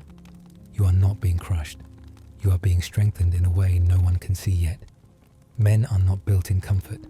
They are built in isolation, reflection, and surrender. Every man God used powerfully in Scripture spent time alone. Before leadership came solitude. Before purpose came silence. Before clarity came breaking. This season is not the end of you. It is the refining of you. If you stay with this video, here is what will happen. You will stop fighting yourself. You will stop blaming yourself for being human. You will stop believing the lie that you are weak for needing God. You will learn how to rest without guilt, how to release anger without shame, how to trust again, slowly, safely. And most importantly, you will remember this. When a man has no one but God, he has everything he needs to begin again. There are thoughts you carry that no one has ever asked you about, not because they do not care, but because they assume you are fine. You learned early how to nod and say you are good. You learned how to keep moving even when something inside you went quiet. You learned how to survive without being seen. And over time, that survival became your identity. You are the man people rely on, the man who figures it out, the man who does not complain, the man who keeps his word even when it costs him everything. But there is a part of you that feels tired in a way sleep does not fix. A tiredness that sits in your chest. A tiredness that shows up when the room goes quiet. A tiredness that whispers questions you do not like to answer. What if this is all my life will ever be? What if I am falling behind? What if I failed somewhere and never noticed? What if I am running out of time? You do not say these things out loud. You think them while driving, while showering, while staring at your phone late at night, scrolling without really seeing anything. You wonder why joy feels distant, why peace feels temporary, why anger shows up faster than it used to. You are not broken. You are overloaded. You have been carrying weight that was never meant to be carried alone. Men are taught how to be strong, but not how to be held. How to provide, but not how to receive. How to lead, but not how to rest. So when life strips everything away, the distractions, the validation, the roles you played, you are left alone with your thoughts. And that is terrifying, because when no one is watching, the truth surfaces. You are scared of becoming irrelevant, scared of being forgotten, scared that if you stop moving, everything will collapse. You feel pressure to become something before time runs out. Pressure to prove you are not wasting your life. Pressure to matter. And the cruel part is this: no one sees that pressure. They see your silence and mistake it for confidence. They see your distance and mistake it for strength. They see your composure and assume you do not hurt. But you do. You hurt in ways that feel embarrassing to admit. You hurt in ways that do not make sense on paper. You hurt because you are human. And here is something you may have never been told plainly. God is not disappointed in you for feeling this way. He is not waiting for you to get it together. He is not measuring your worth by your productivity. He is not tallying your failures. He sees the version of you that no one else notices. The version that kept going when you wanted to quit. The version that stayed quiet to keep the peace. The version that carried responsibility without recognition. The version that asked for help in his head but never out loud. That version matters. And if everything else has fallen away, if friends faded, if support disappeared, if life feels quieter than it should, it does not mean you were abandoned. It means you have been brought to a place where something deeper can begin. When a man has no one but God, he finally stops pretending. He stops performing. He stops proving. He stops running. And in that stillness, something shifts. You start to realize that your value was never in what you produced. Your worth was never tied to how useful you were to others. Your identity was never meant to be built on approval. You were meant to be known. Not admired, not feared, not depended on. Known. And God knows you. He knows the anger you never express, the grief you never processed, the dreams you buried because they felt unrealistic, the regrets you replay when no one is around. He knows the parts of you that feel weak, and he does not turn away. He stays. That is the difference. People leave when you are no longer useful. God remains when you are no longer pretending. If you are listening to this right now, it is not an accident. Something in you is ready to stop fighting, ready to stop carrying everything alone, ready to stop being at war with yourself. You do not need to fix your life tonight. You do not need answers tonight. You do not need a plan tonight. You just need permission to rest, to let your guard down, to let the weight slip off your shoulders for a moment, to admit that you are tired without judging yourself for it. Strength does not come from constant resistance. It comes from learning when to surrender. And surrender does not mean giving up. It means trusting that you do not have to be in control to be safe. If no one has told you this recently, hear it now. You are not behind. You are not weak. You are not wasting your life. You are becoming. And becoming is slow. Becoming is uncomfortable.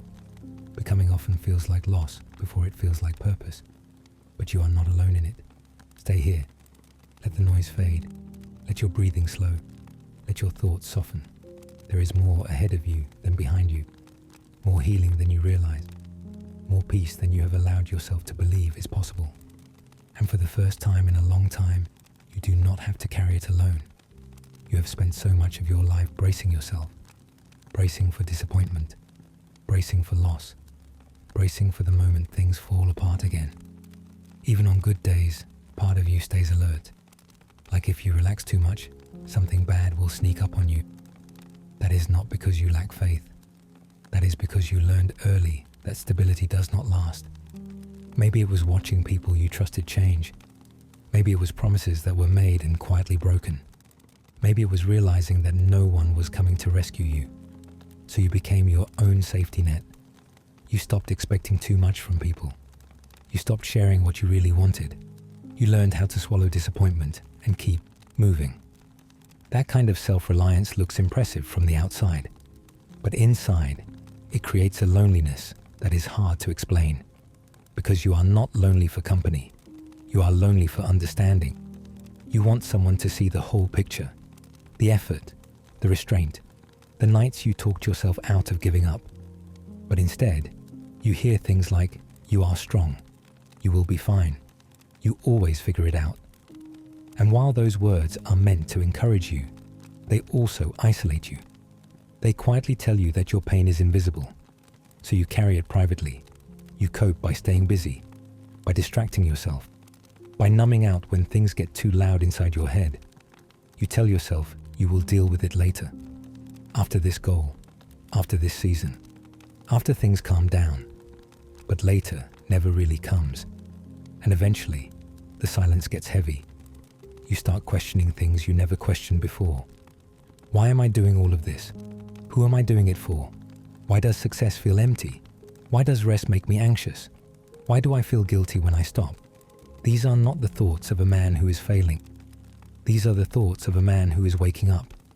Something inside you knows that the way you have been living is unsustainable, that constantly pushing forward without being grounded is slowly draining you.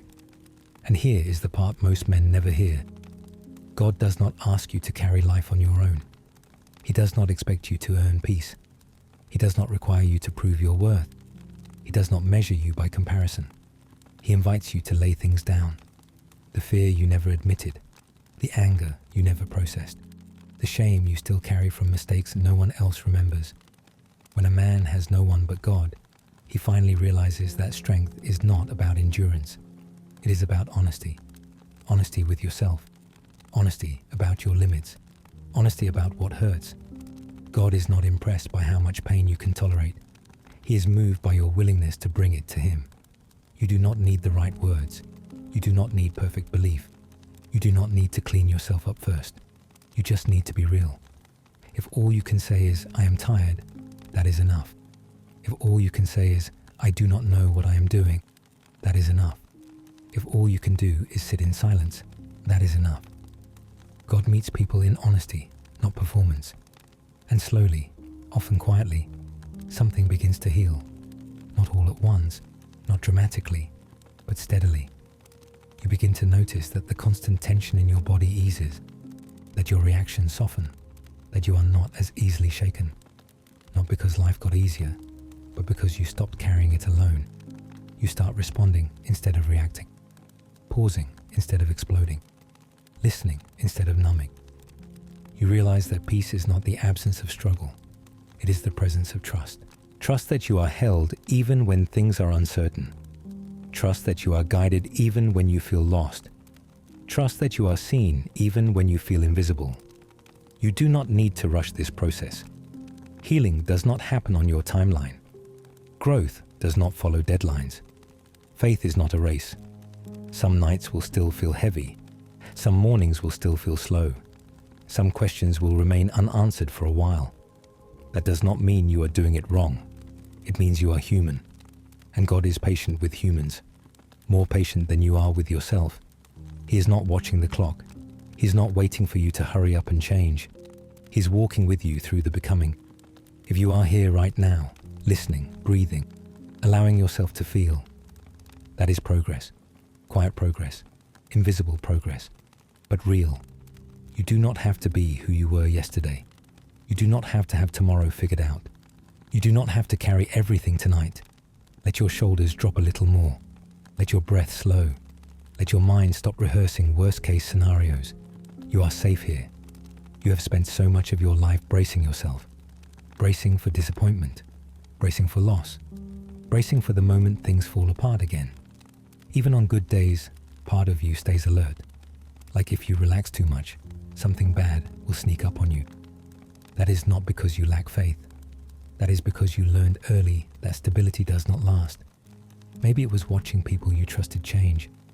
Maybe it was promises that were made and quietly broken.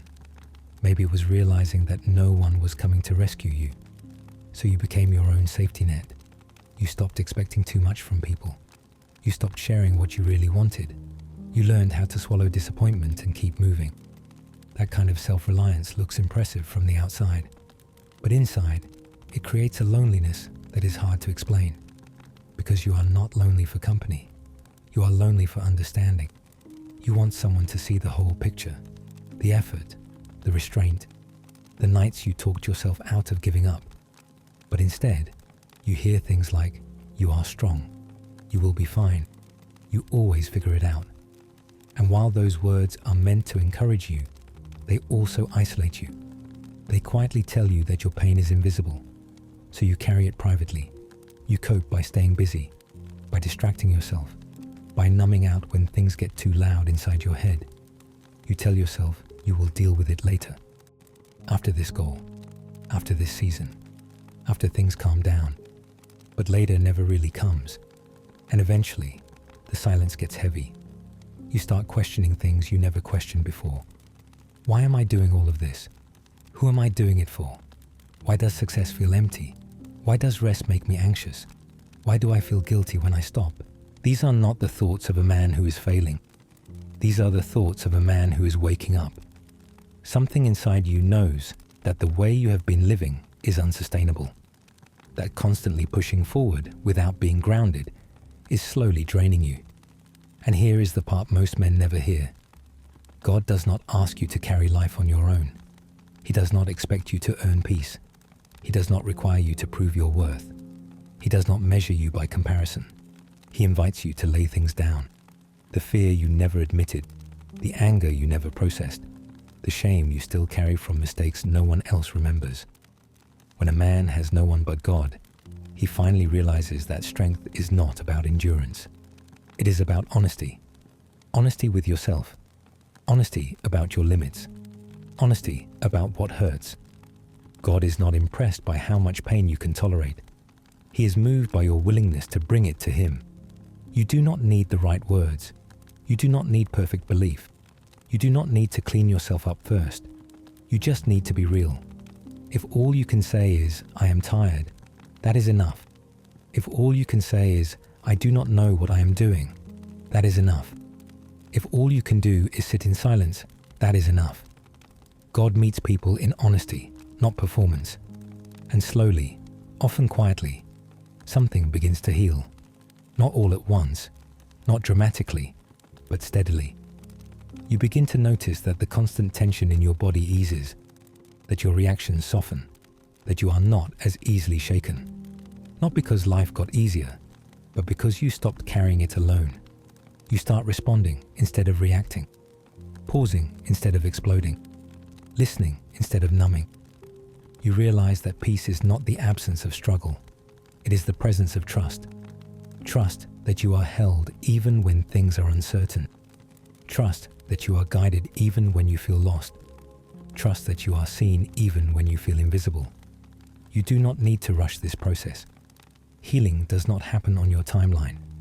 Growth does not follow deadlines. Faith is not a race. Some nights will still feel heavy. Some mornings will still feel slow. Some questions will remain unanswered for a while. That does not mean you are doing it wrong. It means you are human. And God is patient with humans. More patient than you are with yourself. He is not watching the clock. He is not waiting for you to hurry up and change. He is walking with you through the becoming. If you are here right now, listening, breathing, allowing yourself to feel, that is progress. Quiet progress, invisible progress, but real. You do not have to be who you were yesterday. You do not have to have tomorrow figured out. You do not have to carry everything tonight. Let your shoulders drop a little more. Let your breath slow. Let your mind stop rehearsing worst-case scenarios. You are safe here. There is a specific loneliness that comes with being a man who keeps going even when he is empty. It is not the loud loneliness people talk about. It is quiet, functional, hidden behind responsibility. You show up, you handle things, you keep your word, you do what needs to be done. And because of that, no one thinks to ask if you are okay. Not really. They see strength, they see reliability, they see calm. They do not see the pressure building underneath. They do not see how tired you are of being the one who holds everything together. They do not see how often you sit with questions you never speak out loud. Questions like, how long can I keep doing this? What happens if I stop? Who would stay if I finally told the truth? These thoughts do not make you weak. They make you human. But somewhere along the way, you learned that being human was not allowed. So you adapted, you hardened, you carried more than you should have. And now you are here. Maybe not by accident. When a man has no one but God, it does not always feel holy at first. It often feels like loss, like isolation, like being stripped down to nothing. Because all the things that once gave you identity start to fall away. Titles, roles, relationships, plans. You begin to realize how much of your worth you tied to what you could provide or produce. How much of your confidence depended on being needed. And when those things are gone or quiet, you are left asking who you are without them. That question can feel terrifying, but it is also an invitation. God is not intimidated by your questions. He is not threatened by your doubts. He is not disappointed by your exhaustion. He has been waiting for you to stop running long enough to hear him. Not in thunder, not in pressure, but in presence. There is a reason your mind slows down at night. There is a reason your thoughts get heavier when you are finally still. There is a reason sleep does not come easily when everything else has gone quiet. It is not because you are broken. It is because your soul has been trying to speak. You have spent so long being strong for everyone else that you forgot what it feels like to be supported. You forgot what it feels like to lean instead of brace, to trust instead of control. And control has cost you more than you realize. Control kept you moving, but it also kept you tense. Control kept you safe, but it also kept you alone. God does not take control away from you to punish you. He invites you to release it so you can breathe again. You are allowed to be tired. You are allowed to be uncertain. You are allowed to admit that you do not have all the answers. Strength does not mean silence. Strength does not mean isolation. Strength does not mean pretending nothing hurts. Real strength is learning when to stop fighting alone. And if you are honest, fighting alone has been exhausting. You have been carrying weight that was never meant for you. You have been measuring yourself by standards that were never meant to define you. You have been pushing through pain that was meant to be shared. God sees that. He sees the nights you lie awake replaying conversations, the moments you wonder if you made the right choices, the quiet fear that you might never feel fully at peace. He sees the way you show up anyway, the way you keep going even when you feel empty, the way you still care even when it hurts. And he does not look at you with disappointment. He looks at you with compassion, because he knows how much you have endured, and he knows how close you are to breaking open instead of breaking down. There is a difference. Breaking down feels like failure. Breaking open feels like surrender. And surrender does not mean giving up. It means letting go of what you were never meant to carry. You do not need to have a dramatic moment. You do not need to feel emotional. You do not need to change everything overnight. You just need to stop running, even for a moment. Let your shoulders drop. Let your breathing slow. Let the noise settle. You are not falling behind. You are not running out of time. You are not being left behind. You are being redirected. God often strips away false strength before he builds real peace. He often removes distractions before he restores clarity. He often allows silence before he speaks. And when he speaks, it is not with pressure. It is with truth. Truth that steadies instead of overwhelms. Truth that anchors instead of demands. Truth that reminds you that you were never alone, even when it felt that way. You are not forgotten. You are not overlooked. You are not invisible. You are seen. You are known. You are held. And we are not done yet. There is more space ahead, more calm, more clarity, more rest than you have allowed yourself in a long time. Listen, I I want to say something clearly, because you might not even realize you are doing it. You have been surviving, not in a dramatic way, not in a way people can easily point at, but in a slow, steady, quiet way. Surviving looks like waking up and doing what has to be done, even when you feel nothing. Surviving looks like pretending you are fine because you do not want to be a burden. Surviving looks like working longer so you do not have to sit with your thoughts. Surviving looks like keeping it together in public, then feeling heavy the moment you are alone. Surviving looks like not calling anyone because you do not even know what you would say. And one of the hardest parts is this: most men do not even have the language for what they feel. Not because you are emotionless, not because you do not care, but because you were trained to translate everything into action. If you are stressed, you work. If you are overwhelmed, you push through. If you are lonely, you distract yourself. If you are hurting, you get quieter. If you are afraid, you get sharper. If you are disappointed, you act like it did not matter. You learn to turn pain into productivity. But pain does not disappear when you outwork it. It just waits. It stores itself. It sits in the background. Then one night, you lie down and the noise finally stops. And suddenly, you feel it. That pressure in your chest, that tightness in your throat, that sense of being on the edge of something you cannot name. And you tell yourself, I am just tired. But it is more than tired. It is the weight of being the one who always has to be solid, the one who has to be dependable, the one who has to know what to do, the one who has to fix things. And you might not say it out loud, but sometimes you wonder something like this: if I stopped being useful, would anyone still care? That thought alone can crush a man, because when you have been valued for what you provide, it starts to feel like love is conditional, like affection is earned, like respect is rented. And maybe you have been living that way for so long that you forgot love was supposed to be safe. You forgot love was supposed to be steady. You forgot love was supposed to hold you, not measure you. So when you have no one but God, it becomes painful at first, because you finally realize how many of your relationships were built on performance. You were not always allowed to be human. You were allowed to be strong. You were allowed to be helpful. You were allowed to be composed. But the moment you needed something, the moment you were not okay, the moment you were confused or hurting, you felt the room change. Maybe people got uncomfortable. Maybe people minimized it. Maybe they told you to be grateful. Maybe they told you to man up. Maybe they told you to pray more without actually sitting with you. So you learned that your pain made other people uneasy, and you started keeping it to yourself. But your soul cannot heal in secrecy forever. God is not asking you to pretend. God is not asking you to perform. God is not asking you to be impressive. God is inviting you to be honest, because honesty is where healing starts. And honesty for many men begins with admitting one thing: you have been tired for a long time. Not just physically, deep tired.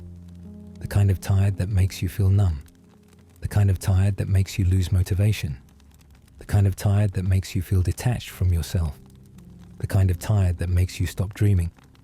A man can keep functioning while he is slowly fading inside.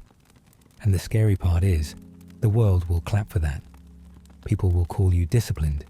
People will call you focused. People will call you a machine. But God sees the cost. He sees the way your smile has become a mask. He sees the way you laugh, but do not feel joy. He sees the way you handle things, but do not feel peace. He sees the way you keep going, but do not feel alive. And here is something you need to hear tonight. You were not created to merely survive. You were created to live. And living includes rest. Living includes softness. Living includes being cared for. Living includes being held. But men often do not believe they are allowed to be held. They think being held is weakness. They think being held is dependency. They think being held is childish. So they keep standing, even when they are bleeding. And they do not call it bleeding. They call it stress. They call it pressure. They call it life. But underneath it, sometimes there is grief. Grief for the man you thought you would be by now. Grief for the relationships that failed. Grief for the childhood you never fully got to have. Grief for the father who did not teach you how to be loved. Grief for the mother you could not protect. Grief for the dream that died quietly while you were trying to be responsible. Some men have been grieving for years and never called it grief. They just called it moving on. But moving on is not the same as healing. Healing requires truth. Healing requires bringing things into the light. Healing requires letting God touch the places you avoid. And those places might include anger. Not loud anger, quiet anger. The kind that turns into irritability. The kind that turns into distance. The kind that turns into impatience. Anger that comes from feeling unseen. Anger that comes from being used. Anger that comes from carrying too much. Anger that comes from being expected to be strong without being supported. And beneath anger, there is often sadness. Sadness that you cannot fix. Sadness that you cannot explain. Sadness that you do not want to admit because you do not want to be that guy. But you do not have to be ashamed of sadness. Jesus himself wept, not because he was weak, but because he was real. Because love feels. Because compassion is emotional. Because holiness is not numbness. So if you have been numb, if you have been shut down, if you have been distant from your own heart, it does not mean you are broken beyond repair. It means you have adapted to survive. Now God wants to teach you how to be safe again. Safe enough to feel. Safe enough to rest. Safe enough to admit you need him. And here is the hard truth. Some men do not run from God. They run from the silence where God speaks. Because silence forces you to face what you have been avoiding. In silence, you remember things. In silence, you feel the loneliness. In silence, you notice the emptiness. In silence, you realize you have been living on autopilot. So you fill the silence with anything. Phone, music, work, videos, scrolling, noise. But the noise never heals you. It only delays the moment you finally have to be honest. And that is why this video matters. Because this is not about you being a perfect man. This is not about you being the strongest man. This is not about you proving anything. This is about you coming back to yourself and coming back to God. And maybe you are wondering, what does that actually look like? It can start simple. It can start with admitting, God, I am tired. God, I have been pretending.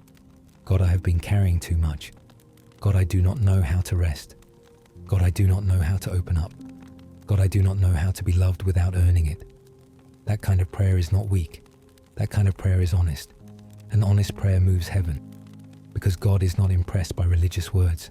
He is moved by truth. You do not need to sound spiritual. You need to be real. And if you cannot even pray tonight, if you do not have the energy for words, you can do something else. You can just be present. You can sit here and breathe. You can let the message wash over you. You can let your guard loosen 1 inch. Because the payoff of this video is not hype. It is not emotion for emotion's sake. The payoff is peace. Real peace. The kind that does not depend on everything going right. The kind that holds you when life is still heavy. The kind that steadies you from the inside. A man can have money and still have no peace. A man can have a family and still feel alone. A man can have success and still feel empty. Because peace is not a circumstance. Peace is a presence.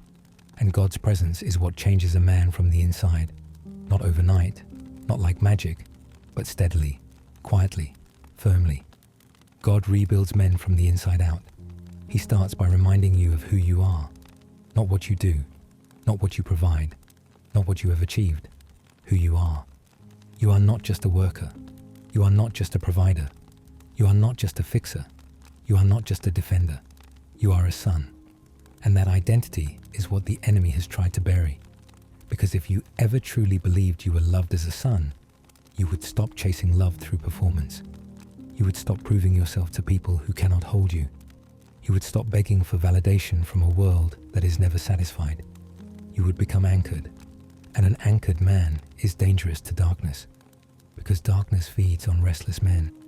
Darkness feeds on lonely men. Darkness feeds on men who feel unseen. Darkness feeds on men who feel like they have to numb out to survive. But when a man learns to sit with God, the enemy loses access. When a man learns to be still, the lies get louder at first. Because lies hate silence. Lies want distraction. Lies want speed. Lies want you rushing. So when you slow down, you might feel more tempted, more anxious, more restless. That does not mean you are failing. That means the battle is being exposed. And when the battle is exposed, you can finally fight it with truth. Truth like this: you are not alone. You have never been alone. Even when you felt abandoned, God was there. Even when you felt used, God was there. Even when you felt unseen, God was there. Even when you felt like you were drowning quietly, God was there.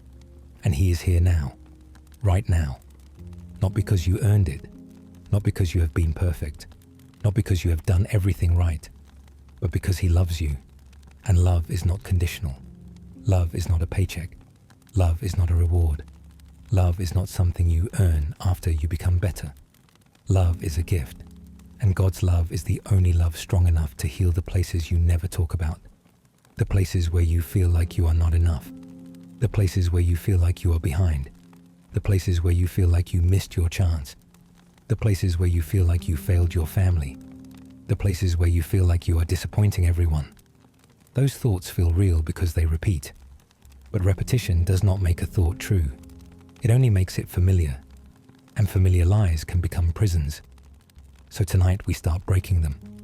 Not by force, not by shame, not by pressure, by truth, by warmth, by presence, by rest. And I want you to stay for the full video, because if you stay, you are going to feel something shift. Not necessarily a dramatic emotion, but a subtle strengthening, a steadiness, a sense that you can breathe again, a sense that you do not have to carry the whole world alone, a sense that even if no one else understands you fully, God does. And that understanding is not passive, it is active. It comforts you, it guides you, it restores you, it corrects you without crushing you, it holds you without demanding you perform. And as we keep going, we are going to talk about the silent burdens men carry, the fear of not being respected, the fear of being replaced, the fear of being irrelevant, the fear of failing, the fear of dying without ever feeling truly known, the fear of living your whole life and never feeling peace. We are going to bring it all into the light, not to embarrass you, not to expose you, but to free you, because you cannot heal what you keep hidden, and you cannot fight what you refuse to name. So take another slow breath.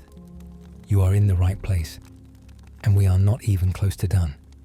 We are just getting into the parts men rarely say out loud, but almost every man has felt. So stay with me. Let your guard loosen again, because the more honest we get, the lighter you will feel. There is another layer to this that men rarely admit, even to themselves. It is the fear of becoming invisible, not physically gone, but unseen, unconsidered, unneeded. A man can live in a room full of people and still feel like no one truly notices him. Not his inner life, not his struggles, not the pressure he carries quietly. You may have learned early on that attention came when you achieved something, when you performed, when you succeeded, when you were useful. So when life slows down, when progress feels delayed, when success feels farther away than it used to, something inside you tightens. You start asking yourself questions you do not want to face. Am I still valuable if I am not winning? Do I matter if I am not providing at the same level? Would anyone miss me if I stopped showing up the same way? Those questions can feel dangerous, so you push them away. You distract yourself. You stay busy. But the questions do not disappear. They wait. And eventually, they show up in subtle ways. You feel irritable over small things. You feel drained even after resting. You feel disconnected from joy. You feel like you are always on edge. That edge is not weakness. It is a signal that you have been living in survival mode for too long. Survival mode keeps you moving, but it also keeps you guarded. It keeps you alert, but it also keeps you tense. It keeps you functioning, but it keeps you distant from peace. God never intended for you to live your entire life braced for impact. He did not create you to constantly prepare for the next blow. He did not design your nervous system to be in fight mode forever. He did not shape your heart to carry endless pressure without relief. There is a reason you feel drawn to stillness right now. There is a reason your body wants rest. There is a reason your mind wants quiet. Those are not signs of laziness. They are signs of wisdom. Wisdom that says something needs to change. And change does not always start with action. Sometimes it starts with surrender. Surrender does not mean quitting. It means trusting that you do not have to control everything to be safe. That idea might feel uncomfortable because control has kept you alive. Control has helped you survive. Control has made you dependable. But control has also cost you intimacy. It has cost you softness. It has cost you rest. God does not ask you to let go of control so he can abandon you. He asks you to let go so he can carry what you were never meant to. You were never meant to carry the future alone. You were never meant to carry every outcome. You were never meant to carry every expectation placed on you. Some of those expectations were never even spoken. You just absorbed them. Be strong. Do not complain. Do not need too much. Do not fall apart. Do not show fear. Do not show doubt. Those rules were never God's rules. They were survival rules. And survival rules can keep you alive, but they cannot give you peace. Peace comes from trust. Trust comes from safety. Safety comes from knowing you are loved even when you are not performing. And that is where many men struggle the most. Because love without conditions feels unfamiliar. It feels risky. It feels undeserved. So when God offers it, you hesitate. You think there must be a catch. You think you have to earn it. You think you have to clean yourself up first. But God does not wait for you to be ready. He meets you where you are. Not the version of you that has it together. The version of you that is tired. The version of you that is confused. The version of you that feels behind. The version of you that feels like time is slipping through your fingers. That version of you is not rejected. That version of you is welcomed. And that is why this moment matters. Because something inside you already knows you cannot keep going the same way forever. Something inside you knows that if nothing changes, you will keep feeling this quiet ache. Not a dramatic breakdown, not a visible collapse, just a slow fading. God does not want you to fade. He wants you to live fully, not louder, not harder, but truer. Truer to who you actually are beneath the armor. Truer to the man who still hopes, even if he pretends he does not. Truer to the man who wants peace, even if he does not know how to reach it. You do not have to become someone else. You do not have to reinvent yourself. You do not have to force change. You just have to allow yourself to be guided. Guidance does not come through pressure. It comes through presence. So if your chest feels a little lighter right now, that matters. If your thoughts feel a little slower, that matters. If you feel a small sense of relief, even if you cannot explain it, that matters. That is your body responding to safety. That is your spirit recognizing truth. And we will keep going. There is still more to unpack, more burdens to release, more lies to dismantle. But for now, just stay here. Stay open. Stay breathing. Because the hardest part for many men is not carrying the weight. It is learning that they do not have to. There is something else most men never say out loud, even when they are alone. It is not just that you feel tired. It is that you feel replaceable.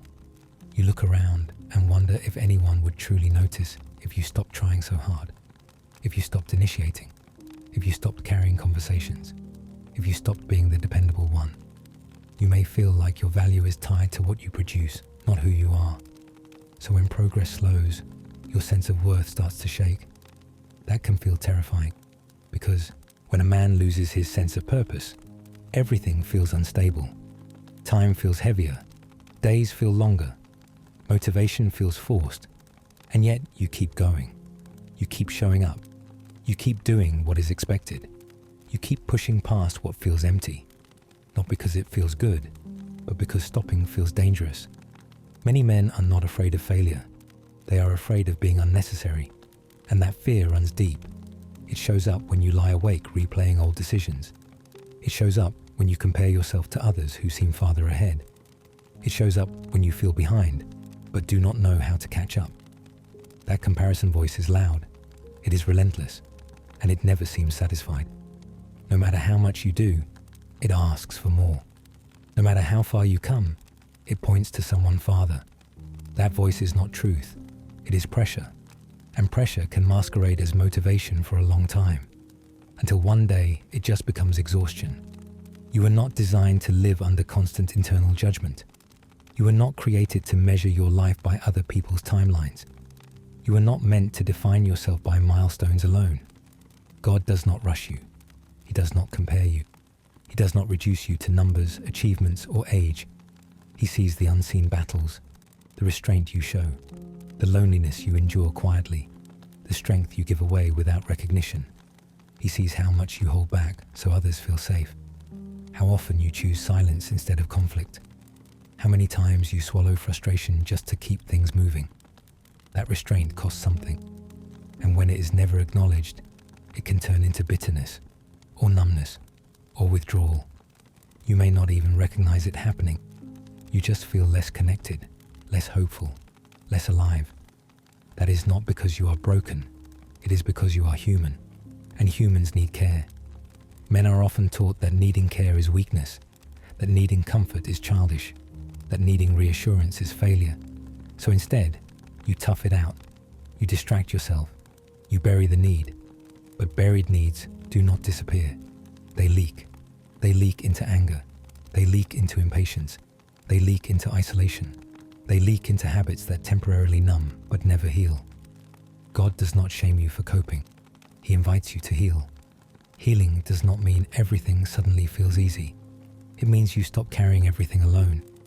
That is the shift that begins to change everything.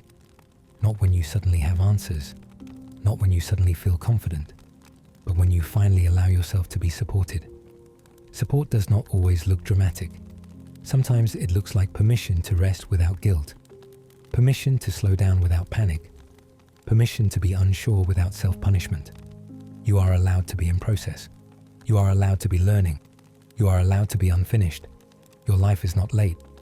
You are not behind. You are not failing. You are becoming. And becoming takes time. It takes quiet seasons. It takes confusion. It takes surrender. It takes letting go of versions of yourself that were built for survival, not peace. God is not disappointed in you for being here. He is present with you in it. That presence is steady. It does not demand. It does not rush. It does not threaten. It waits. And sometimes waiting feels unbearable, especially for men who are used to fixing, doing, solving. But waiting with God is not inactivity. It is trust being formed. Trust that you are held. Trust that you are guided. Trust that you are not alone in the unknown. If you feel something loosening right now, let it. If your breathing is deeper, let it. If your mind is quieter, stay with it. There is more beneath this surface. More stories you have not told. More grief you have not named. More hope that has been buried under responsibility. We will keep going, slowly, honestly, without pressure. Because when a man finally stops running from his inner life, something powerful begins to heal. There is another layer beneath everything you have been carrying. It is the quiet grief of becoming someone you never expected to be. Not in a dramatic way, not in a way anyone else would notice, but in the slow realization that life did not turn out the way you pictured when you were younger. You may have imagined yourself more confident by now, more established, more certain. Instead, you feel like you are constantly recalibrating, adjusting expectations, lowering the volume on old dreams so they hurt less. That hurts in a way men rarely talk about, because no one taught you how to grieve unrealized versions of yourself. You were taught to adapt, to move forward, to toughen up. But grief does not disappear just because you ignore it. It settles into your body, into your shoulders, into your jaw, into the tightness in your chest that never fully leaves. Sometimes it shows up as irritation, sometimes as detachment, sometimes as the feeling that nothing really excites you anymore. You are not broken for feeling this way.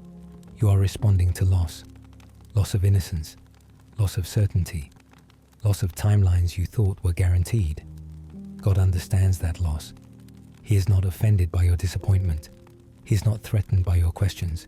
He is not distant from your confusion.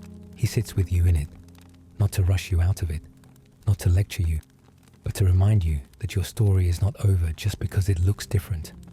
Some of the strongest men in Scripture lived seasons where nothing made sense, where promises felt delayed, where isolation felt heavy, Those seasons did not disqualify them. They shaped them. And you are being shaped right now, even if it feels like stagnation. You may feel invisible, like your effort goes unnoticed, like no one checks in on how you are really doing. So you learn to self-contain. You tell yourself you are fine. You avoid burdening others. But inside, you are tired of being strong all the time. You want to rest without guilt. You want to be honest without feeling weak. You want to feel safe enough to admit that some days you do not know what you are doing. That desire does not make you less of a man. It makes you real. God does not ask you to perform masculinity. He asks you to bring your whole self. The parts that are confident, and the parts that are afraid, the parts that lead, and the parts that feel lost. He already knows them anyway. You do not have to clean yourself up before coming to Him. You do not have to fix your emotions. You do not have to arrive with answers. You can come exactly as you are, even now, even here. If you feel a heaviness lifting slightly, that matters. If you feel tears close to the surface, that matters. If you feel nothing at all, that matters too.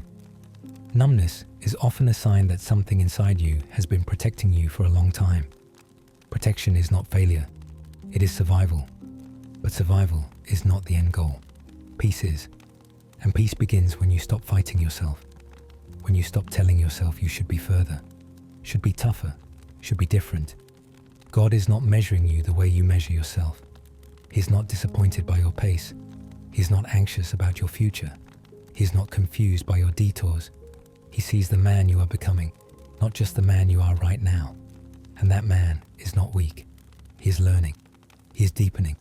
He is being refined in ways comfort never could accomplish. This process is quiet.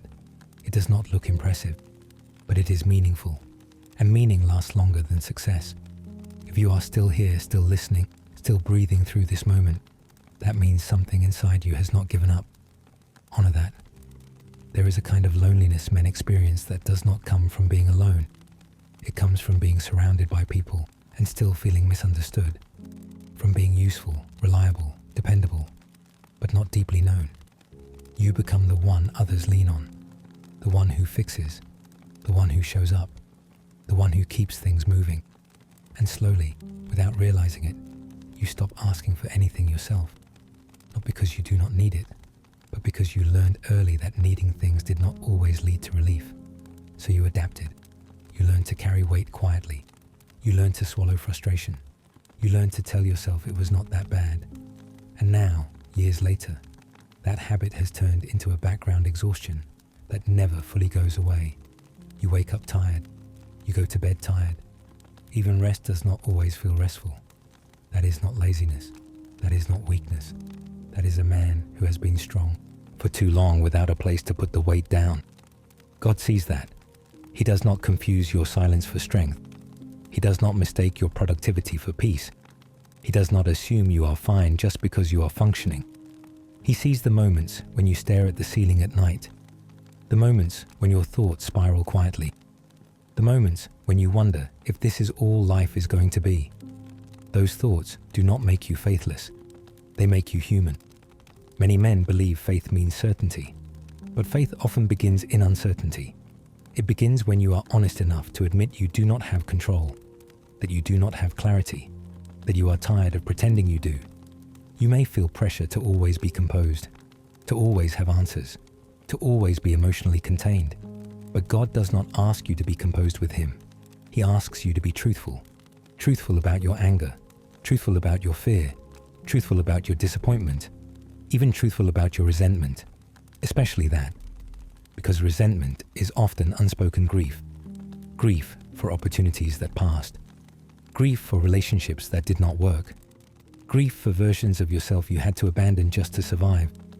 That grief does not mean you failed. It means you cared. And caring deeply always comes with risk. You may have been taught that men should move on quickly. That dwelling is dangerous. That emotions slow you down. But emotions ignored do not disappear. They harden. They leak out sideways. They show up as irritability, as withdrawal, as numbness. God does not want you numb. He wants you alive. Not in a loud way, not in a performative way, but in a grounded, steady, deeply rooted way. that allows you to feel without drowning. That kind of life takes time. It takes honesty. It takes surrender. And surrender is not giving up. It is letting go of the illusion that you have to do everything alone. When a man has no one but God, something uncomfortable happens first. Silence. No distractions. No applause.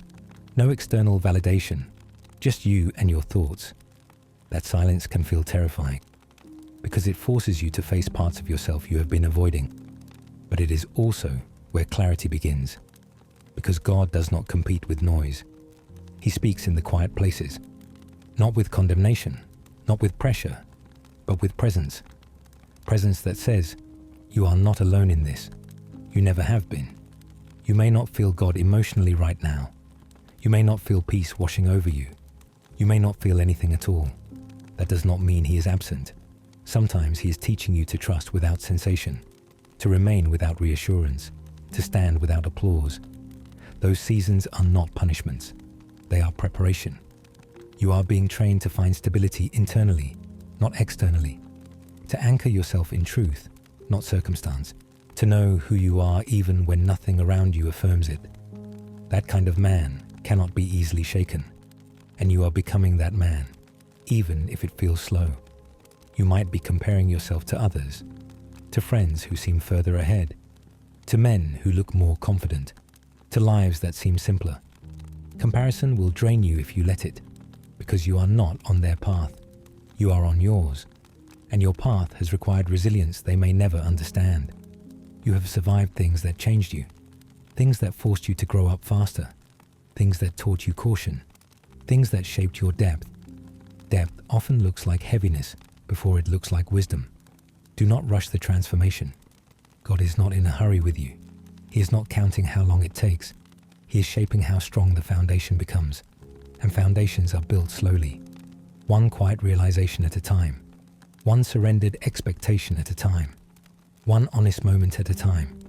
You may not see progress, but progress is happening.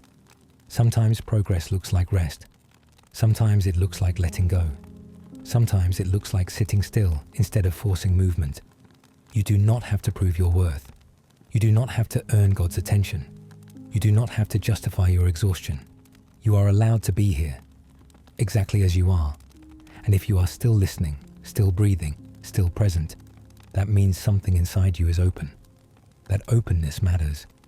There is a kind of loneliness men experience that does not come from being alone.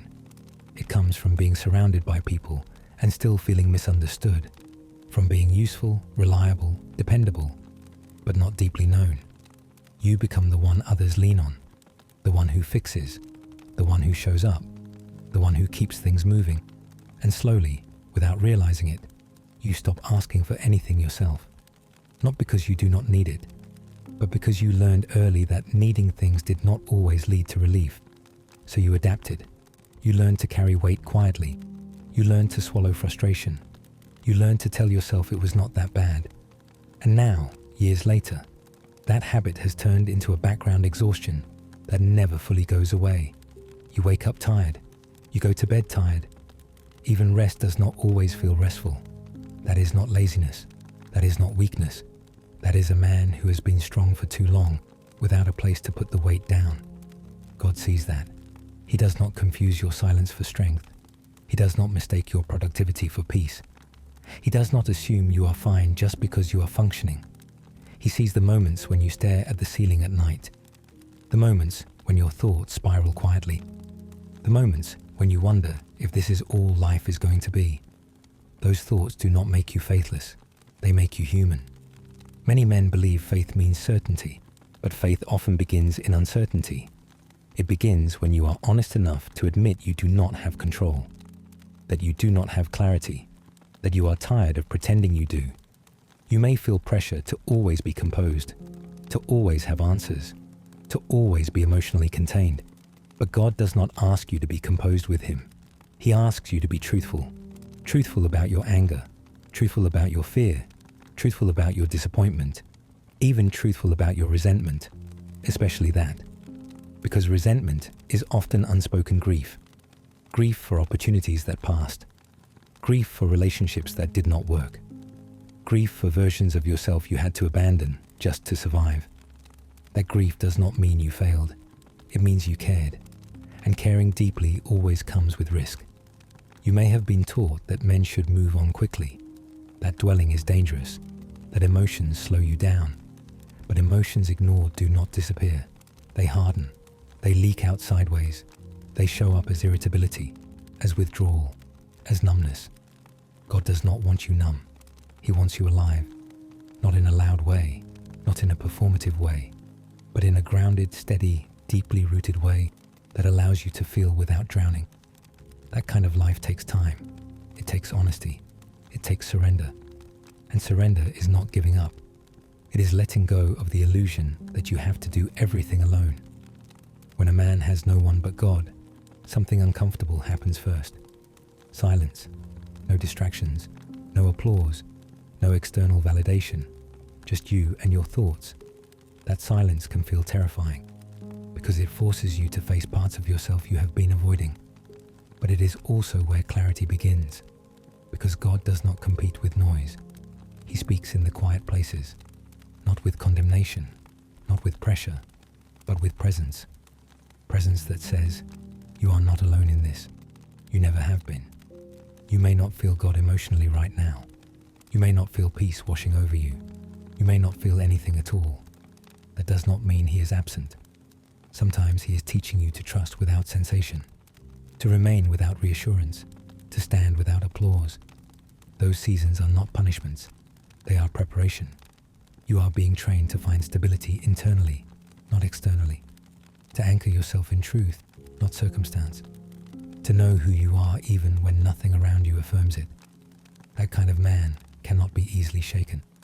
And you are becoming that man, even if it feels slow.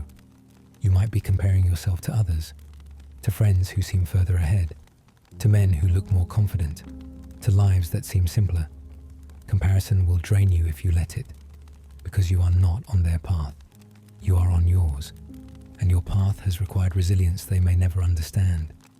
You have survived things that changed you, things that forced you to grow up faster, things that taught you caution, things that shaped your depth. Depth often looks like heaviness before it looks like wisdom. Do not rush the transformation. God is not in a hurry with you. He is not counting how long it takes. He is shaping how strong the foundation becomes. And foundations are built slowly, one quiet realization at a time, one surrendered expectation at a time, one honest moment at a time. You may not see progress, but progress is happening. Sometimes progress looks like rest. Sometimes it looks like letting go. Sometimes it looks like sitting still instead of forcing movement. You do not have to prove your worth. You do not have to earn God's attention. You do not have to justify your exhaustion. You are allowed to be here, exactly as you are. And if you are still listening, still breathing, still present, that means something inside you is open. That openness matters.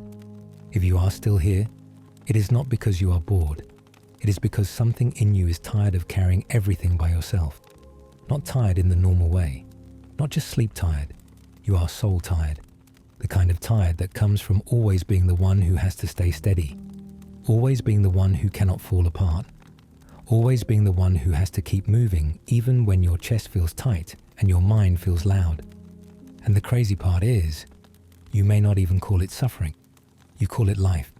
You call it responsibility. You call it being a man. But there is a difference between being strong and being silently crushed. And a lot of men live right in that space without knowing there is another way. Because nobody taught you how to feel without becoming a burden. Nobody taught you how to speak without being judged. Nobody taught you that needing help does not make you weak. So you became good at one thing, handling it. You handle stress. You handle disappointment. You handle rejection. You handle loneliness. You handle the fear of failing your family. You handle the fear of becoming a man you promised yourself you would never become. You handle it so well that people assume you do not feel it. And that assumption slowly becomes a prison. Because now, even when you want to speak, you hesitate. You tell yourself, it is not that serious. You tell yourself, other people have it worse. You tell yourself, I will deal with it later. But later becomes months. Months become years, and the weight does not disappear. It just buries itself deeper. It shows up as a short temper. It shows up as constant irritation. It shows up as you shutting down. It shows up as you losing interest in things you used to care about. It shows up as you feeling numb when you should feel joy.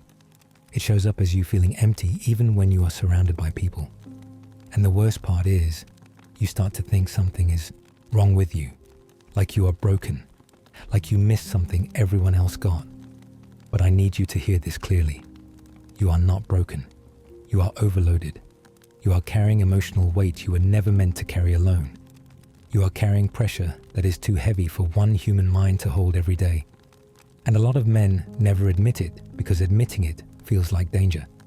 Because maybe you grew up in a home where emotions were punished, or mocked, or ignored. Maybe you tried to talk once and it backfired. Maybe you showed sadness and someone called you weak. Maybe you showed fear and someone told you to man up. Maybe you needed comfort and nobody came. So you adapted. You became self-contained. You became your own counselor, your own motivator, your own protector. You learned to swallow pain and keep moving. That is survival. But survival is not the same thing as peace.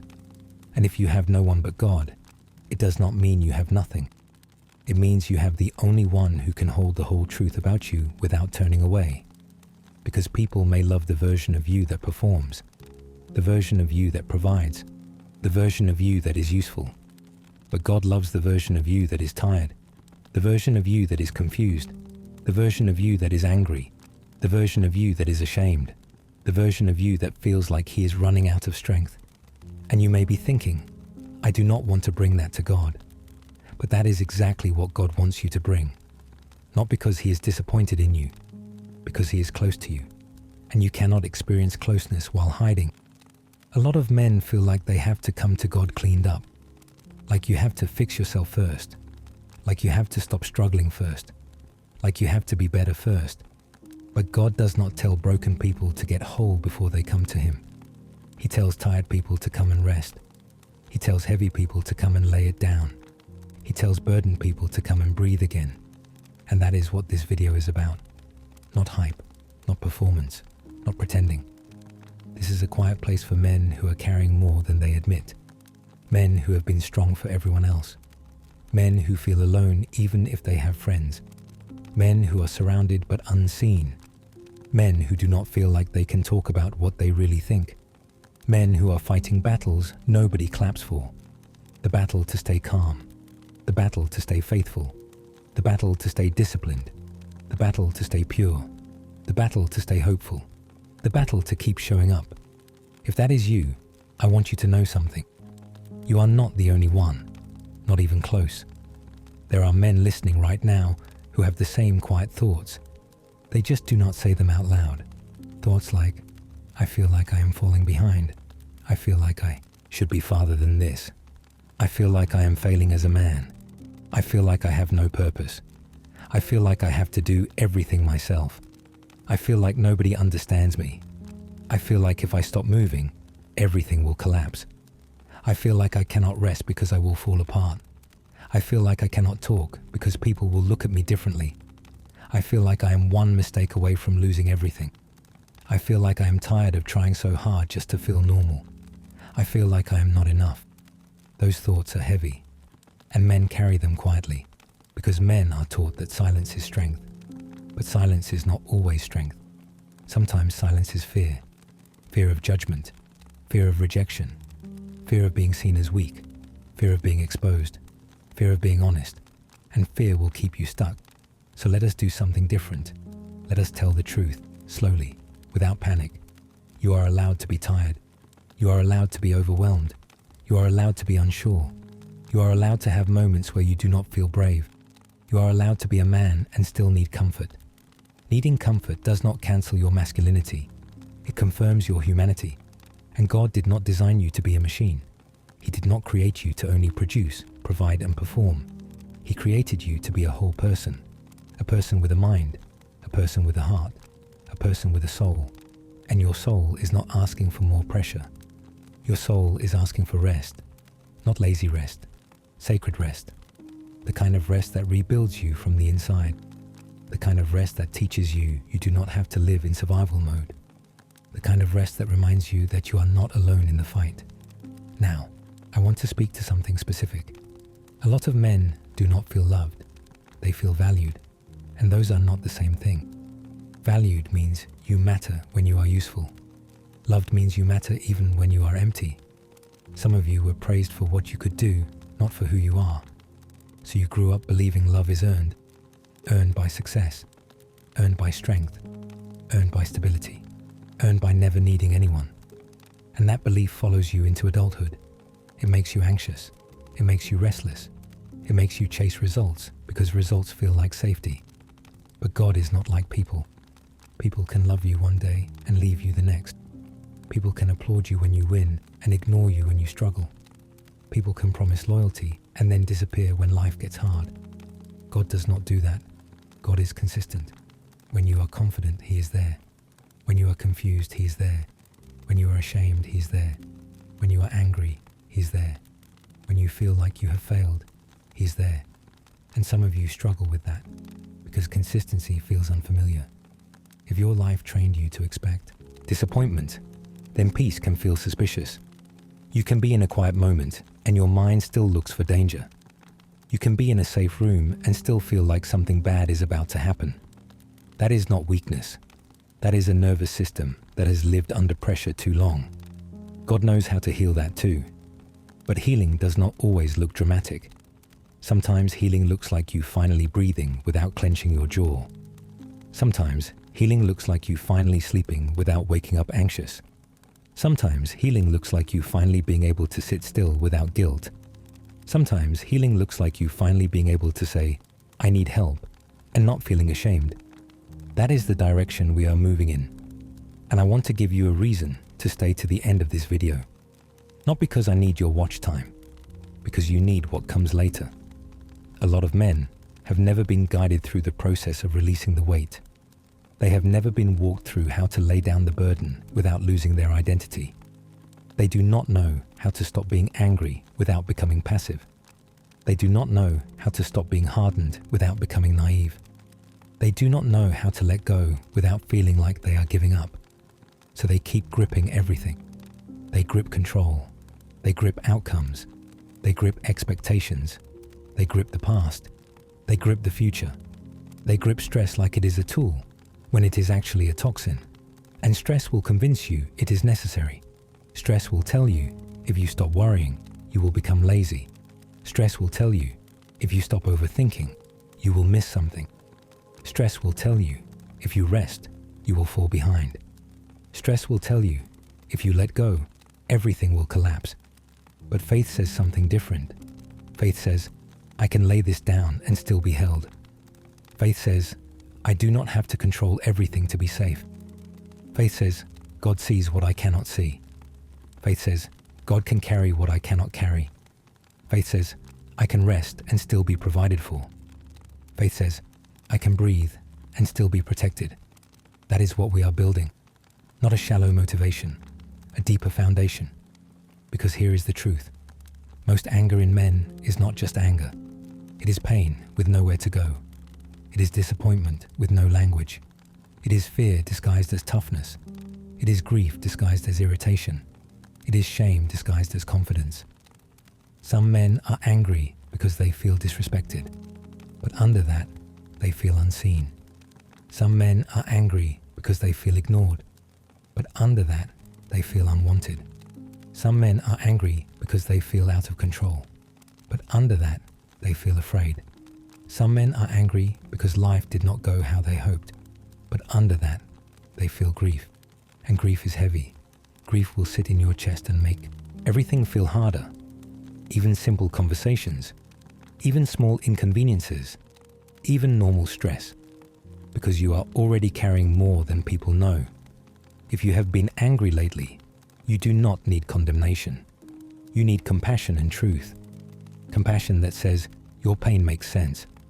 Truth that says your pain does not have to control you. God does not shame you for your emotions. He invites you to bring them to Him.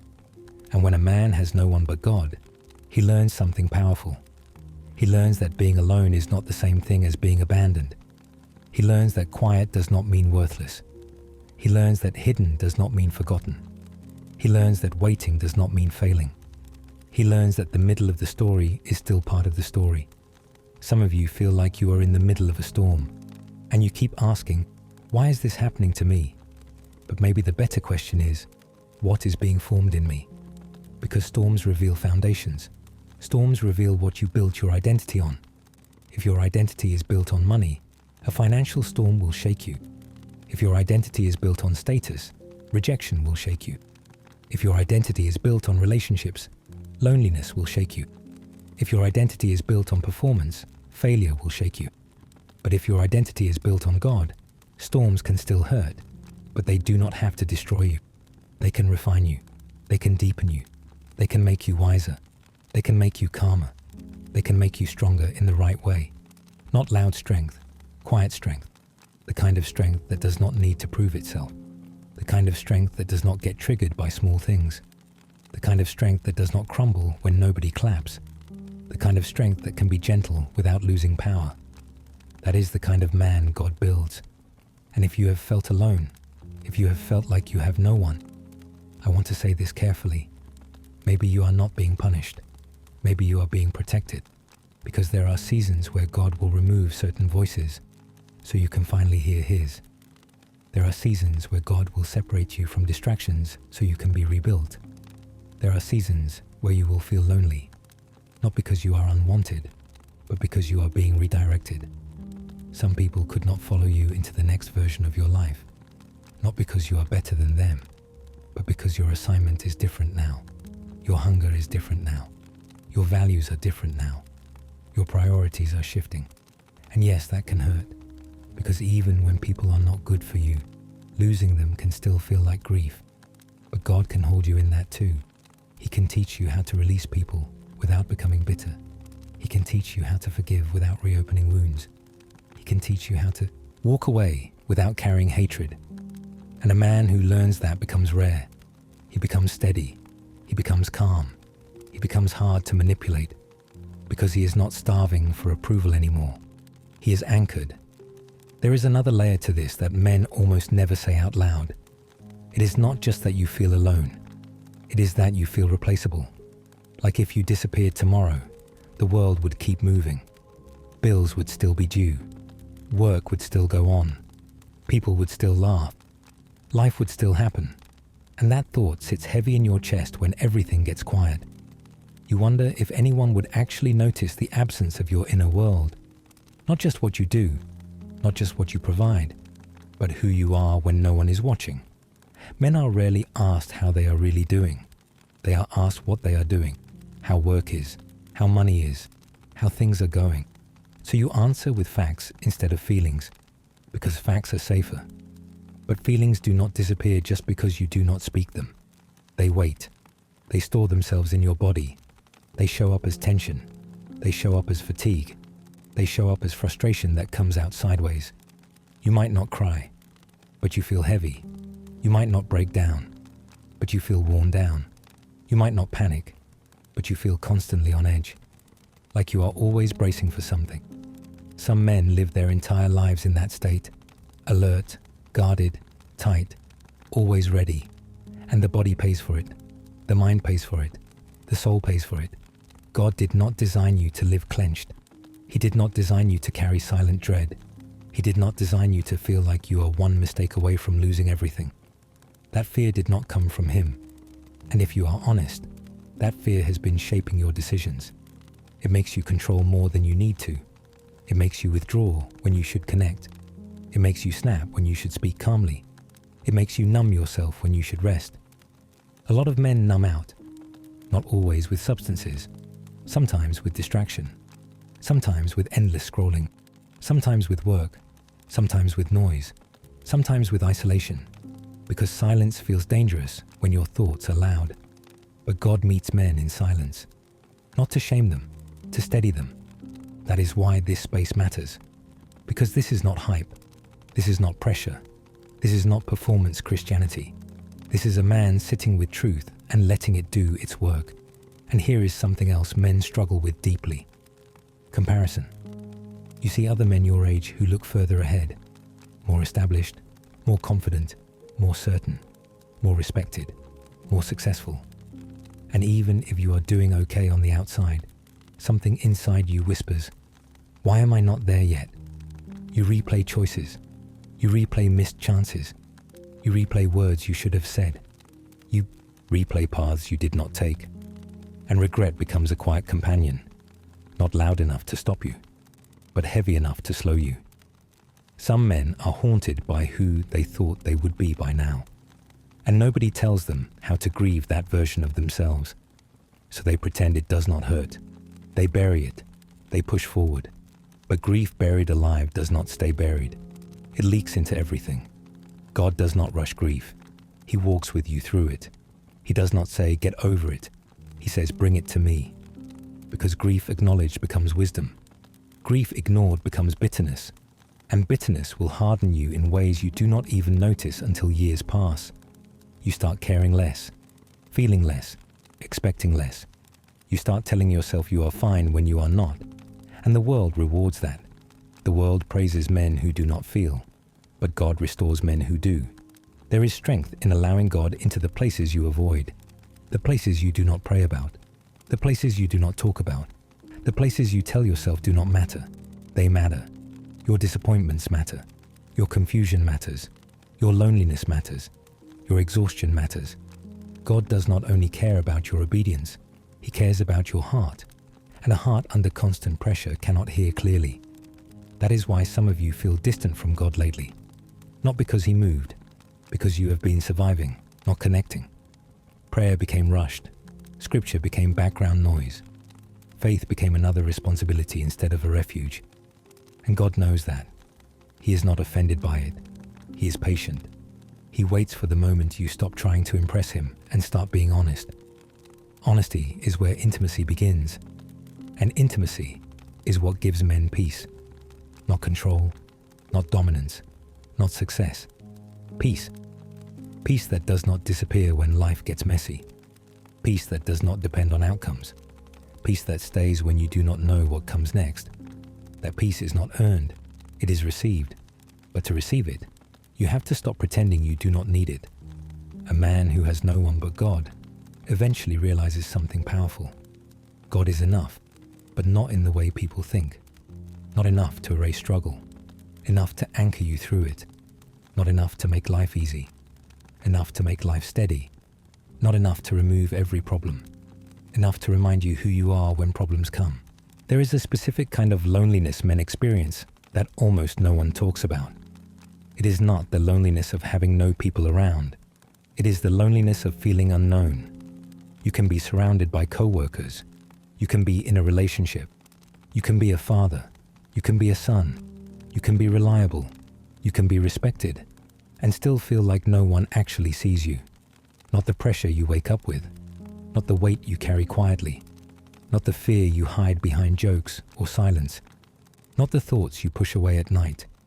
Men are taught early to be useful, to be strong, to be capable, to not be a problem. So you learn how to function. But functioning is not the same as living. Somewhere along the way, you stopped asking yourself what you need. You learned to ignore your own signals, hunger, fatigue, emotion, spiritual dryness. You kept going, because stopping feels dangerous. Stopping feels like falling apart. And if you fall apart, who catches you? That is the question most men never say out loud. Who catches me if I finally let go? For many men, the honest answer has been no one. So you stay upright, even when you are exhausted, even when you are empty, even when you are unsure. But here is the truth that changes everything. God catches men before they hit the ground. Not always visibly, not always dramatically, but faithfully. He steadies you in moments you did not even realize could have broken you. He held you together through things that should have crushed you. He kept your heart from hardening completely. He kept your conscience alive. He kept your longing intact. Even when you felt numb, something in you still wanted meaning, still wanted peace, still wanted truth, still wanted rest. That desire is not weakness. It is evidence. Evidence that God is not done with you. And some of you are wrestling with shame you have never named. Shame about mistakes. Shame about things you watched. Shame about words you said. Shame about anger you could not control. Shame about people you hurt. Shame about paths you took when you were desperate. You replay moments in your head and tell yourself, I should have known better. I should be further along. I should not still struggle with this. And shame becomes a voice that follows you everywhere. It whispers when you try to pray. It whispers when you open scripture. It whispers when you try to believe God could really use you. It says, you are disqualified. But shame does not come from God. Conviction leads you toward Him. Shame pushes you away. God corrects without crushing. He calls you forward without condemning.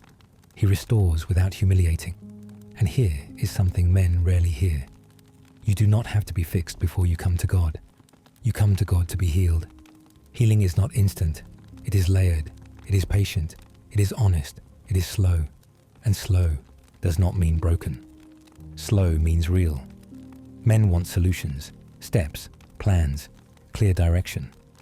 But God often starts by quieting the noise first, because a man who cannot rest cannot hear clearly. Some of you have been asking God for direction while ignoring exhaustion.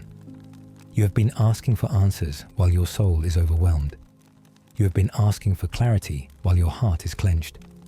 God is gentle enough to say, let me steady you first, because direction without peace becomes pressure.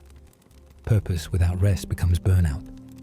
Calling without grounding becomes anxiety. God builds men from the inside out.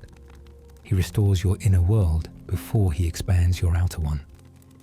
That is why this season might feel slow.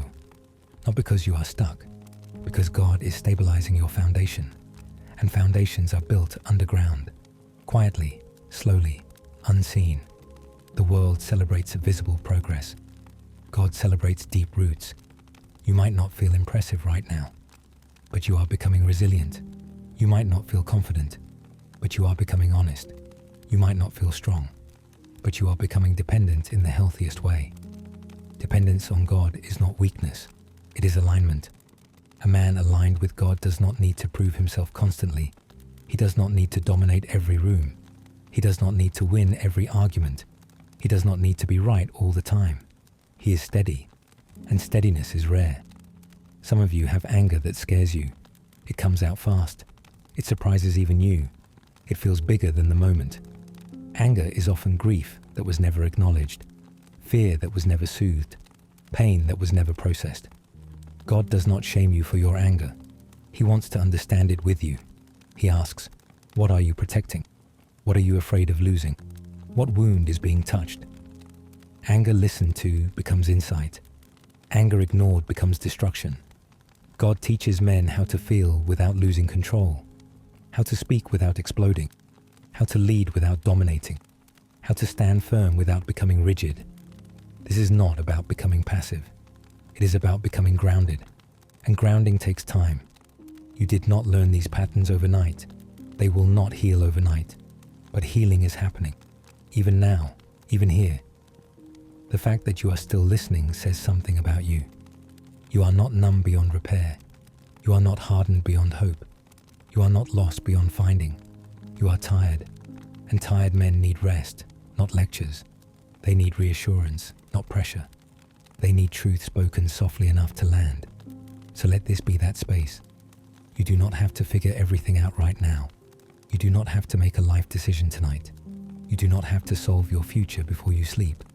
You just need to let your nervous system settle. Let your shoulders drop. Let your jaw unclench. Let your breathing slow. God works in stillness. He always has. And in the stillness, He reminds men of something essential. You are not alone in this. You never were. Even when you felt like you were walking by yourself, God was closer than your own thoughts. There is a moment many men reach that feels almost invisible from the outside. Nothing dramatic happens, no public failure, no obvious collapse.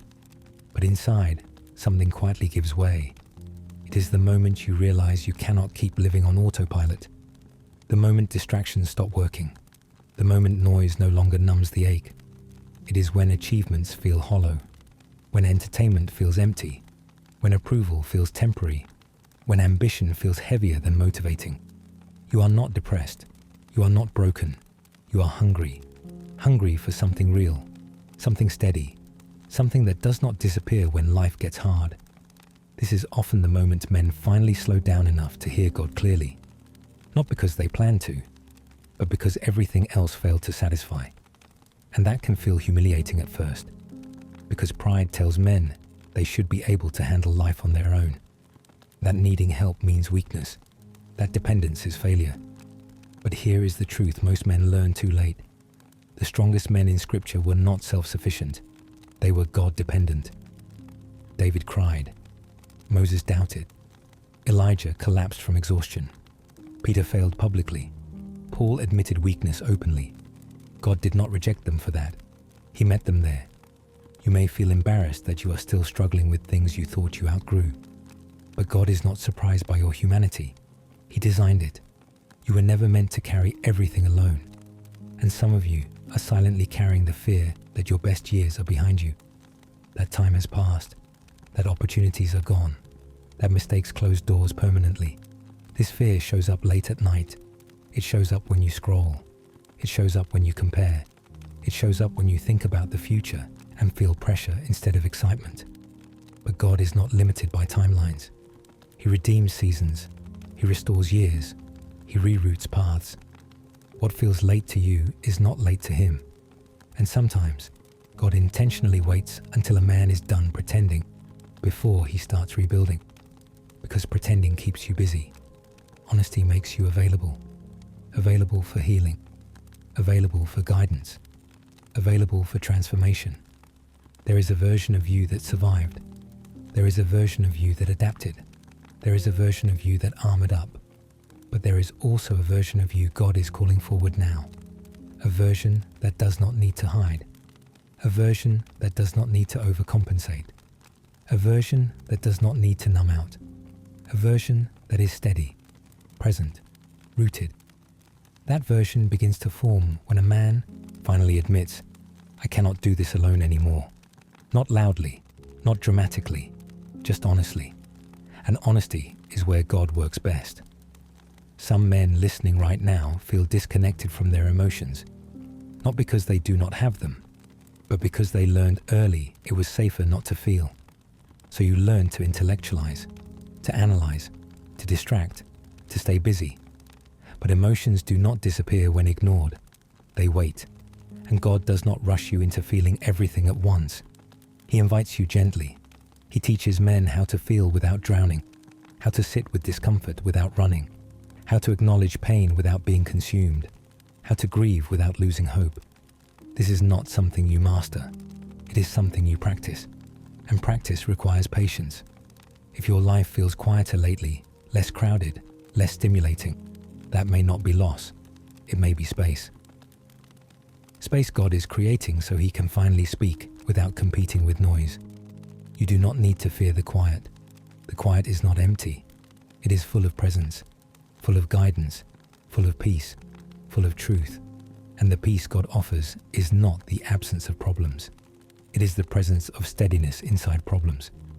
A man at peace is not unchallenged. He is anchored. Anchors do not stop storms. They keep you from drifting. God is becoming your anchor, even if it does not feel dramatic, even if it does not feel powerful, even if it feels subtle. Subtle transformations last longer than emotional highs. And right now, something is softening in you. You may feel it in your breathing, in your shoulders, in the way your thoughts are slowing. That is not coincidence. That is your nervous system responding to safety. And safety is where healing begins. You are safe here. You are not being judged. You are not being rushed. You are not being measured. You are being met. And there is still more to unfold. Because when a man truly reaches the place where he has no one but God, something profound begins to happen. Not immediately, not all at once, but steadily, quietly, surely. When a man reaches the place where he has no one but God, something inside him finally stops fighting. Not because life suddenly makes sense, not because answers appear, but because resistance becomes too exhausting to maintain. This is usually the moment men mistake for giving up. But it is not giving up. It is letting go. Letting go of the need to control every outcome. Letting go of the pressure to always have a plan. Letting go of the belief that your worth is tied to what you produce, earn, protect, or fix. Most men were taught, directly or indirectly, that love is conditional, that respect must be earned, that rest is something you get after proving yourself. So when everything slows down, it feels threatening, like you are losing ground, like you are falling behind, like you are wasting time. But God does not measure your life the way the world does. He measures growth differently. He measures strength differently. He measures success differently. There are seasons where God builds externally, and there are seasons where God builds internally. Internal seasons feel invisible. They feel unproductive. They feel uncomfortable. But they are foundational, and foundations are laid underground. No one applauds them. No one sees them, but everything rests on them. Some of you listening are frustrated because you feel like nothing is happening, but something is happening. Your reactions are changing. Your patience is growing. Your tolerance for things that once distracted you is shrinking. Your hunger for meaning is increasing. That is not stagnation. That is alignment. God is recalibrating you, and recalibration always feels slow because it requires precision. Men often want transformation to feel powerful, like a breakthrough, like a moment, like a rush.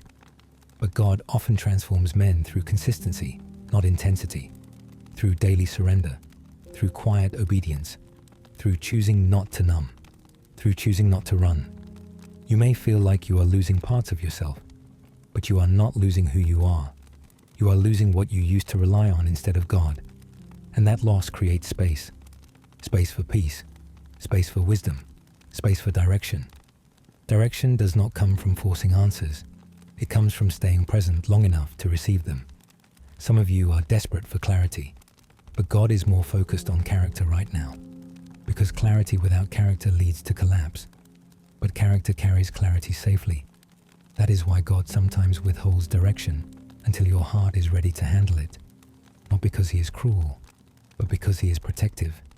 He knows what you will do with influence, with opportunity, with authority, with provision, and He loves you too much to give you something before you are steady enough to carry it.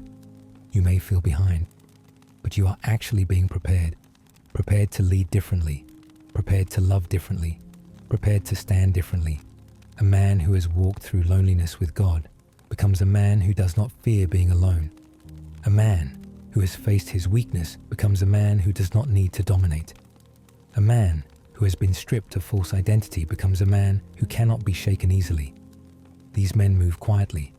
They speak less. They listen more. They react slower. They choose intentionally. They are not impressive in the world's eyes, but they are dangerous in the best way because they are unmovable. And God is forming that kind of man in you.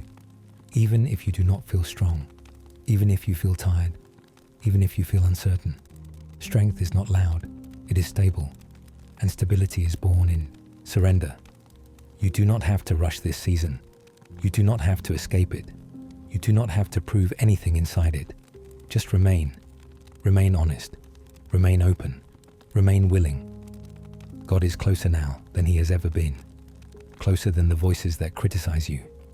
Closer than the thoughts that shame you. Closer than the fears that try to define you. And as you stay here, still, present, breathing, you will begin to notice something else. The noise in your mind continues to soften. The urgency continues to fade. The pressure continues to loosen. This is not weakness. This is rest. Real rest. The kind that restores instead of distracts. There is a kind of loneliness that only men experience. Not the obvious kind. Not the kind where no one is around. But the quiet kind. The kind where you are surrounded by people yet feel unseen. The kind where you are depended on, yet never checked on. The kind where you are expected to be strong, yet never asked if you are okay. Most men learn early that vulnerability costs something, so they trade honesty for endurance. They trade softness for survival. They trade rest for responsibility. And eventually, they forget how to lay anything down. You may not say it out loud, but your body knows. Your mind knows. Your spirit knows. You are tired in a way sleep alone cannot fix. Not physically tired, soul tired. Tired of carrying expectations. Tired of holding everything together. Tired of being the answer while having questions yourself. This is where God often meets men. Not at the peak, not in the applause, but here, when there is nothing left to hide behind. When distraction stops working. When strength feels hollow. When noise no longer numbs the ache. When a man has no one but God, he finally has the space to tell the truth. The truth he never lets anyone hear. That he is scared. That he feels behind. That he does not always know what he is doing. That sometimes he feels like he missed something important. That sometimes he wonders if he will ever become the man he hoped he would be. God is not intimidated by those thoughts. He is not disappointed by your doubt. He is not frustrated by your questions. He is not distant because you feel lost. In fact, Scripture shows us that God draws closer when men are honest. David did not whisper polite prayers. Job did not hide his anger. Elijah asked to die. Peter denied. Moses argued. Jonah ran. And yet, God stayed. Not because they were perfect, but because they were real. You do not need polished faith. You need honest faith. Faith that says, I do not understand, but I am still here. Faith that says, I am exhausted, but I am listening. Faith that says, I do not feel strong, but I am willing. That kind of faith changes men, not overnight, not dramatically, but deeply. God does not usually rebuild men with explosions. He rebuilds them with silence, with moments like this, with long nights, with quiet realizations, with gentle corrections. You may feel like nothing is happening, but something is happening beneath the surface. Your pride is softening. Your fear is being exposed. Your need for control is loosening its grip. And that is not loss. That is freedom beginning. You are learning how to exist without proving, without performing, without pretending. You are learning how to be held instead of holding everything up. This is unfamiliar territory for most men. It feels uncomfortable. It feels vulnerable. It feels risky. But this is where trust is formed. Not trust in outcomes, not trust in people, but trust in God's presence. Presence that does not leave when you fail. Presence that does not disappear when you are unsure. Presence that does not withdraw when you are weak. Some of you are realizing that the thing you feared most, being alone, has become the place where God feels closest. And that realization changes everything. Because now your identity is no longer tied to who stays, or who leaves, or who understands. It is rooted in something unshakable. You belong to God, not because you earned it, not because you achieved it, but because He chose you. Chosen men are not always confident. They are often quiet. They are often refined through loss. They are often misunderstood, but they are anchored. And anchors do not move when storms come. They hold. Let yourself rest here a little longer. You do not need to fix yourself tonight. You do not need to map your future. You do not need to carry tomorrow's weight. Just breathe. Just stay. There is a moment most men reach that no one prepares them for. It does not announce itself. There is no dramatic collapse, no public failure, no single breaking point. It just arrives. You wake up one morning and realize you are still standing, still functioning, still moving forward. But something inside you feels hollow, not broken, just worn thin, like a rope that has been pulled tight for too long. You have done what you were supposed to do. You have shown up. You have kept going. You have carried responsibility quietly. And yet, when the noise settles, there is a question that keeps surfacing. Is this it? Not in a dramatic way, not in despair, but in a tired, honest way. Men are rarely taught how to process that question, so most bury it. They stay busy, they stay productive, they stay distracted. But the question does not go away. It waits, and eventually, it meets you in the stillness. When a man has no one but God, it is often because everything else stopped answering him, not because people vanished, but because nothing else could reach that deeper place anymore. Success did not satisfy it. Strength did not silence it. Discipline did not heal it. Distraction did not erase it. So here you are, not defeated, just exposed. And that exposure feels uncomfortable because it removes the armor you spent years building. Armor that told you never to need, never to ask, never to rest, never to be unsure. God does not tear that armor off you. He waits until you are tired of carrying it. That is an important difference. God does not break men. Life does. God restores them, slowly, gently, patiently.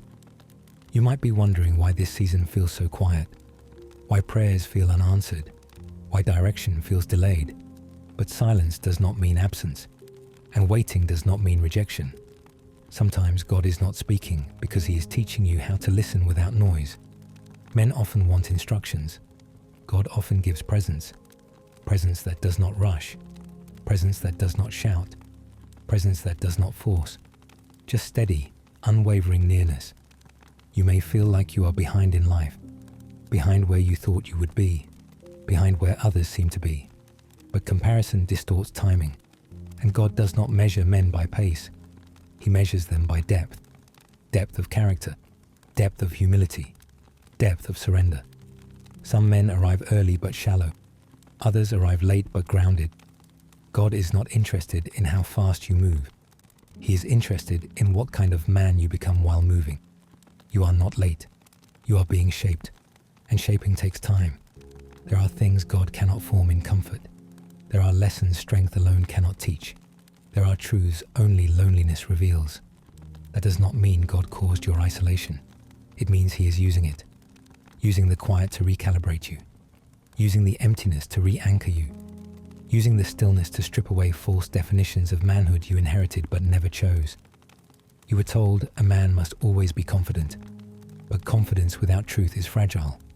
You were told a man must never hesitate, but hesitation often precedes wisdom.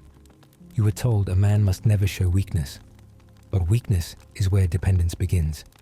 And dependence is not failure, it is relationship. God does not want to be an accessory in your life. He wants to be your foundation. That means unlearning. That means letting go. That means trusting something deeper than your own resolve. And that is terrifying for men who have survived by self-reliance.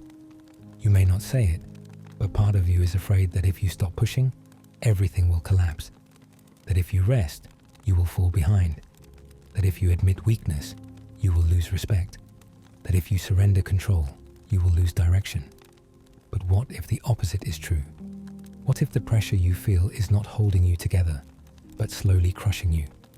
What if strength was never meant to look like this? Jesus did not live frantic. He did not rush. He withdrew.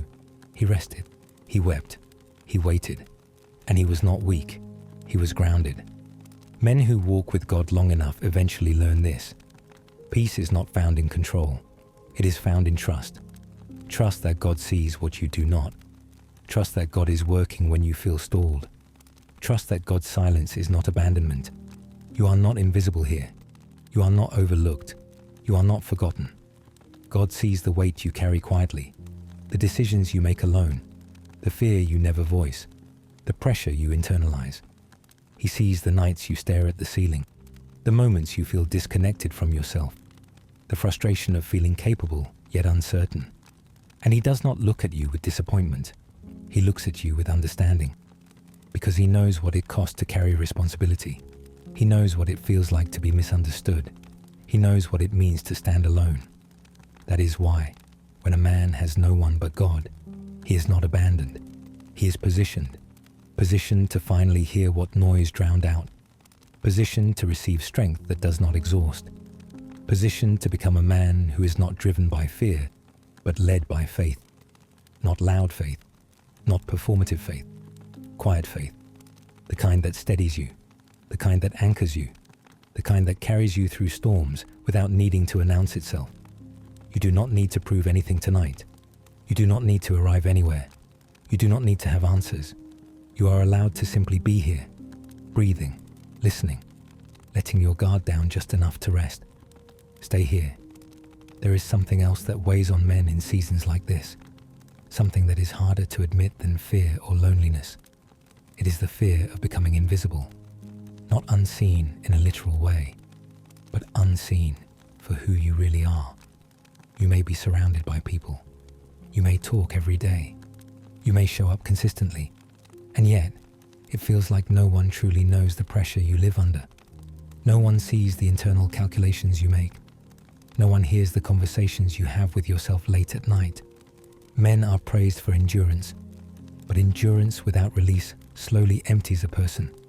You have learned how to endure. What you have not been taught is how to be carried. So when everything else falls away, when relationships shift, when roles change, when plans collapse, you are left face to face with the truth that strength alone was never meant to sustain you. And that realization can feel frightening. Because if you are not being strong, who are you?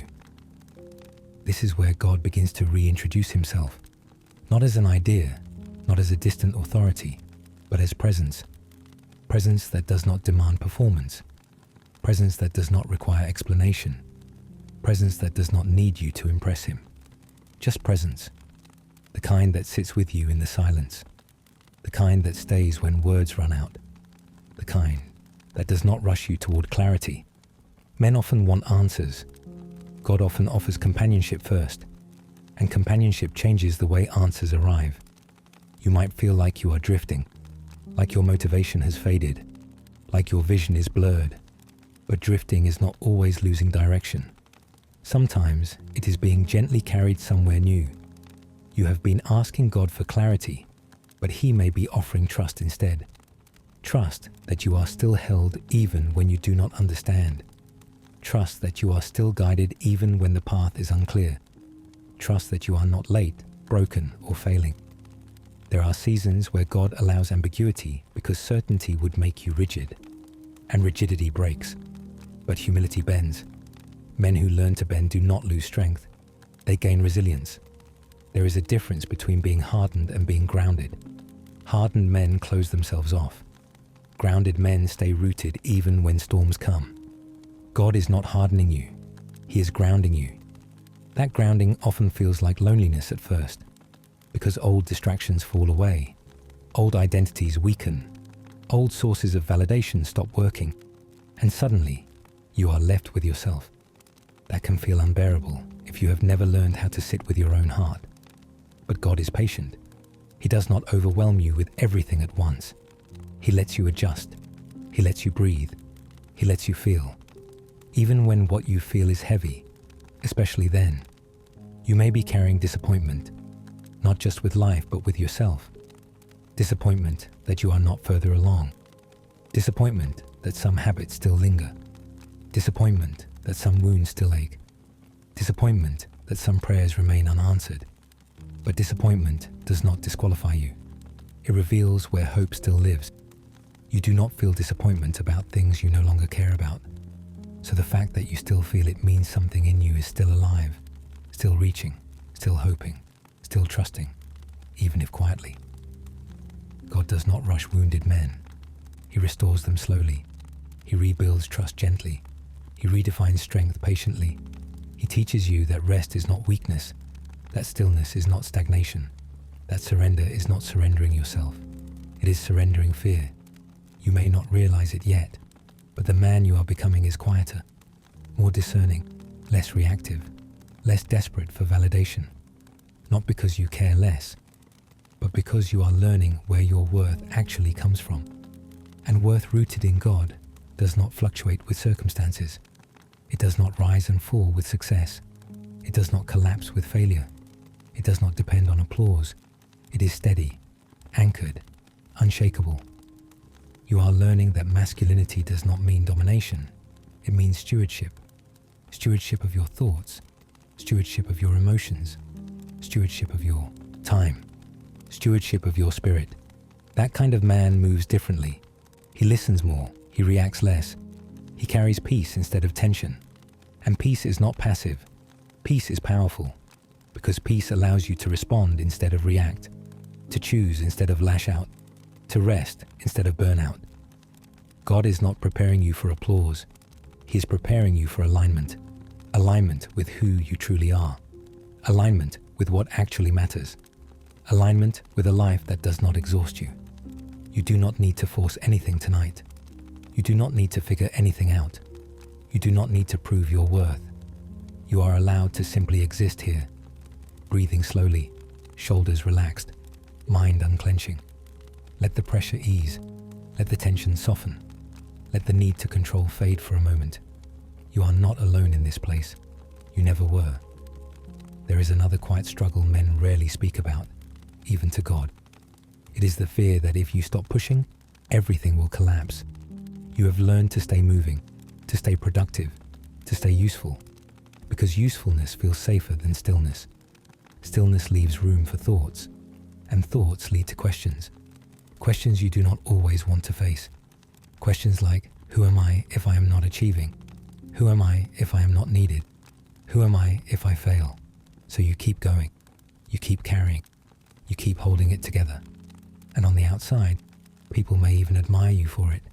But inside there is a fatigue that sleep alone does not fix. This is where God meets men differently than the world does. The world tells you to toughen up. God tells you to lay it down. The world tells you to power through. God tells you to come closer. The world tells you your value is earned. God tells you your value is already decided. You were never meant to carry life alone. You were meant to walk with Him. Not ahead of Him, not behind Him, with Him. That does not make you weaker. It makes you honest. There is courage in admitting you are tired. There is strength in acknowledging your limits. There is wisdom in recognizing you need rest that goes deeper than sleep. God does not shame men for being weary. He invites them to be restored. You might feel like you are falling behind, like others have passed you, like time is running out. But God does not measure your life by timelines. He measures it by transformation. You are not late. You are being shaped. And shaping often happens in hidden places, in quiet seasons, in moments where no one else is watching.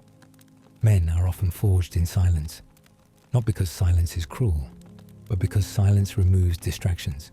It strips away false identities. It quiets the noise of expectation. It brings you face to face with what truly matters. And when you are finally still enough to listen, you begin to hear something different.